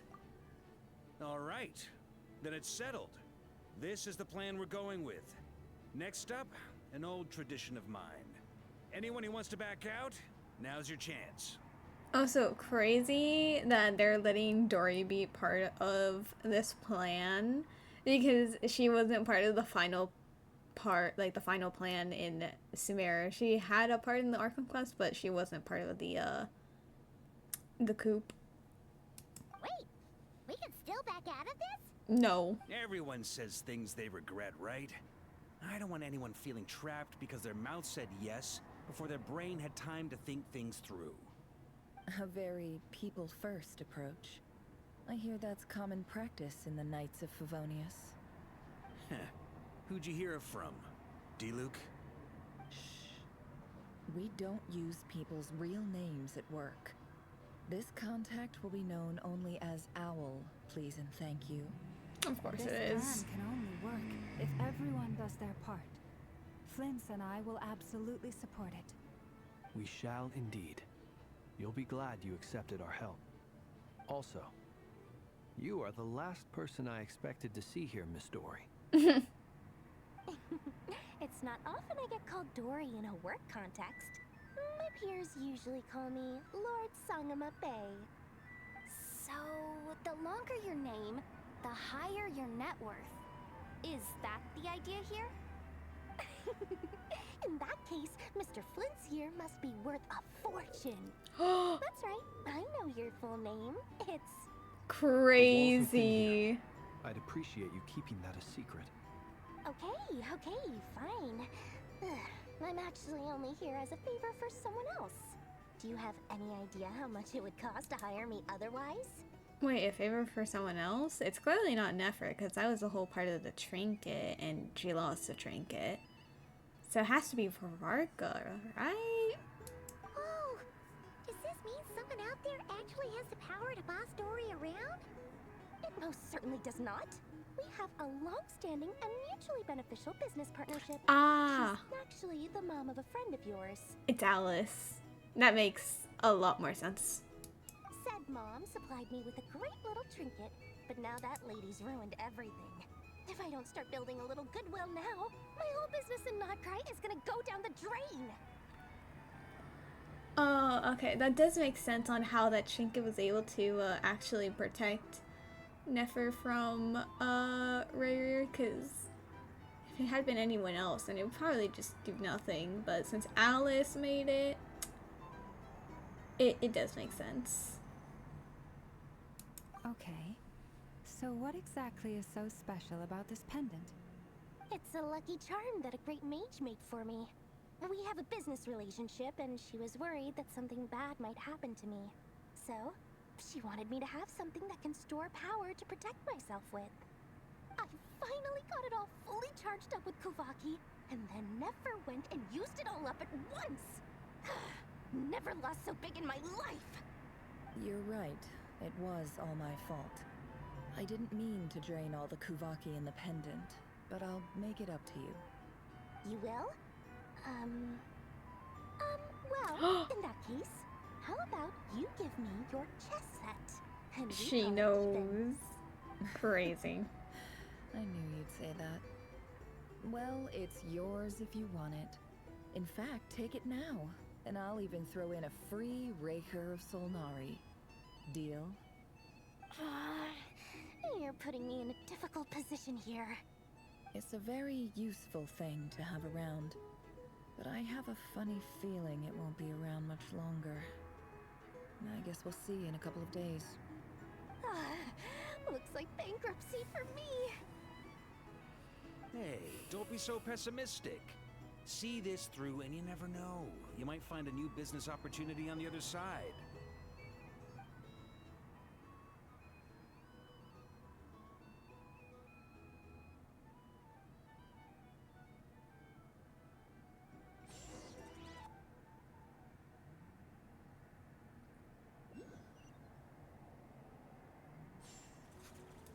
I'm actually ever so slowly becoming sick and tired of this quest. It's gone on for a bit too long.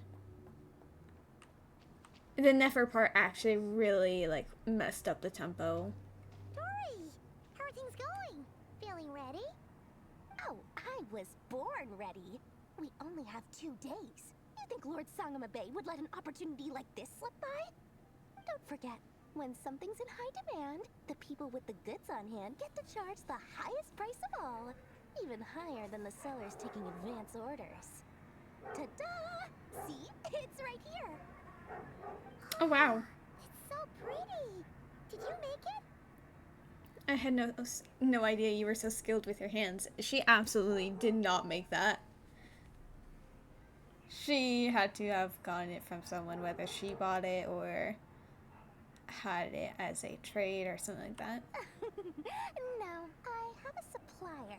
We go way back, so he made me a very attractive offer. Aha! No wonder you were talking about lucky charms at the meeting. You've been getting Kave to make them for you. Please. That's not the full story. It actually started a while back as a project between me and the Dendro Archon. Wait. Okay, I was like, he as in the supplier. Okay, that does make sense because Kave, he could build something for her to help alleviate his debt to her. But, like, excuse me, the Dendro Archon? Crazy. Mage Alice once warned me that this world won't stay safe forever. There may come a day when everyone faces a great crisis. I passed this on to the Dendro Archon, and she secretly brought together a research team made up of Sumeru's top scholars to invent a technology that could keep people safe. I won't go into the details because it's all very complicated, but if you want to know more, you can ask the Dendro Archon about it sometime. Anyway, point being, it was the Dendro Archon who asked Kave to build this little contraption. As one of the top Kashara War talents, he was the obvious choice. Ooh, what does it do? Tell Took me. him long enough. He stressed over it for ages. Must have gone through at least a dozen designs before producing a final product. But that's Kave for you. Kave! Marak delivered it to me a couple of days ago, along with a letter from Kave. Could I ask why I'm sending this technology to you?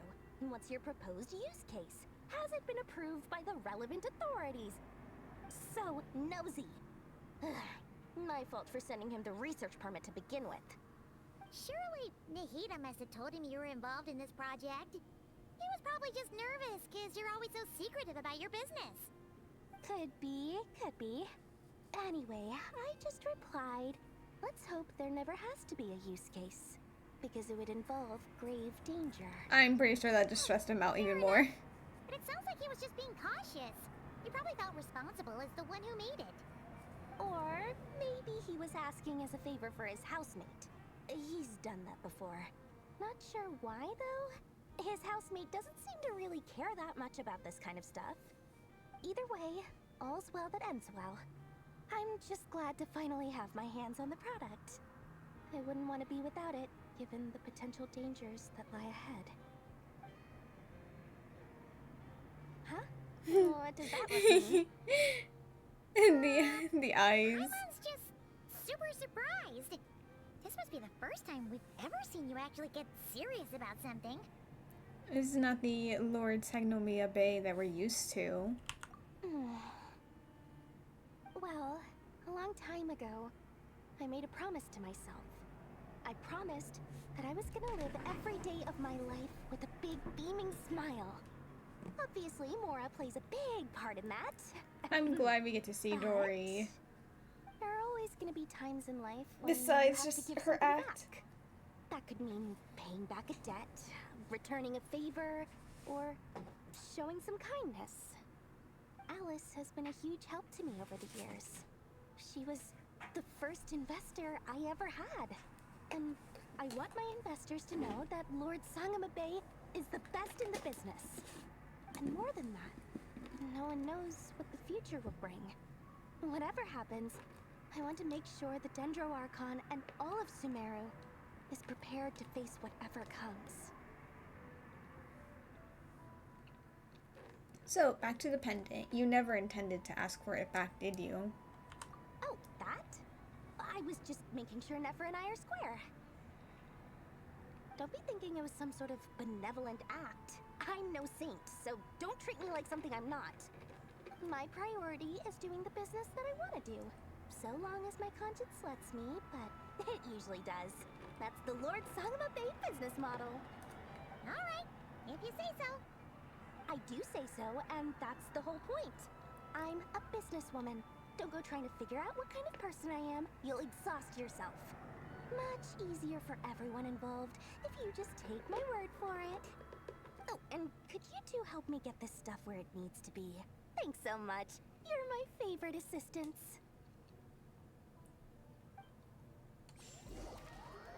Ooh.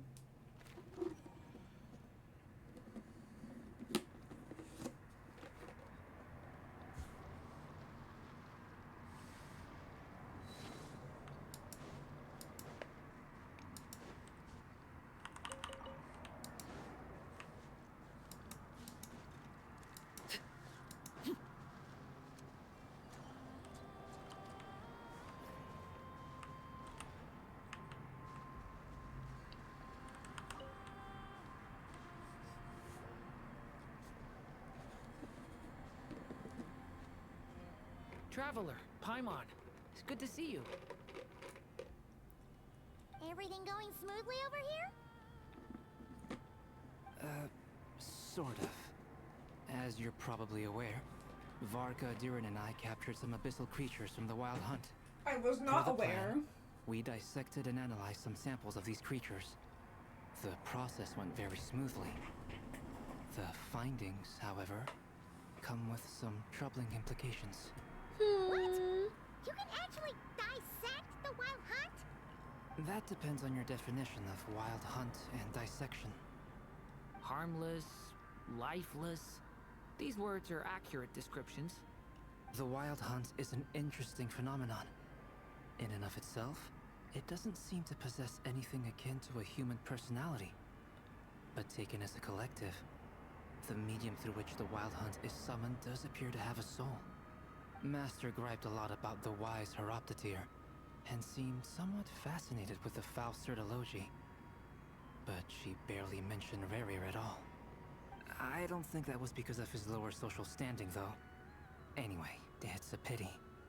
I should like to hear her thoughts on the nature of the life form he has become today. It's a strange mix. The furious energy of an abyssal being channeled through a fractured physical existence. A consequence of being torn apart by an unknown power. Perhaps the only explanation for his survival in this state is that he sacrificed a degree of individuality in exchange for a continued existence. Oh, sorry. Once I get talking about interesting research, I have a tendency to go on indefinitely. Back to our research findings. Essentially, they confirm my hypothesis. Rerir's corpse is completely contaminated by the Abyss, and the effects are irreversible. But you like... could think of this as Rerir in mutated form. But in my view, even that would be inaccurate. In reality, his whole being has been consumed by the Abyss. But like in other purification. words, he is now nothing more than a manifestation Dissolve of him. abyssal power. Unfortunately, at present, we have no means of completely eradicating abyssal power. Hence, we cannot fundamentally destroy the Rayhir of Solnari either. Oh, that's terrible news! So, that's it? We can't defeat him? Not even if we get the power of the Three Moons? Miss Columbina's situation is a difficult one. She can never achieve wholeness when the world does not accept her presence. It's as if her creator banished her to a place she can never be accepted. It means she spends most of her energy just on her own survival. Given the circumstances, it's only natural to despair. But we must see this plan through to the end. Time to kick off the backup plan. Oh, Paimon almost forgot! This is for you. Dory asked us to bring it. Oh my god, it's so pretty. Of course, Kaveh designed it. Ah, how wonderful. Well, thank you for making the trip. Durin and I will be heading off shortly. I'm sorry I won't be there to protect you in person this time. Please be careful. We will. All right then. Stay safe.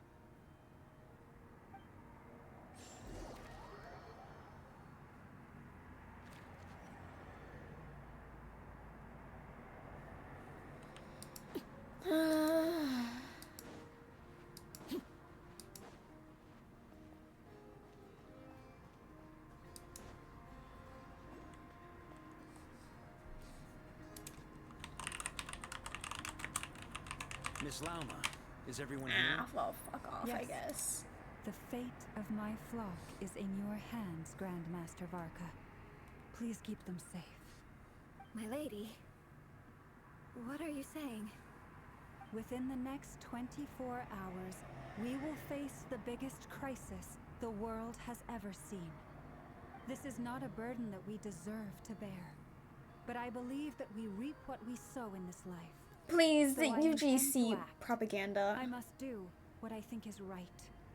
For me, that means fighting for the future of Nodkrai. This gentleman is the Grand Master of the Knights of Favonius, Varka, Knight of Boreas.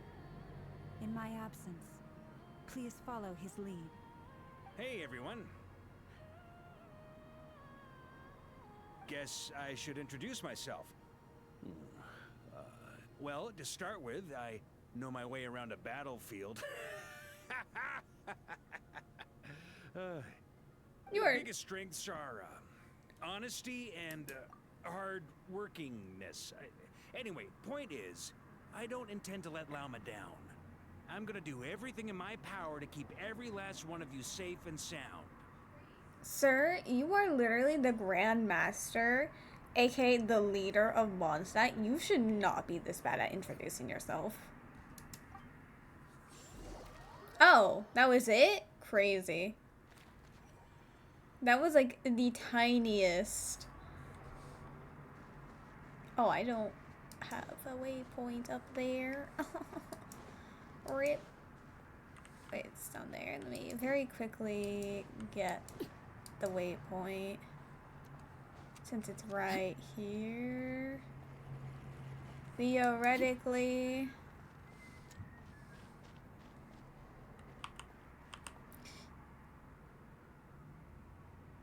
Are you fucking kidding me? Something on your mind? I was right there. Miss I was quick enough. Was it? I believe that's how the others addressed you. That's right. Names are funny things. Have you always been called Dainsleff? Yes. I take it your own name has a more complicated history. I have a different relationship with names than other people. To be honest, I'm not even sure that Columbina is my name. At least, not in the same way that Dainsleff is yours. But it's what everyone calls me, and I go along with it. A lot of my life has been that way. I get so used to things that I forget to question why they are so. I never used to think much about where names come from, or what they mean to people. Maybe something's wrong with me. You're different from other people. I sensed it the first time we met. You're more perceptive than most. I'm sure your long life and rich range of experience explains that. Do you ever find yourself missing Conria, Mr. Dainsleff? Difficult to answer. I have dreamed of the past many, many times. Sometimes I'm fighting tooth and nail. Other times I'm lying on the ground, defeated. I don't recall any happy moments from that time. It has been too long. Is that because hatred survives longer than love and affection? That would not be for me to say. I make no excuses for the grudges I bear. But whatever the reason, I remember little that was beautiful or sentimental. Thank you for your help with the Rerir situation. Without your efforts, I never could have learned the hidden truth of his story. You're welcome. I know he's your friend. Friend? He betrayed me. And I never really understood what he was going through in life. Some friendship, that is. Okay. So, do you plan to fight him with us? You see, you're torn. Now you know what really happened. You see the things he's done in a new light. I need some time. Of course. I completely understand. Anyone else in your position would feel conflicted too. Actually, I went through something similar myself recently. Something happened that changed my perspective on a situation. A situation I took for granted at the time, but now I feel very grateful for it. You mean the Harbingers who still support you, even though you've left the Fatui? Yes. I always thought they were only helping me because Harbingers are forced to work together. But then I abandoned them. A warrant was even put out for my arrest. And even now, they still support me. Which means I was wrong about them all along. Clearly, they view you as a friend. I feel a little guilty now. I regret not seeing her help for what it was, and not treasuring it. I see the guilt that you're feeling now, because I feel it too. Hopefully, talking about it will do us both some good. Have you noticed that the Traveler and Paimon are over there? I think they've been listening. Girl! Huh. Shall we say hello? They've been... Sure. You had to call us out. Hello. It's not our fault that you guys didn't notice earlier and you guys were having like such a deep conversation, but we had to come over here. Sorry. We were just concerned about you. Yeah.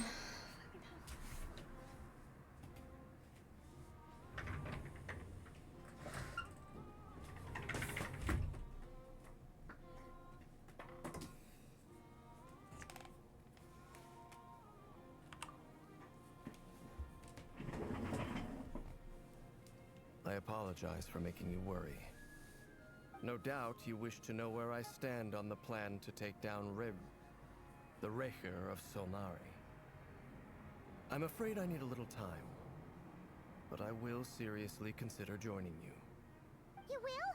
Oh, thank you so much! Everyone will be so grateful to hear that! They needn't be. This was something that I was going to have to face up to eventually. That doesn't matter to them. They're grateful to you regardless. You can't control their gratitude, so just accept it. And then, have a think about whether you're willing to join us.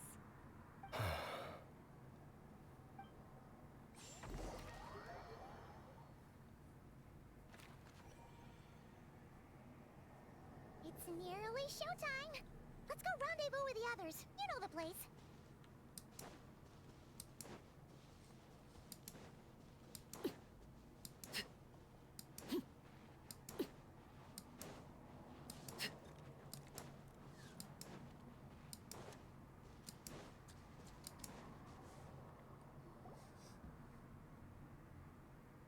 Ah, you're earlier than I expected. Hey, Blintz! Been waiting here long? Not too long. I came a little early so I'd have some time to think.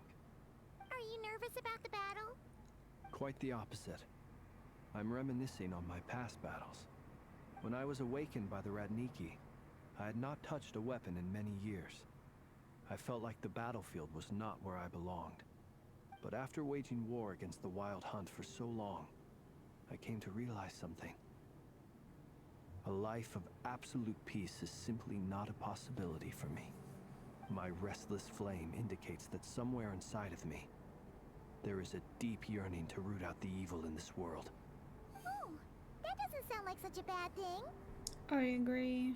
Well, in the past, when I was a Fae whose primary concern was hibernation, it was hardly ideal. But it certainly serves me well here in the present. And I am delighted to be able to join forces with you in this endeavor. Looks like I'm not the first to arrive. Ah, Miss Lauma. Did you sleep okay last night? I struggled to settle down at first, because of the nerves. But don't worry. I got enough sleep in the end. I'll be just fine. Thanks for everything. Please. I'm just doing my part. Never! Over here! The goods have been delivered and the backup plan is underway. Aino asked me to relay a message. She said Anefa will be on high alert and keep a close watch over all secondary districts where defense is required, providing support as necessary. Meanwhile, Aino herself will provide range support to us directly, using her latest invention. Excellent.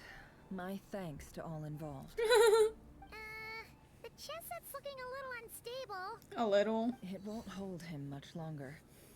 We should be prepared to engage at a moment's notice. No sense sitting around waiting. Let's make the first move while we still have the option. I agree. Paimon, find a safe hiding place. Got it! Be careful, Traveler! I will.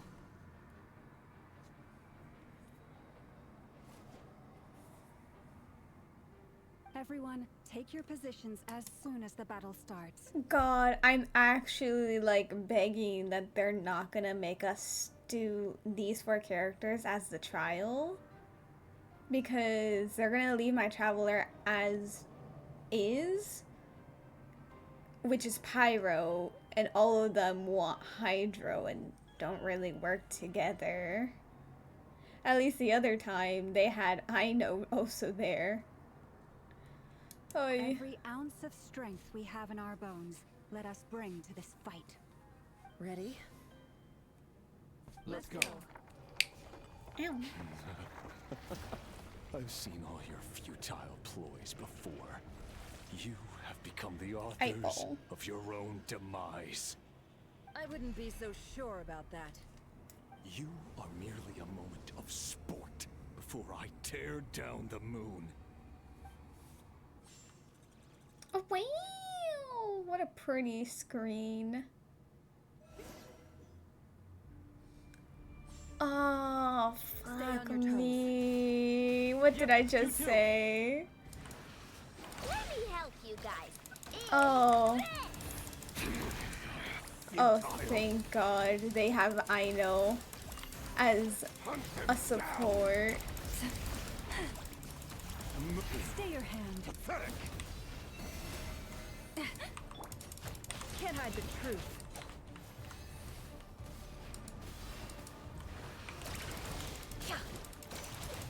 No more lies. Futile. Hunt him down. It all falls into place. Can't hide the truth.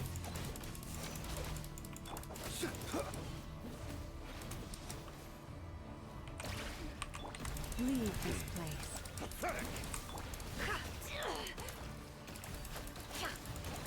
Hey. Wait. Hunt him down. The mystery unravels. Futile. Hunt him down. I'm not doing very good with Nefer. So we're gonna Flins. That is not Flins. Honestly? Hunt him down.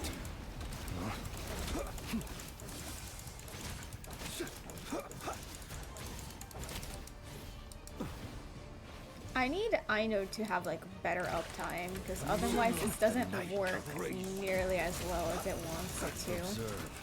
Are you quite finished? Close your eyes.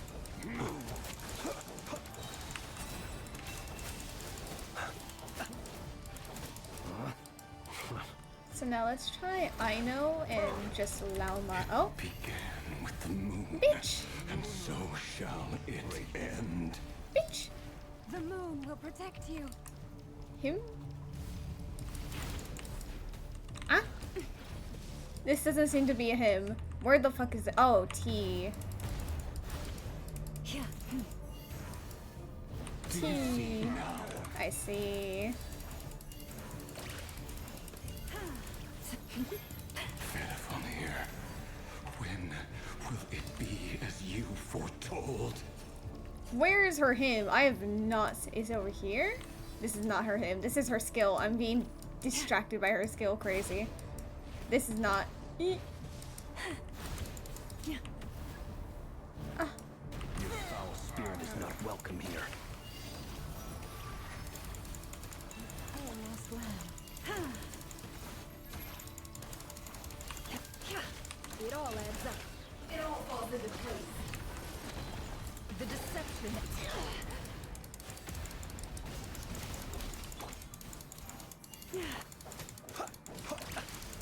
Beware the creatures of the night. Hiya. Steady now. How dare you? Futile. Wait, this is Hydro Traveler. I didn't realize I've been doing this entire time. Moonlight. Can't hide the truth. I also need to. I'm so sorry. That is really annoying that that happened at the same time. Anyway, back to the fight. I am, you know, Futile. it's fine. Forest, protect us. With one heart, deep. It all adds up.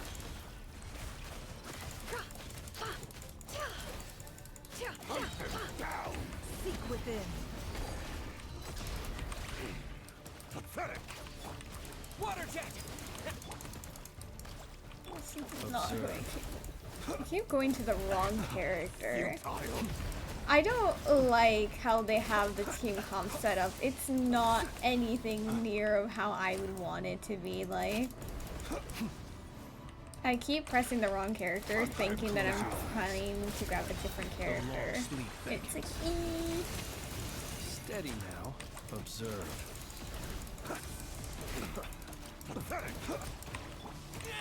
how dare you? Leave. No more lies. Move. Your little game of heroics is over. Who wants to go first? Moonlight betrays you. No. Get out of my sight! No, we've been What? separated. No! You okay? Aw, man, I like the other guys more as a playable character, and plus, I guess he really doesn't like us. and not to mention, I suck with her. Before, knowing too much is always a death sentence. Be careful what you wish for.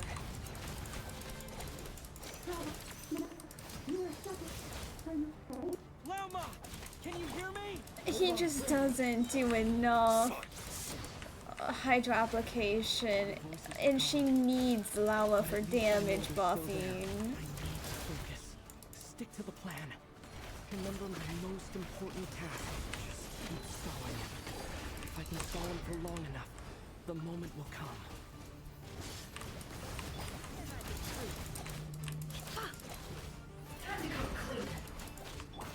Yeah! It all adds up.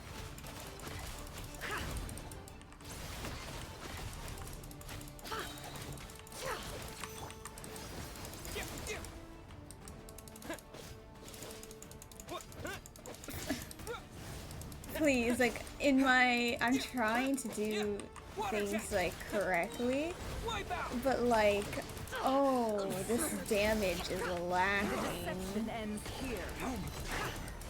No more. Like, the Hydra application doesn't stay on him because Hydro Traveler fucking sucks.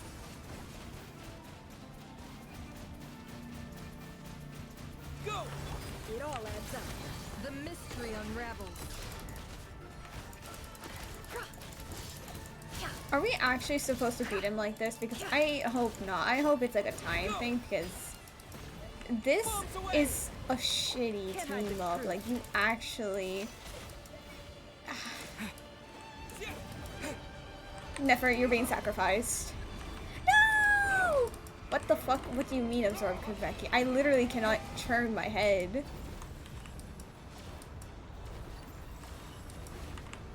I've got this. What? What do I got? What am I meant to do? Hello? Just overall? Oh. The shield's broken.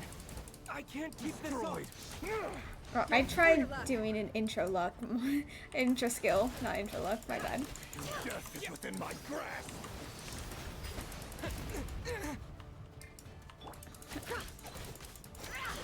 No, because this is actually so shit. Hydro Traveler, how I always hate you and nothing will ever convince me to never hate you. Because your kit is so bad. It's so bad. I can't with it. It's so annoyingly bad.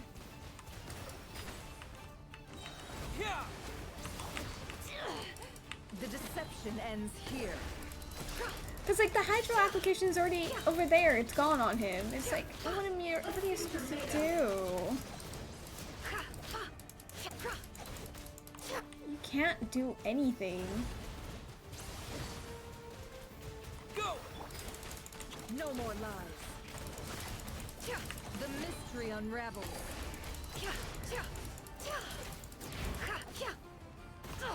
Absurd.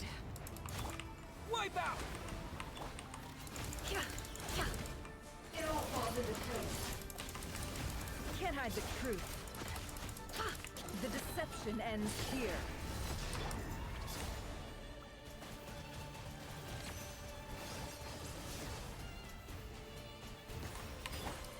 It all adds up. Mom's away! The mystery unravels. Can't hide the truth.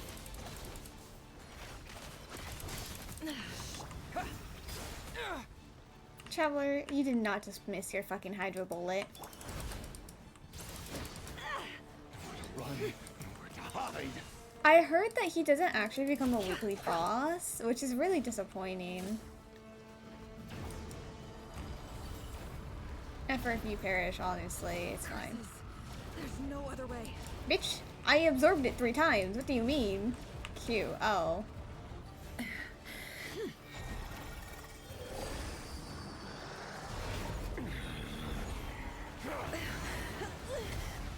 That was a fail.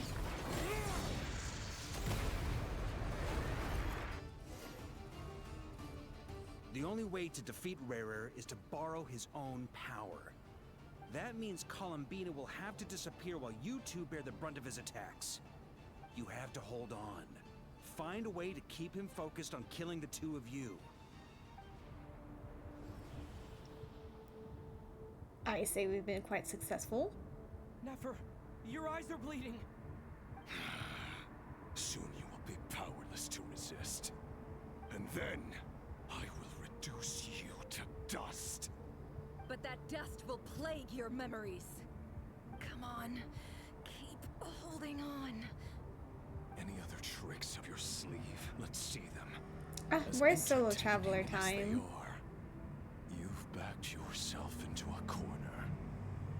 You don't fool me. I see your fear clear as day. I have to stoke his rage. Make him unleash everything. You fear what you could never defeat. You fear the thought of never being able to save your beloved. You cannot win the fight against fate, Rarir.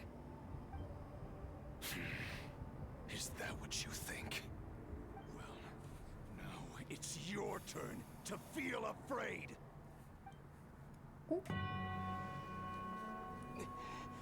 You fear the sound of your own name? Is it us you hate? Or is it what you've become? Let's see what becomes of you!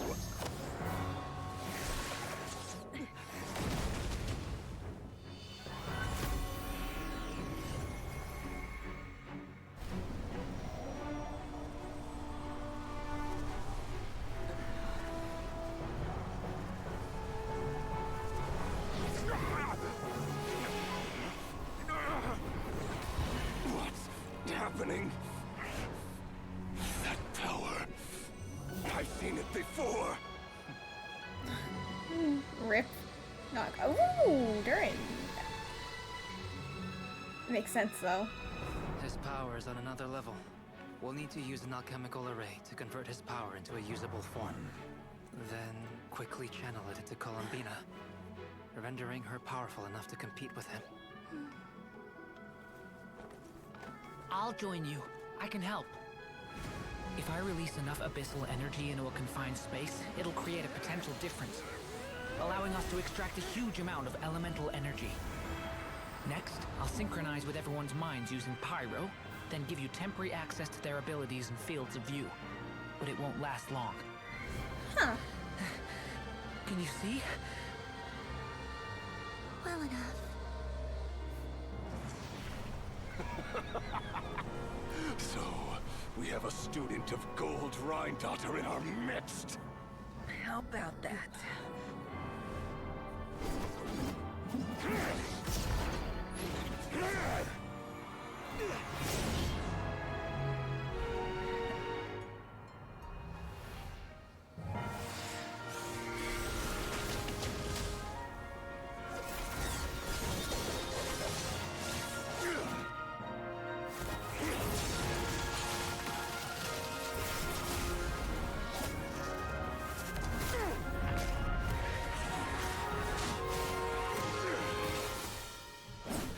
use my own power against me?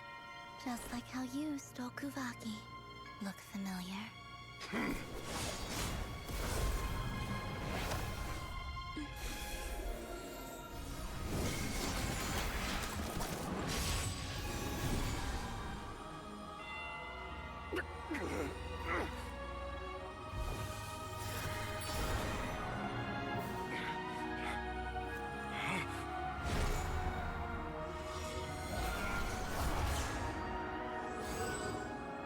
Don't you realize? You don't have the power to hold that gate open. I don't, but someone else does.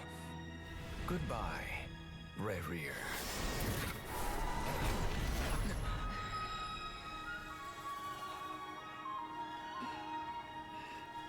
We won.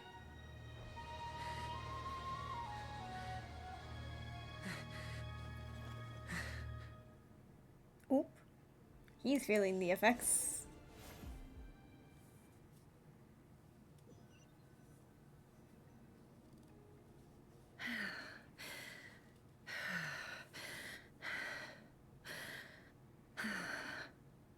Nefer, how are your eyes?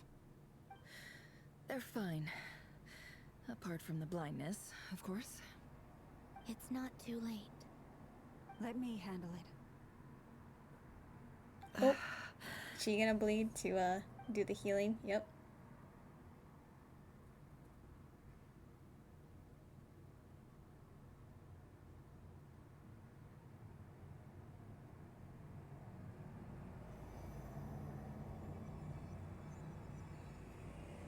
Miss Nefer, it's not like you to lose your composure.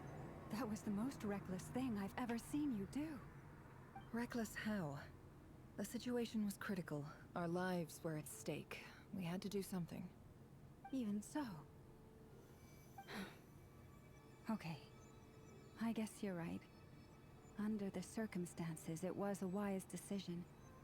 You traded your eyes for an incredible victory. In business terms, I suppose that's a huge return on investment. I'd be hard-pressed to argue otherwise.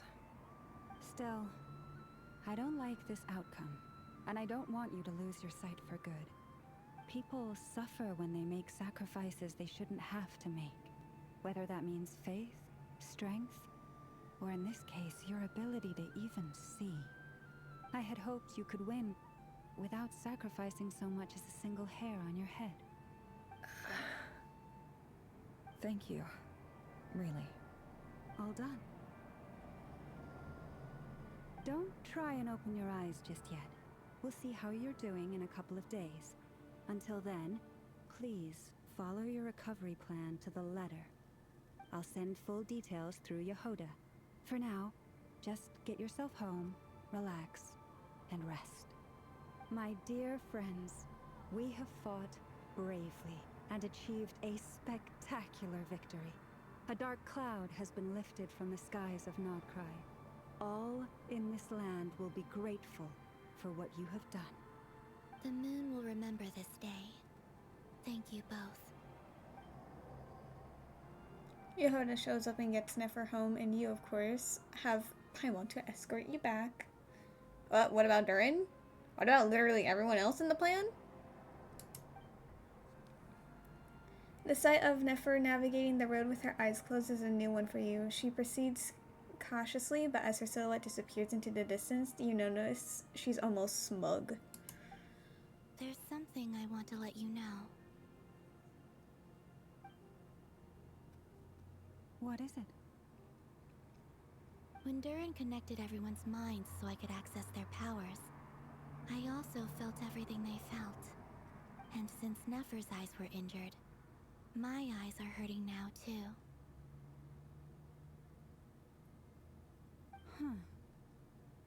Hold on. Let me try. I only feel the pain. There's no actual damage. I just thought I should tell you. You're right. There's no damage. That's a relief. But I must say, I'm surprised to hear the Kuthar share something like this with me. In the past, you never used to open up about yourself. are a little different now from how they were. I'm learning to share how I truly feel with my friends. Friends? You have no idea how Ignore glad I am that. to hear that. You can't help but break into a smile at the words friends as a warm and fuzzy feeling fills your chest. One by one, your fellow teammates report in to inform you that everything is under control. At Llama's insistence, you lie down. You fought on the front line against her rear, and now you need rest.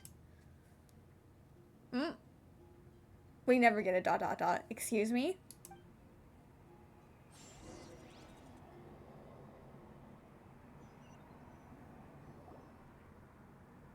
That was too easy though, right? Like, it was so short to actually deal with him. Yay!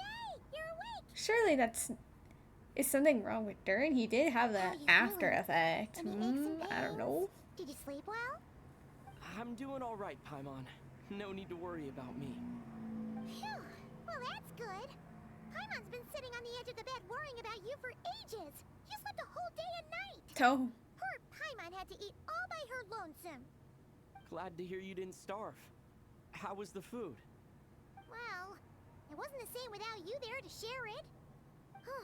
Honestly, Paimon just can't relax when you're not your usual self. She couldn't enjoy the food and settle down to sleep. Well, I'm back to normal now. Oh yeah, and Albedo swung by earlier. He said to tell you to head to the tavern when you woke up. Barker and the others are organizing a victory feast and they want to celebrate with you. I mean, we just He leave. also dropped off some medical supplies, but you seem fit as a fiddle, so guess you won't be needing those. If you're feeling up to it, let's head over now. Wouldn't want to keep them waiting.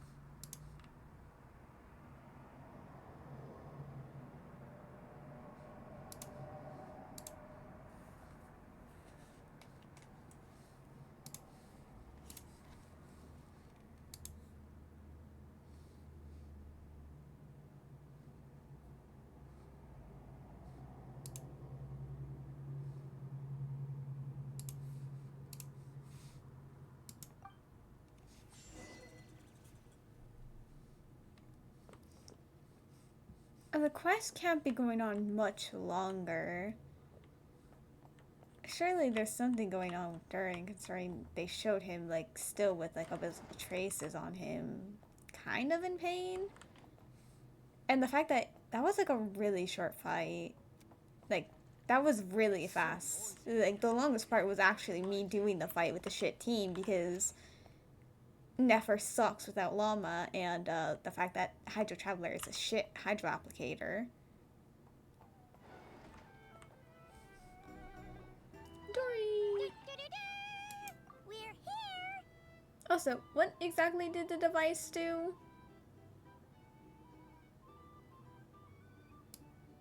Oh, Traveler and Paimon! Perfect timing! We were literally just saying how there's no way we're holding this victory feast without you any longer, and we would have postponed it till tomorrow. Crazy. How are you feeling today? Much better. Thanks. Don't worry about me. Relieved to hear it. If that changes, just let me know. Happy to check you over at any time. Yep, we're here for you. Anything you need, just let us know. Oh wait, where's Nefer? How are her eyes doing? Nefer's right over there. I'm sure she'd love to catch up with you. Oh, everyone's here. Crazy. Look at them just sitting here.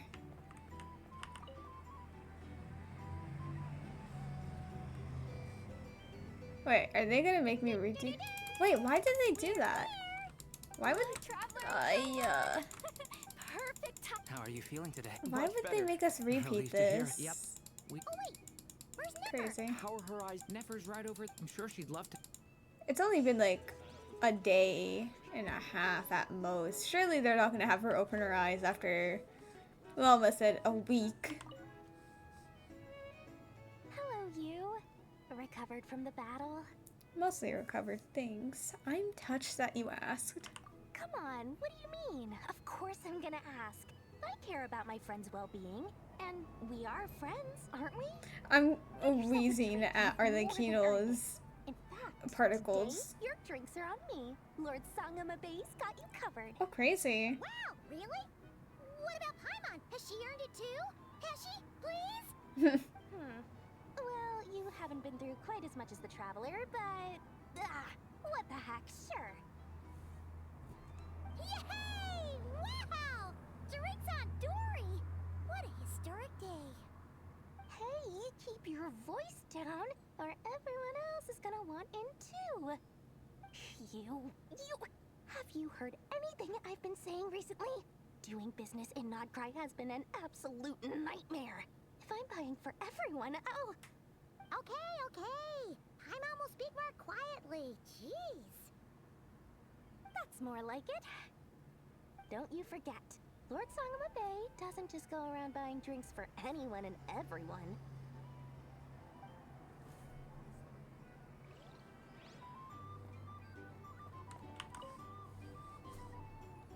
I thought of 1,000 ways to congratulate you, but now you're here, words are failing me. They seem to fail you quite often. The honorary knight stuns them speechless once again. Perfect pose, formation, and all. Well said. The honorary knight showed us all how it's done. But like we did The like other knights told me that nothing. Mondstadt was the first stop on your journey. All of us are truly delighted to count you as our friend. I'd like to thank you for supporting the Knights of Favonius, and also for helping us save Krai. Don't mention it, Grandmaster. Nonsense. Of course I'm gonna mention it. This is more than just business. It's a relationship. And there can be no relationship without showing gratitude where it's due. I'm actually like dreading this, like we're gonna finish talking to them and that's like the end of the quest. I mean, they could pick it up on the next one where like, oh yeah, Durin's actually a bit corrupted from this and bad things happen because of it. But I see you've recovered. You bet. Snooze his way to a full recovery. I'm doing much better. Thanks for checking on me. I mean, technically, we went over him. Is it really him checking on us? Glad to hear it. A healthy body is paramount. Nothing else in life is possible without it. So take it slow. You can't afford an injury. Fern, I'm actually like so absurdly hungry. My stomach has been grumbling for like an hour.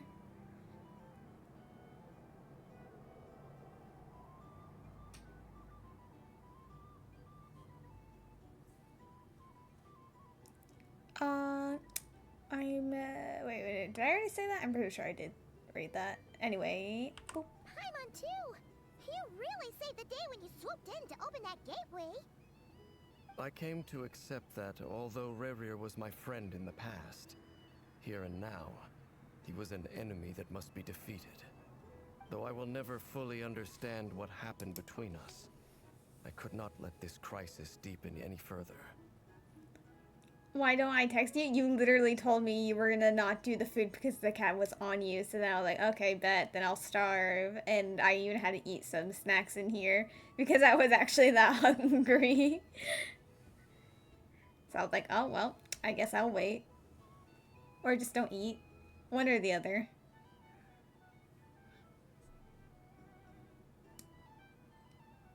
We fought a very necessary battle. And you played your part admirably. Oh, so how dare you smack me? Rude. Thank you. I know it was hard, but you'll get through this. Yeah. And if you ever need to talk, just remember, We're always here. I'll do that. Don't say bro. Also, I fear they kind of wanted to stick with the idea of like how they said like, oh yeah, we're gonna incorporate story quests into Archon quests, and they were able to do that seamlessly with Flynn's and Lauma, but that was because they ended up being the main focus. So when it came to Nefer, in the Archon quest, she ended up taking too big of a spotlight because the main focus was obviously Rerir. So then she took too much time and it felt out of place and out of tempo that they had to rush the ending of the act with Rerir to a really, really fast thing. And that's really disappointing considering how much they were like, oh, this is gonna be so hard. He actually cannot be beat, this guy. And then he was beaten like a minute. There was just like no real payoff to all the worrying that the characters did. You will text me when it's ready. How many tacos do I want? 5, I think. I was tempted to say 6, but like I'm pretty sure if I actually have 6, I'm not gonna finish it. So I think 5 is good. Also, bitch, close your eyes. Paimon, Shaking my head. Are you recovering? Didn't well? listen to Lauma. Much better. Thanks to a good rest. You're looking well too. Turns out that moon chanter has some real talent after all. My eyes were mostly recovered after just a couple days rest. You called me fried?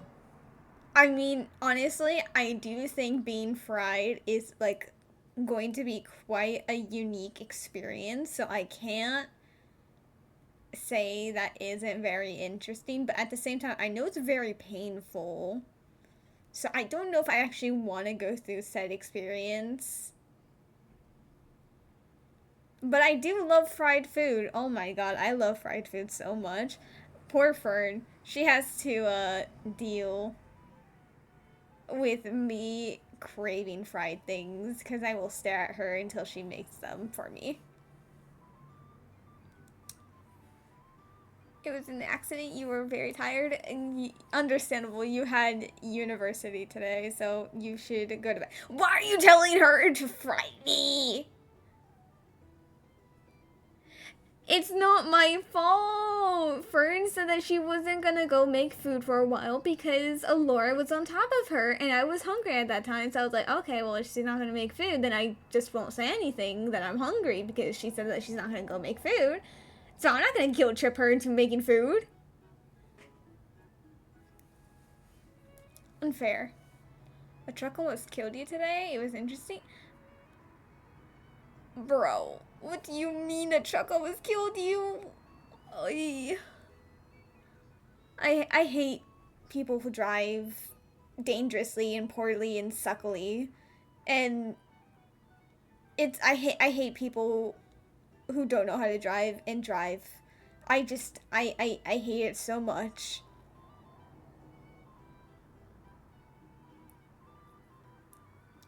It was an experience. It wanted your truck to be under their truck. Damn. You made a lot of eye contact? Crazy. That's actually like so crazy. That yeah, eye contact after nearly like obliterating you is insane. Also, girl, it was literally a day and a half since that day, which means your eyes should not be recovered at this point.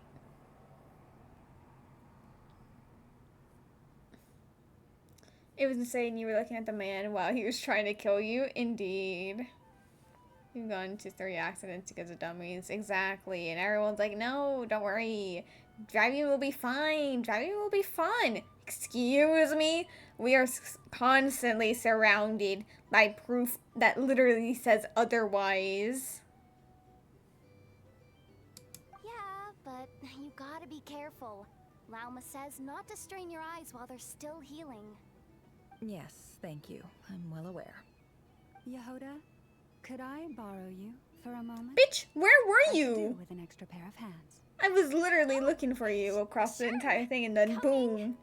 Did you hear that? I gotta go help Lauma for a second. You guys chat among yourselves. I'll grab us some drinks on the way back. Paimon, you still like 'em sweet? Driving is fun when stupid people don't go outside. I fear that is impossible. Where's the water? The water redeem and all sound redeems are not available when I'm doing a main quest because people will come in, not pay attention to what's going on in the main quest, and blare my ears out with a sound redeem, including water. And so therefore everyone has lost the rights to have them when I'm doing a main quest. On any other stream, it's fine, but any main quest of a game I'm doing does not get to have it. Do not do crying, Bobby. It is perfectly justified on why I have to do this. You bet. Make it extra sweet, because Paimon's earned it. Sure thing. How dare you? Trying to guilt trip me? Shaking my head.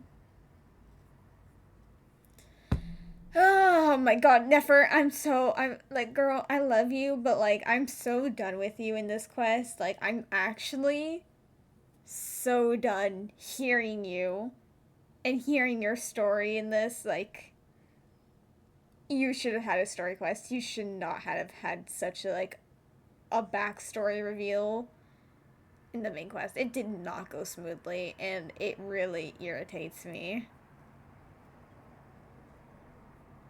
Let's play Minecraft. Crazy. We are gonna be playing Minecraft on Sunday and Monday, though, no? I mean, we could also be playing IDV that day. I don't know. It's up to you. Since you're the ones who are... Ow. Typically not free, so you get to choose on which game we're doing of those two. So... Yes, but more. Yes, but you need to eat and sleep. You are a very eepy ghost. Ketchup, you're so right. I'm gonna go downstairs and chug the bottle of ketchup I have in the fridge. Thank you for telling me to do that with the emote. The Raker of Solnari. Kind of a snake, don't you think? I was about to say, more of a wolf. The snake is actually like Dane's brother, but crazy traveler. How dare you? How dare you? Who needs that? Everyone. I mean, it probably has a bit of water. Exactly. No, definitely a snake. A poisonous one who spewed his venomous hatred everywhere. Hydration is Anyone hydration. who seeks revenge out of hatred for other people has become a snake. That's something my dad used to say. I guess he didn't like seeing people go down the path of vengeance. Perhaps. I'm sure it sounds like a very wise and open-hearted perspective to your ears. But me? I think hatred is a perfectly justifiable emotion. What else is left when everything you depended on in life gets stripped away? Something's gotta fuel that drive to keep on living. When I look at your life, I see a lot of things that you can depend on. If you're worried about me, you can nip that in the bud. I'm not someone who gets stuck in the past. I mean, you low-key did. Just, I suddenly feel like I was wrong to call my father a liar. He was just a fool. That's why the Academia turned their back on him, and why the other tribes ganged up on him. Oh, Father. How much better things could have been if you were a skilled liar.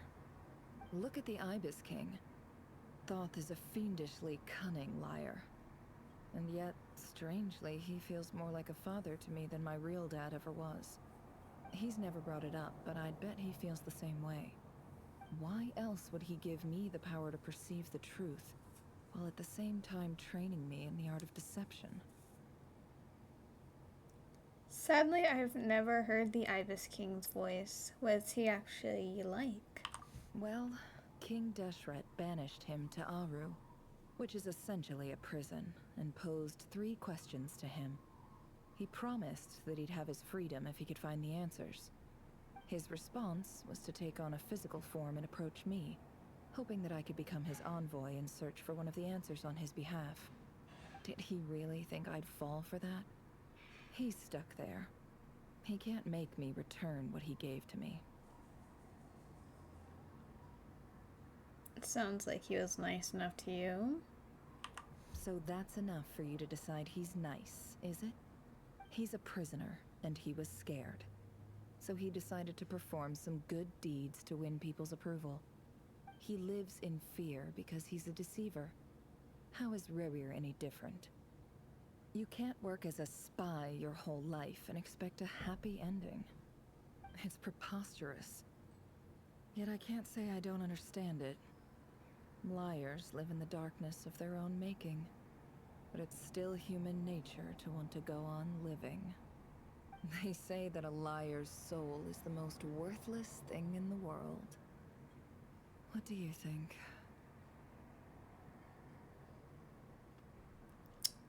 Nah, I feel there's more things worthless than that. I have to disagree.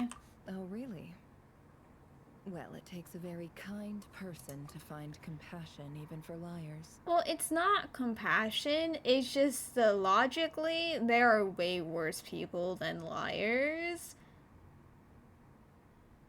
Which, there's nothing more to say. That you just know there's more people than liars that are horrible and realistically are more horrible than liars. So, not much to do with the compassion. If you ask me, the soul of a liar really is worth nothing, because all they care about is themselves. For example, when something good falls into my lap, I don't go sharing the news around. Stops other people trying to steal it from me.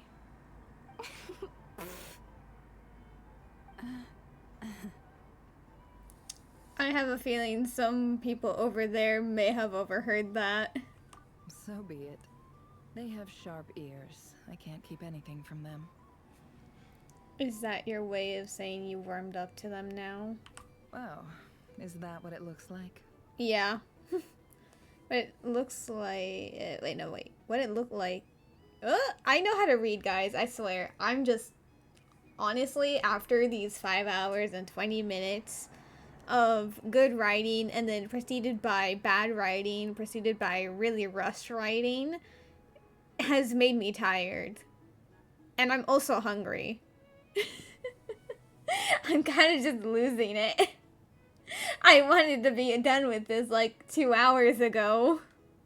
I thought I would be done by 3, at most 4 hours. Why is this taking 6 hours in and by itself? Anyway, what it looks like is you're starting to see us as your friends. Well, you all know my past now, and I can't simply eliminate everyone who knows too much. So I guess I just have to put up with you. For the foreseeable future, at least. When you find yourself in a situation you can't control, the safest play is to keep calm and start monitoring everyone involved like a hawk. In the intelligence world, you need to have a sense of perspective and play your hand accordingly. If you understand what's at stake, please ensure my secret is safe with you. I trust you'll respect my wishes as a friend. But don't forget, I will also be watching you like a hawk. Sure. Very good. Oh, wait! Now that the panic's over and we've all calmed down, Paimon suddenly remembered something. What is it? The chess set? After all that build-up, our mystery ally never showed up even once. Alice? Oh my god, you fucking... Oh?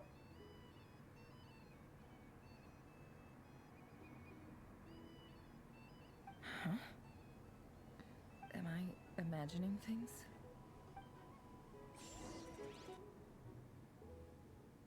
Wait. It's only up to Act 4, right? So, that close colleague who stayed behind with you? What's he been up to recently? No, this is just like an afterword. But that can't be Dottore, right? It's not Wander. I think it's with Alice, and they don't remember him. But Dottore, well, no, they would just mention him by name. No, it has to be him though, right? Don't know, don't care. I get more normal human interaction from hanging out with Bosco 2 than him. Oh damn, is this Bosco 2 because the Bosco 1 was obliterated by Rerir? Also, this is they're talking about Dottore, right? Right! Although, now you mention it, he hasn't bothered me in a while. I wonder if... If he's disappeared without a trace, it's the biggest gift he ever gave to the world. Speak. But I somehow doubt that's what's going on. He Listen. won't lie low forever. So we'd better stay on guard. He was watching, trying to learn more, shaking my head, probably.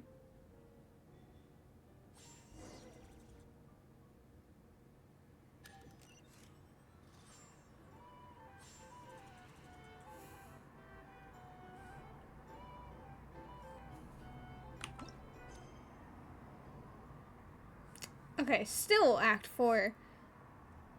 Why is this still Act 4? Did we not?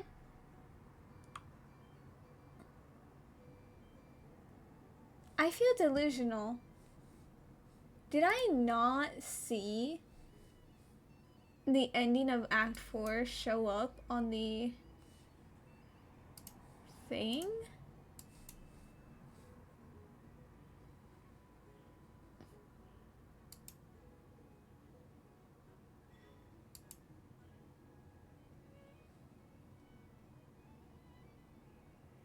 Yeah, Act 4 completed. Act 4 is not done. What the fuck? This is rigged.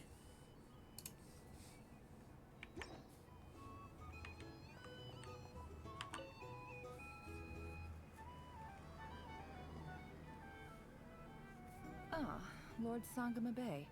How lovely to see you. I must thank you for the device you provided. It was an enormous help. Would I be right in thinking that it was developed by the Academia? Why come and ask me when you clearly know already? I mostly came to thank you. You didn't That's move. more like it. A little gratitude goes a long way with Lord Sangama Bay. Play your cards right, and you might even stand a chance of becoming my long-term supplier. The chance to work with such a kind and charitable investor as yourself would be a great honor for the Curatorium. Huh? Charitable? Who said anything about charity? First time hearing about it. Let's see. The first plot of land you purchased in Krai, your desert interests, and... Stop! What do you think you're doing? Exposing my investment history!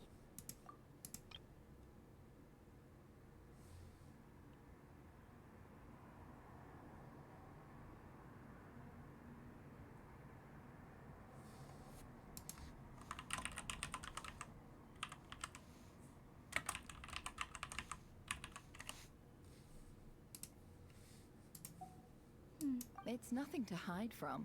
They're all perfectly legitimate investments. And some of the land you purchased was with the intent of building a sanctuary? Yes, I heard about that too. How did you... You're a curious case, Lord Sangama Bay. You don't like people finding out about your good deeds, do you? But I'm afraid no matter how hard you try to keep things under wraps, where there's a will, there's a way. You did it for Sumeru, didn't you? It was empty land that was gonna go to waste otherwise. I figured if I built something there, it might at least get some use in an emergency. Disasters are capricious things. They strike without any warning. I've lost family to a disaster before, and I don't want to lose any friends or business partners if I can help it. My elder sister used to dream of finding a sanctuary. Somewhere with plenty of food, water, and medicine. Where everyone could live happy lives. Why is the mic quality different? But also, crazy that they actually let her mention her, like, backstory and sister. Pokemon community game. You will know my wrath. Anyway, they let her mention it in, like, an official capacity besides her story in the menu. Crazy. It was something I looked into, but after discussing things with the Dendro Archon, I decided on a more effective strategy. The tech people handled the tech, and Moneybags provided the Mora. It just made the most sense. It's a pity that so few people know the truth about you. Everyone says that you view everything in terms of Mora, and all you care about is growing your own wealth. And this is the game's response to the hate Dory gets. So, what's the problem with that? Everyone wants to be rich. It's human nature. So yes, I love Mora, and it's nothing to be ashamed of. But surely you have dreams of your own beyond just making Mora. You don't get it, do you? My dream is to invest in other people's dreams.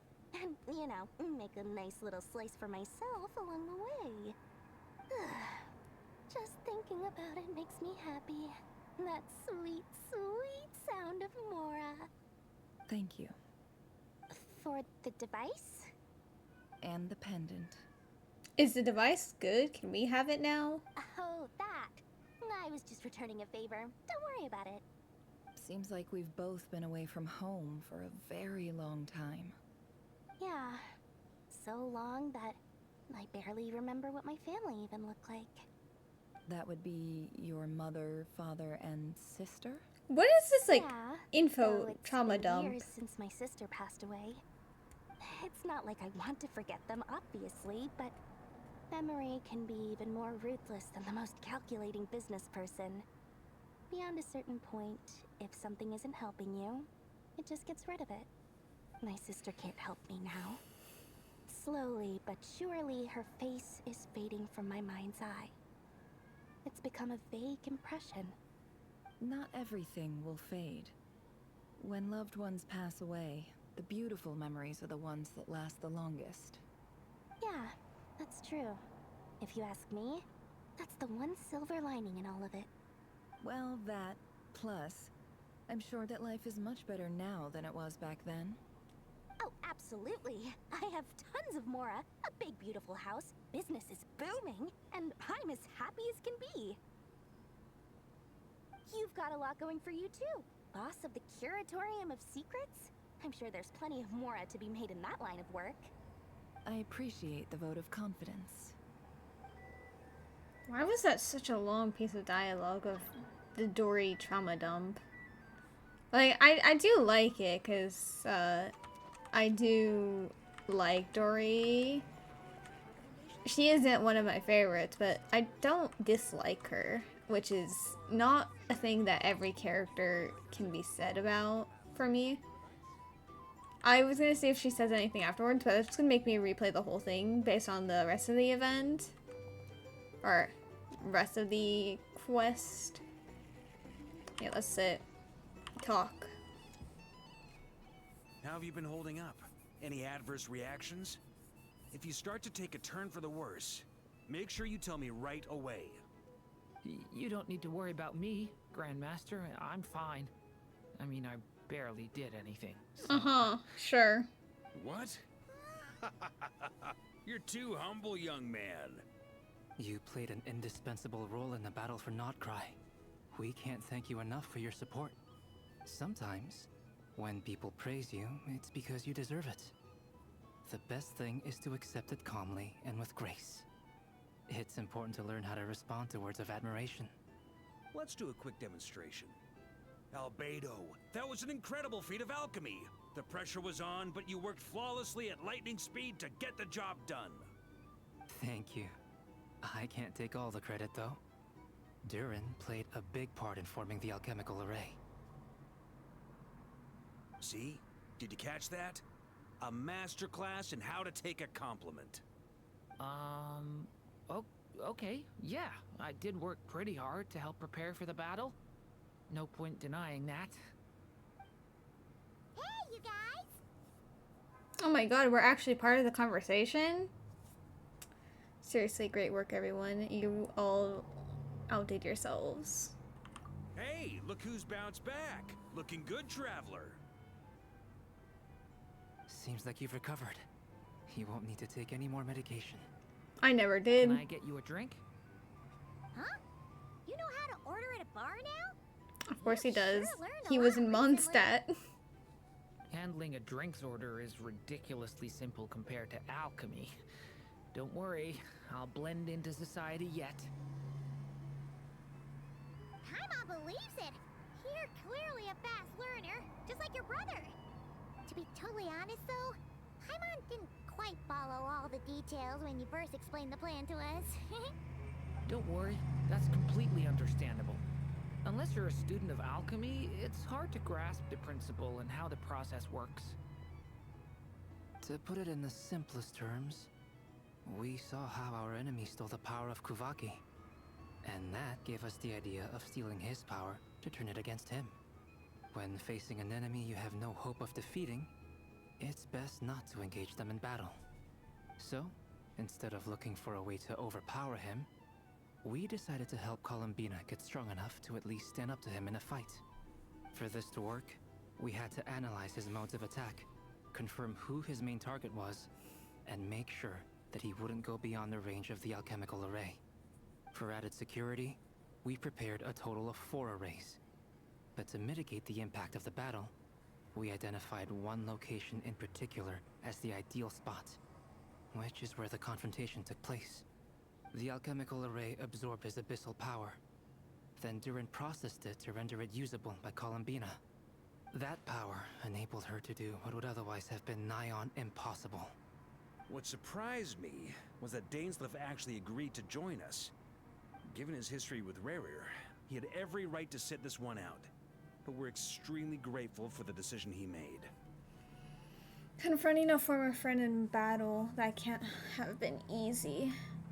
It must have been a painful choice to make. But I'm sure that making a decision was far better for him than staying in limbo. Absolutely. He was torn between 2 paths, but in the end, he made his choice and stuck to it resolutely. He doesn't strike me as the sort of person who'd stay trapped in limbo for long. Anyway, however you cut it, everyone gave a stellar performance. And now, it's time to kick back and celebrate.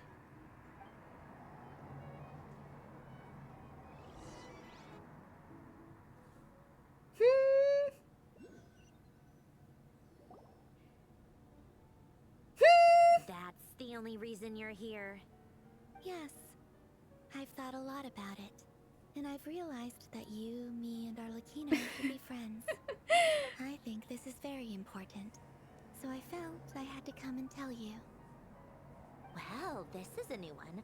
I'm so moved. I can't even hold my teacup. If that's all, you can leave now. Do you not want to be friends with me? Or is it that you prefer being co-workers? What is this, Columbina? Are you deliberately testing my patience threshold? Right now, my politeness module is active. But if you say another Puppet. word, I swear I'll shut it down. Please, I need to know your lore. I need to know if you have connections to the guy in Fontaine. Also, I guess with how they vaguely reference Dottore, I think that Dottore is actually going to be like the overall threat in the story rather than Rerir, which is, yeah, I mean, like it's been a long time coming, but at the same time, they rushed the Sinner ending. I mean, who knows? Maybe he'll come back because it was so fast, but at the same time, even if he comes back, it's kind of like if you cut Scoop or Sonar and Dispatch, it just was too rushed and didn't really fit. It wasn't written too well to get him to leave that quickly. If your politeness module was active, wouldn't you say the word please at some point? Exactly, call her out. Please see Lady Columbina to the door. Will you still invite me to your next tea party? What? Yes, I think you will. Bye-bye, dear Sandrone. Wait, not us also just coming over unannounced. Crazy. Catching up with a friend. Hope I'm not interrupting. Okay, no, but the friend part is more funny because Columbina just zoom. Last time, the Wild Hunt escorted you out. Would you rather I handled it myself this time? We just wanted to, see how you were doing now that it's all over. Which, like, also not to mention, I was, like, really expecting, like, Sandrone or Arlecchino to appear at some point. Because, Arlecchino had the moon of the iridescent one. I have the brilliant one or whatever. And, obviously, Columbina is the frost moon one. So it just had, like, the 3 powers of the moons. Or maybe that will be later, but, like, that will involve Arlecchino betraying Dottore if he is actually going to be the main villain. And also, Sandrone had quite some beef with Rerir, even if it was only one-sided. Like, the fact that there was nothing on that. But then again, if Rerir comes back, that's because Dottore makes him come back, so then that would also involve Sandrone betraying him. I mean, to be fair, I guess they don't have any loyalty to each other besides the mission to the Gnosis. But, like, oh no. Why? Out of concern for my safety? I hope you didn't seriously think that the Rahier of Solnari would be able to lay so much as a finger upon me. He literally left after destroying everything of yours. Mostly because you kind of helped us out, so we just wanted to check you were okay. Looks like all your robots are fixed, huh? I spy books and teacups on the table, which means afternoon tea. So we were interrupting after all. My bad. Oh, don't you worry about that. Tea time is already a write-off. The visitor before you managed to kill my appetite. Uh-huh. If you're in the mood for tea, go ahead and help yourself. Otherwise, it's going to waste. Yippee! We got invited! My coasters are still missing in action, though. Use this notebook instead. Crazy. Whoa! Pretty hefty notebook. Look at all those calculations. You can ignore those. They're just dumb scribblings. They're not. You're a genius. I doodle and write in my free time. Sometimes I remember the distant dreamlike past. Sometimes I imagine the far-flung future. Wait. Okay, 1, not the coasters still being there, even though she said the coasters are not there. 2, the distant dreamlike past. Is that because you remember your creation from Fontaine, from the guy, Alan, whatever his last name is? Please, I need your lore. I'm begging. And other times, I grit my teeth and note down all the crazy nonsense going on in the present. Journaling. Some people do the crosswords in the newspaper. This is my equivalent of that. Trying to predict the future is like daydreaming. And writing about the present just makes me furious. The past is my favorite. If nothing else, it's already set in stone, so I don't have to rack my brains trying to figure it all out. Well, this is awkward, because this is, like, the end of the act. Yeah, I still have to, like, very quickly run to get food.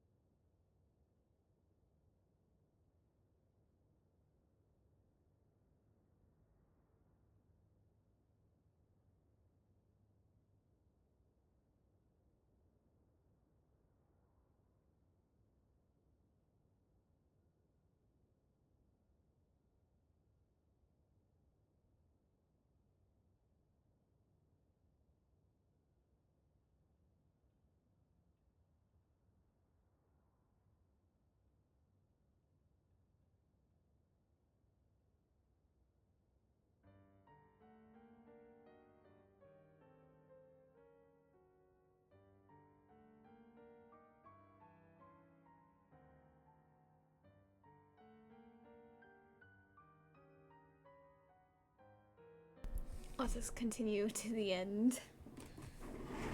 Oh yeah.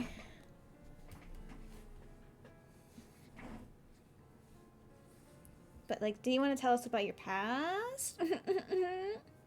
Huh.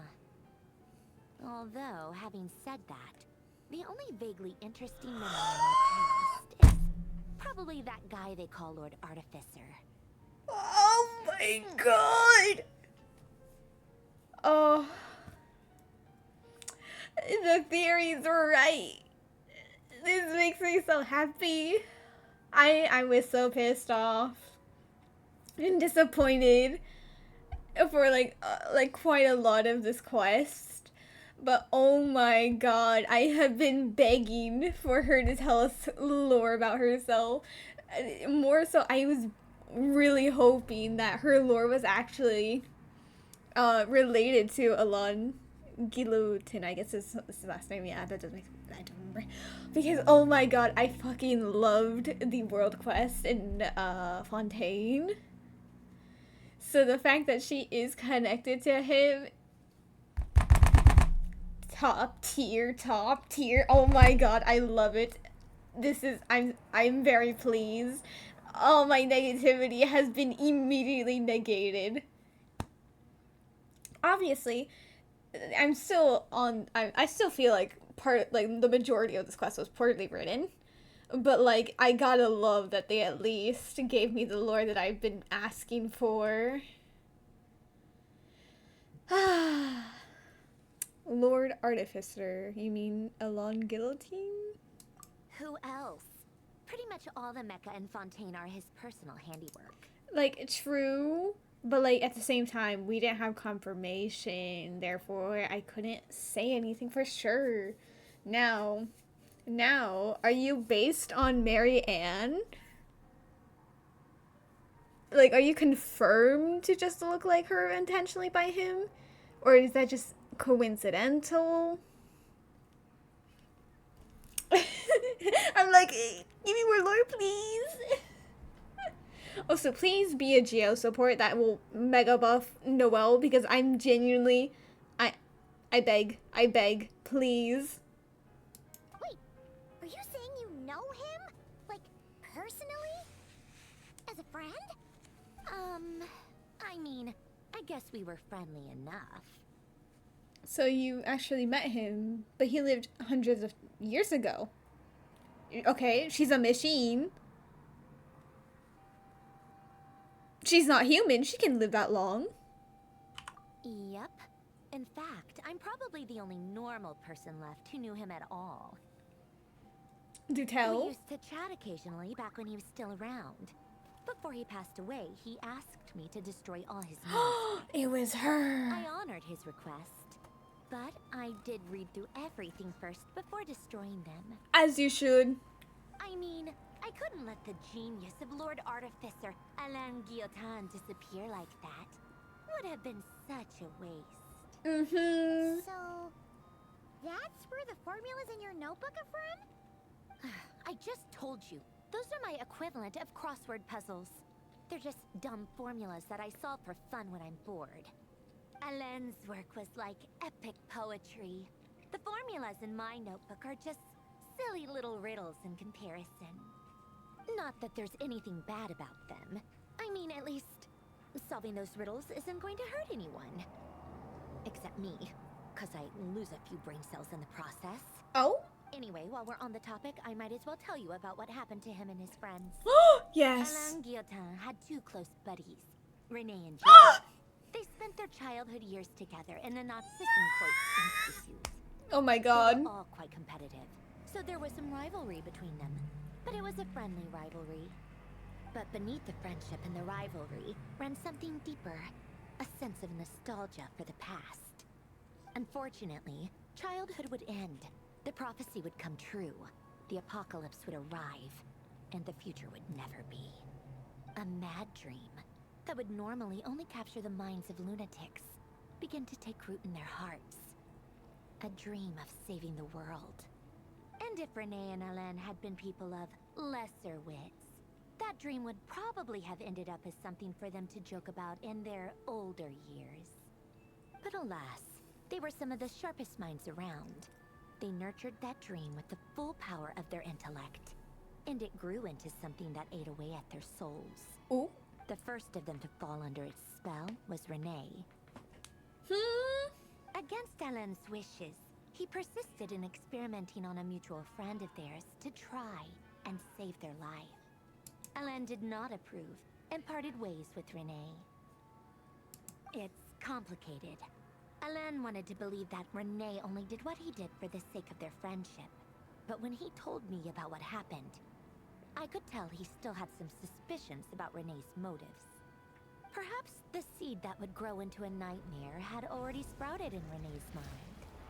Even then, the next time they met, Renee's soul had been completely engulfed by the dream of salvation.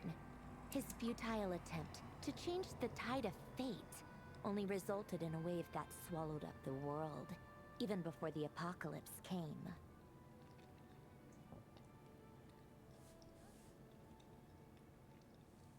I'm so curious. If you didn't do the world quest in Fontaine, is this basically like her telling you what happened in this? And then if you did it, this is kind of like, yeah, like giving some more fluid parts of what happened. Because regardless, I love it. I loved this world quest so much. And the fact that she is kind of connected to it, wonderful.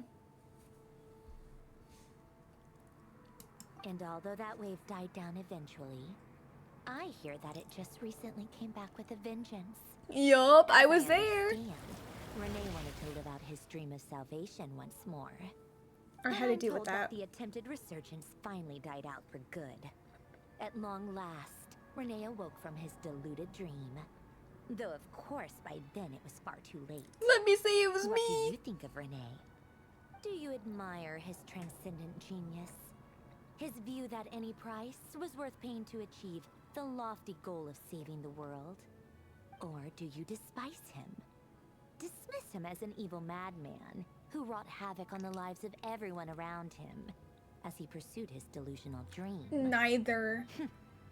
Same difference, really. Just a matter of perspective. It's a mix of both. Please, it cannot. This is a situation that is very much a gray situation. What a cop-out. But I suspect you'd have a more incisive and insightful answer if we dug into it further. What about you? What's your take on him? I don't like fanatics who give up their whole lives for their ideology. Nor do I like fools who let their delusions take control. Maybe I could understand if Renee had just been an ordinary person. But he had a sage-like intellect. And still managed to get himself lost in the labyrinth of his own desires. Anyway, that's enough about Renee. Now, moving on to Alain Guillotin, the Lord Artificer. He managed to put a stop to the first storm whipped up by Renee. But after that, Alain lost his friends and family. To his credit, I suppose, the loss of his family and friends was purely a tragic accident. It's not like Alain sacrificed them for his cause or anything. After that, the only thing supporting his work was the same dream that had dragged his closest friend down to the abyss. But although the desire to save Fontaine drove him to found the Fontaine Research Institute, Alain continued to reject any form of transcendental knowledge or power. He was suspicious and fearful of it, having seen the way it had affected his closest friend. I think that formulas and machines derived solely from human intellect were the only thing that gave him a sense of spiritual comfort. Yet Alain's intellect was simply too great. It barely left him space to breathe in his lifetime. Once he realized that the end of his life was approaching, he finally accepted the truth. The Nazissenkreuz Institute needed someone, and a human being, to see its story through to the end. He quit working on his formulas, trading them in for the fairy tales that had played such a formative role in his childhood. but which he barely touched in his adult life. He told me that the director of the Kreuz Institute used to read those fairy tales to the children as bedtime stories. Apparently, they worked wonders at sending kids off to sleep. I think that all he wanted at that time in his life was to be able to sleep deeply without being plagued by depression. By that point, nothing else really mattered. At the very end, he laid down to rest in the ruins of the former Kreuz Institute orphanage, while the Fontaine Research Institute he had founded continued tirelessly with its work. Many years after that, tensions over competing dreams would once again cause a rift, this time between members of the Fontaine Research Institute. But the actions of those fools had nothing at all to do with Alain. And that is the story of two people from the Kreuz Institute who both wanted to save the world. One went all in on his fantasy of salvation without ever looking back, and ended up calmly sinking to the bottom of the deepest sea. The other sought desperately to burn bright in his life, even though he wasn't sure where he was going. I do sometimes wonder, why is it that people like them have such grand hopes of saving the world? Even the grandest tree starts as a tiny seed. So perhaps, for each of them, their mission to save the world began with a very simple desire: to save themselves. I don't even realize when it switched the music to be like the one in Fontaine. And I think this might be the one that is in the order room, the meeting room of the institution, in the order. Which, like, I missed the quest. It was a good one. They were young children with friends and family who mattered to them, desires to explore the meaning of life, ambitions to have a successful career. They didn't want to see all of that taken away in one fell swoop. Or maybe they just wanted to find something to anchor themselves within the chaos, to stop them getting quietly swept away by the storms of life. But instead, the search for their own salvation took them down the rocky road laid out by fate.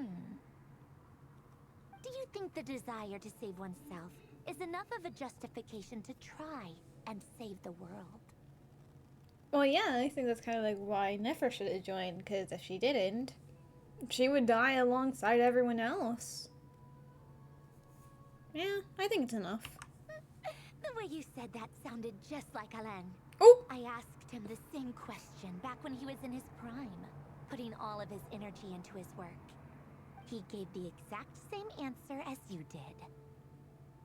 No elaboration, just a quick short answer before getting right back to his work. He was always that way. All right, tea time's over. No! No! I owe Arlecchino a favor for telling me these stories. I'll have to bring a whole sack of gifts and More extend my tea visit to the House time. of the Hearth. Please! I'm gonna go tinker with Polonia now. You guys can do whatever you want, as long as it doesn't involve interrupting me. No! Polonia, exit hibernation mode. Begin diagnostics. Wait, that means when she told us, or told Polonia to escort Columbina, he was in hibernation mode and wouldn't have done it. Which makes sense, he didn't move. But funny.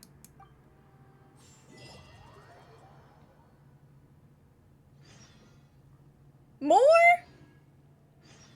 Oh no, okay, that's the, not the Archon quest. Okay. We finished Act 3 after 6 hours when it should have taken, or no, Act 4 after 6 hours when it should have taken us only 3 hours. We don't talk about how it ended up taking me like twice the amount of time to finish it, because no one ever knows the answer. It's just how it is. Fuck, I'm so happy about the, little lore drop that we got for the Fontaine, like for Sandrone, and, the fact that she explained or told us more about the Fontaine world quest, because I loved that world quest so much. I'm still so disappointed that they removed the tower in the middle for completing it. That's stupid. It should have been the opposite way. Let me have the tower in my world. It's too empty there now. But oh, I love that lore drop. But the main story itself was kind of poorly written. Like, the beginning part was amazing, but then when they made it much more of Nefer's story quest, it kind of lost its appeal because it changed the tempo of the quest to something completely different, and it was kind of awkward, and it didn't feel good, and it didn't go seamlessly. Thank you for completing. So I will me. Oh, that's why, because this was the world quest that didn't fucking fit in the story. But point is, since it took so long to do her part, they didn't have much time to actually do the ending part for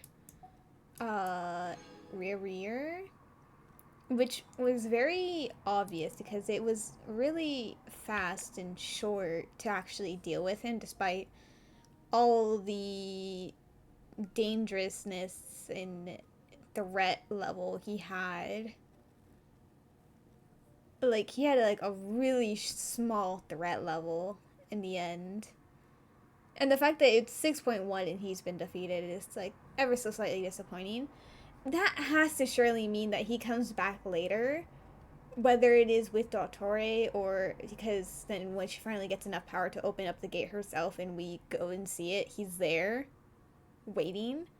But even if that's the case, and he comes back in one of those ways or a different one that I haven't thought of, they still did it, like, they wrote it really fast and really rushed. It didn't fit well. Like, they could have still done that ending, but not have it been so, like, so rushed, because it was very bad. And I know what they were doing, like, oh yeah, it's only Nefer and Traveler there, but like Hydro Traveler genuinely cannot be a good support in any aspect, and Nefer's damage genuinely heavily relies on having Bloom consistently, which with Hydro Traveler is not consistently, and having Lauma, which is the only reason why she does big numbers.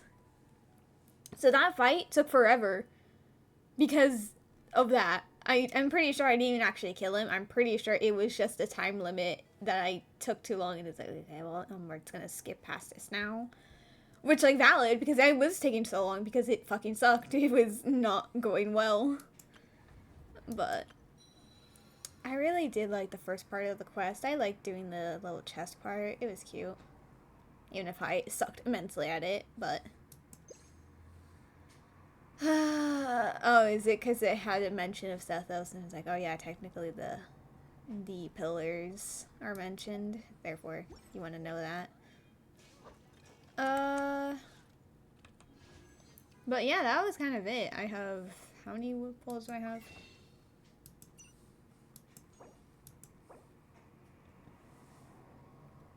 $276 poles.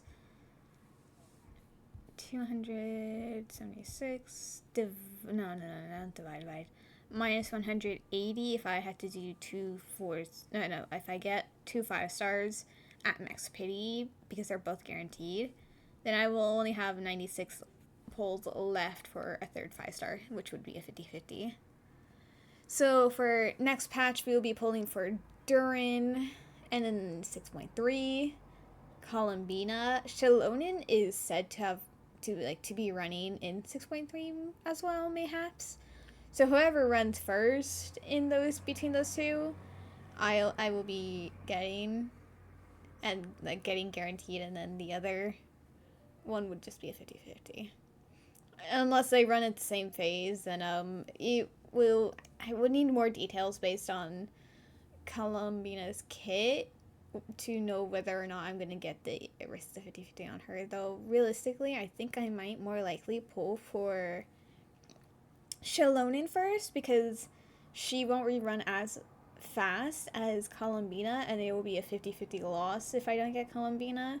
Therefore, I will have some time to get more pulls to get Columbina when she very quickly gets her rerun, since she will be a new character at that time and is the Archon equivalent. So single pull. We have no 4-star pity, so it is white tassel. No, black tassel. Okay. Still, one of the tassels, they're fine. It's not bad. What is this? Oh, it's because I walked by the other thing. Please. But yeah, that's kind of it for me today. Yeah. What is this? In my mail. Varessa, this is not the time. I don't care. This is your birthday. Move. Audio. Silence. Achievements.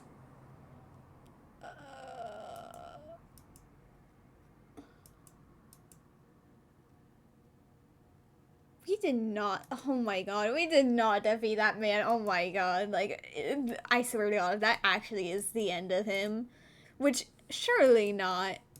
I will be crashing out immensely, but god, did I love that Sandrone lore and the Fontaine quest lore. Oh, wonderful.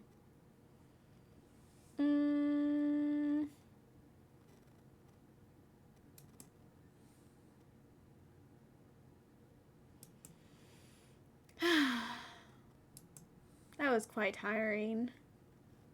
As much as I loved that little lore drop, the fact that it technically said quest over and it had us go through so much dialogue was crazy.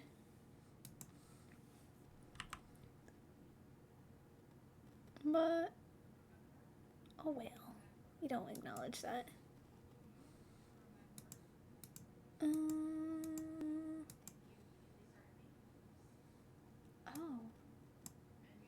It makes a lot more sense, honestly. Okay.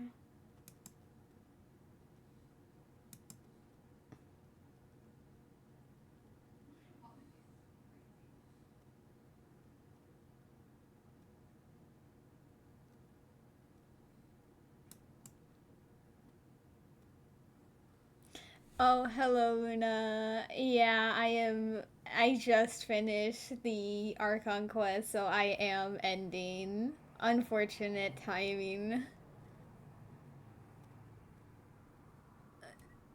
I was seeing if I was gonna rating one, but I fear not, for my brain has melted through the endless dialogue that I just sat through. Very unfortunate timing.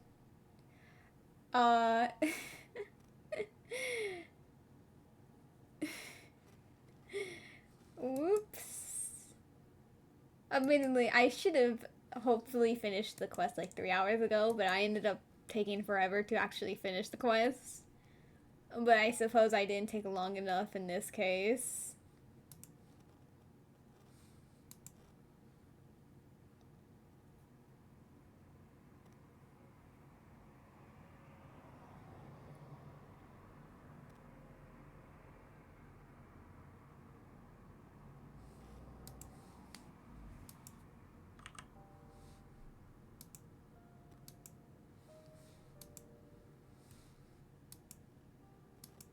Let me see, when am I streaming next?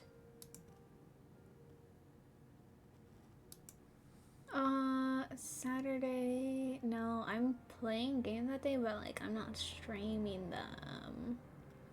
Sunday and Monday are free for me, so I can play with, so I can do things with a real life friend those days. Thursday, I might do, what's it called? The Sumeru event that's currently going on. Because I am very much wanting to do that quest or an event. So I might do it that day. I need music, please. Let me think. Be ever so slightly quieter, please. Let me see. Maybe on Wednesday I'll have to do Awuwa's second part of the main quest and events, because Thursday will be the day of the reset. Next patch.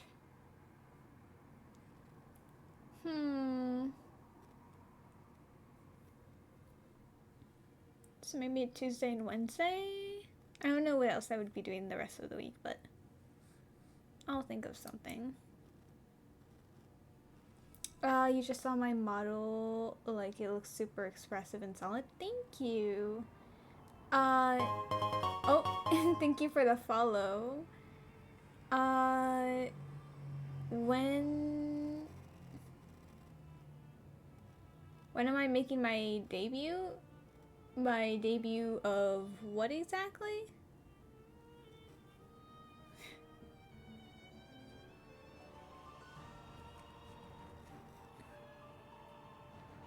Cause I'm not really making I'm not making a new model anytime soon, so there wouldn't be a need to do a debut for something. Oh, possibly a live 2D. Ah, I see. Honestly, I like VTubers and live 2D models and all, but I quite like my normal PNG tubers. I do quite prefer doing it just a PNG tuber. But I do, yeah, no, I'll probably just stick with that because I do think it fits me a bit more than a VTuber would.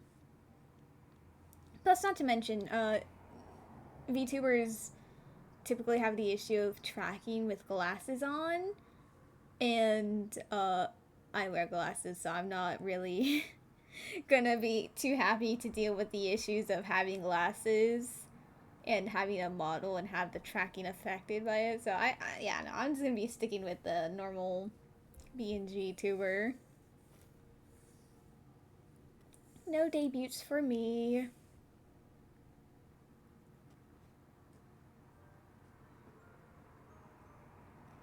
Is there anything upcoming besides a stream that I'm gonna be doing? I don't think so. I had like, I know I have plans on streams, and then I just kind of completely forgot them. It's the aftermath of doing 6 hours of a stream of a quest with no pauses. But yes, thank you everyone for being here and for looking for chatting and all. Hopefully you guys have a good rest of your day, and bye-bye.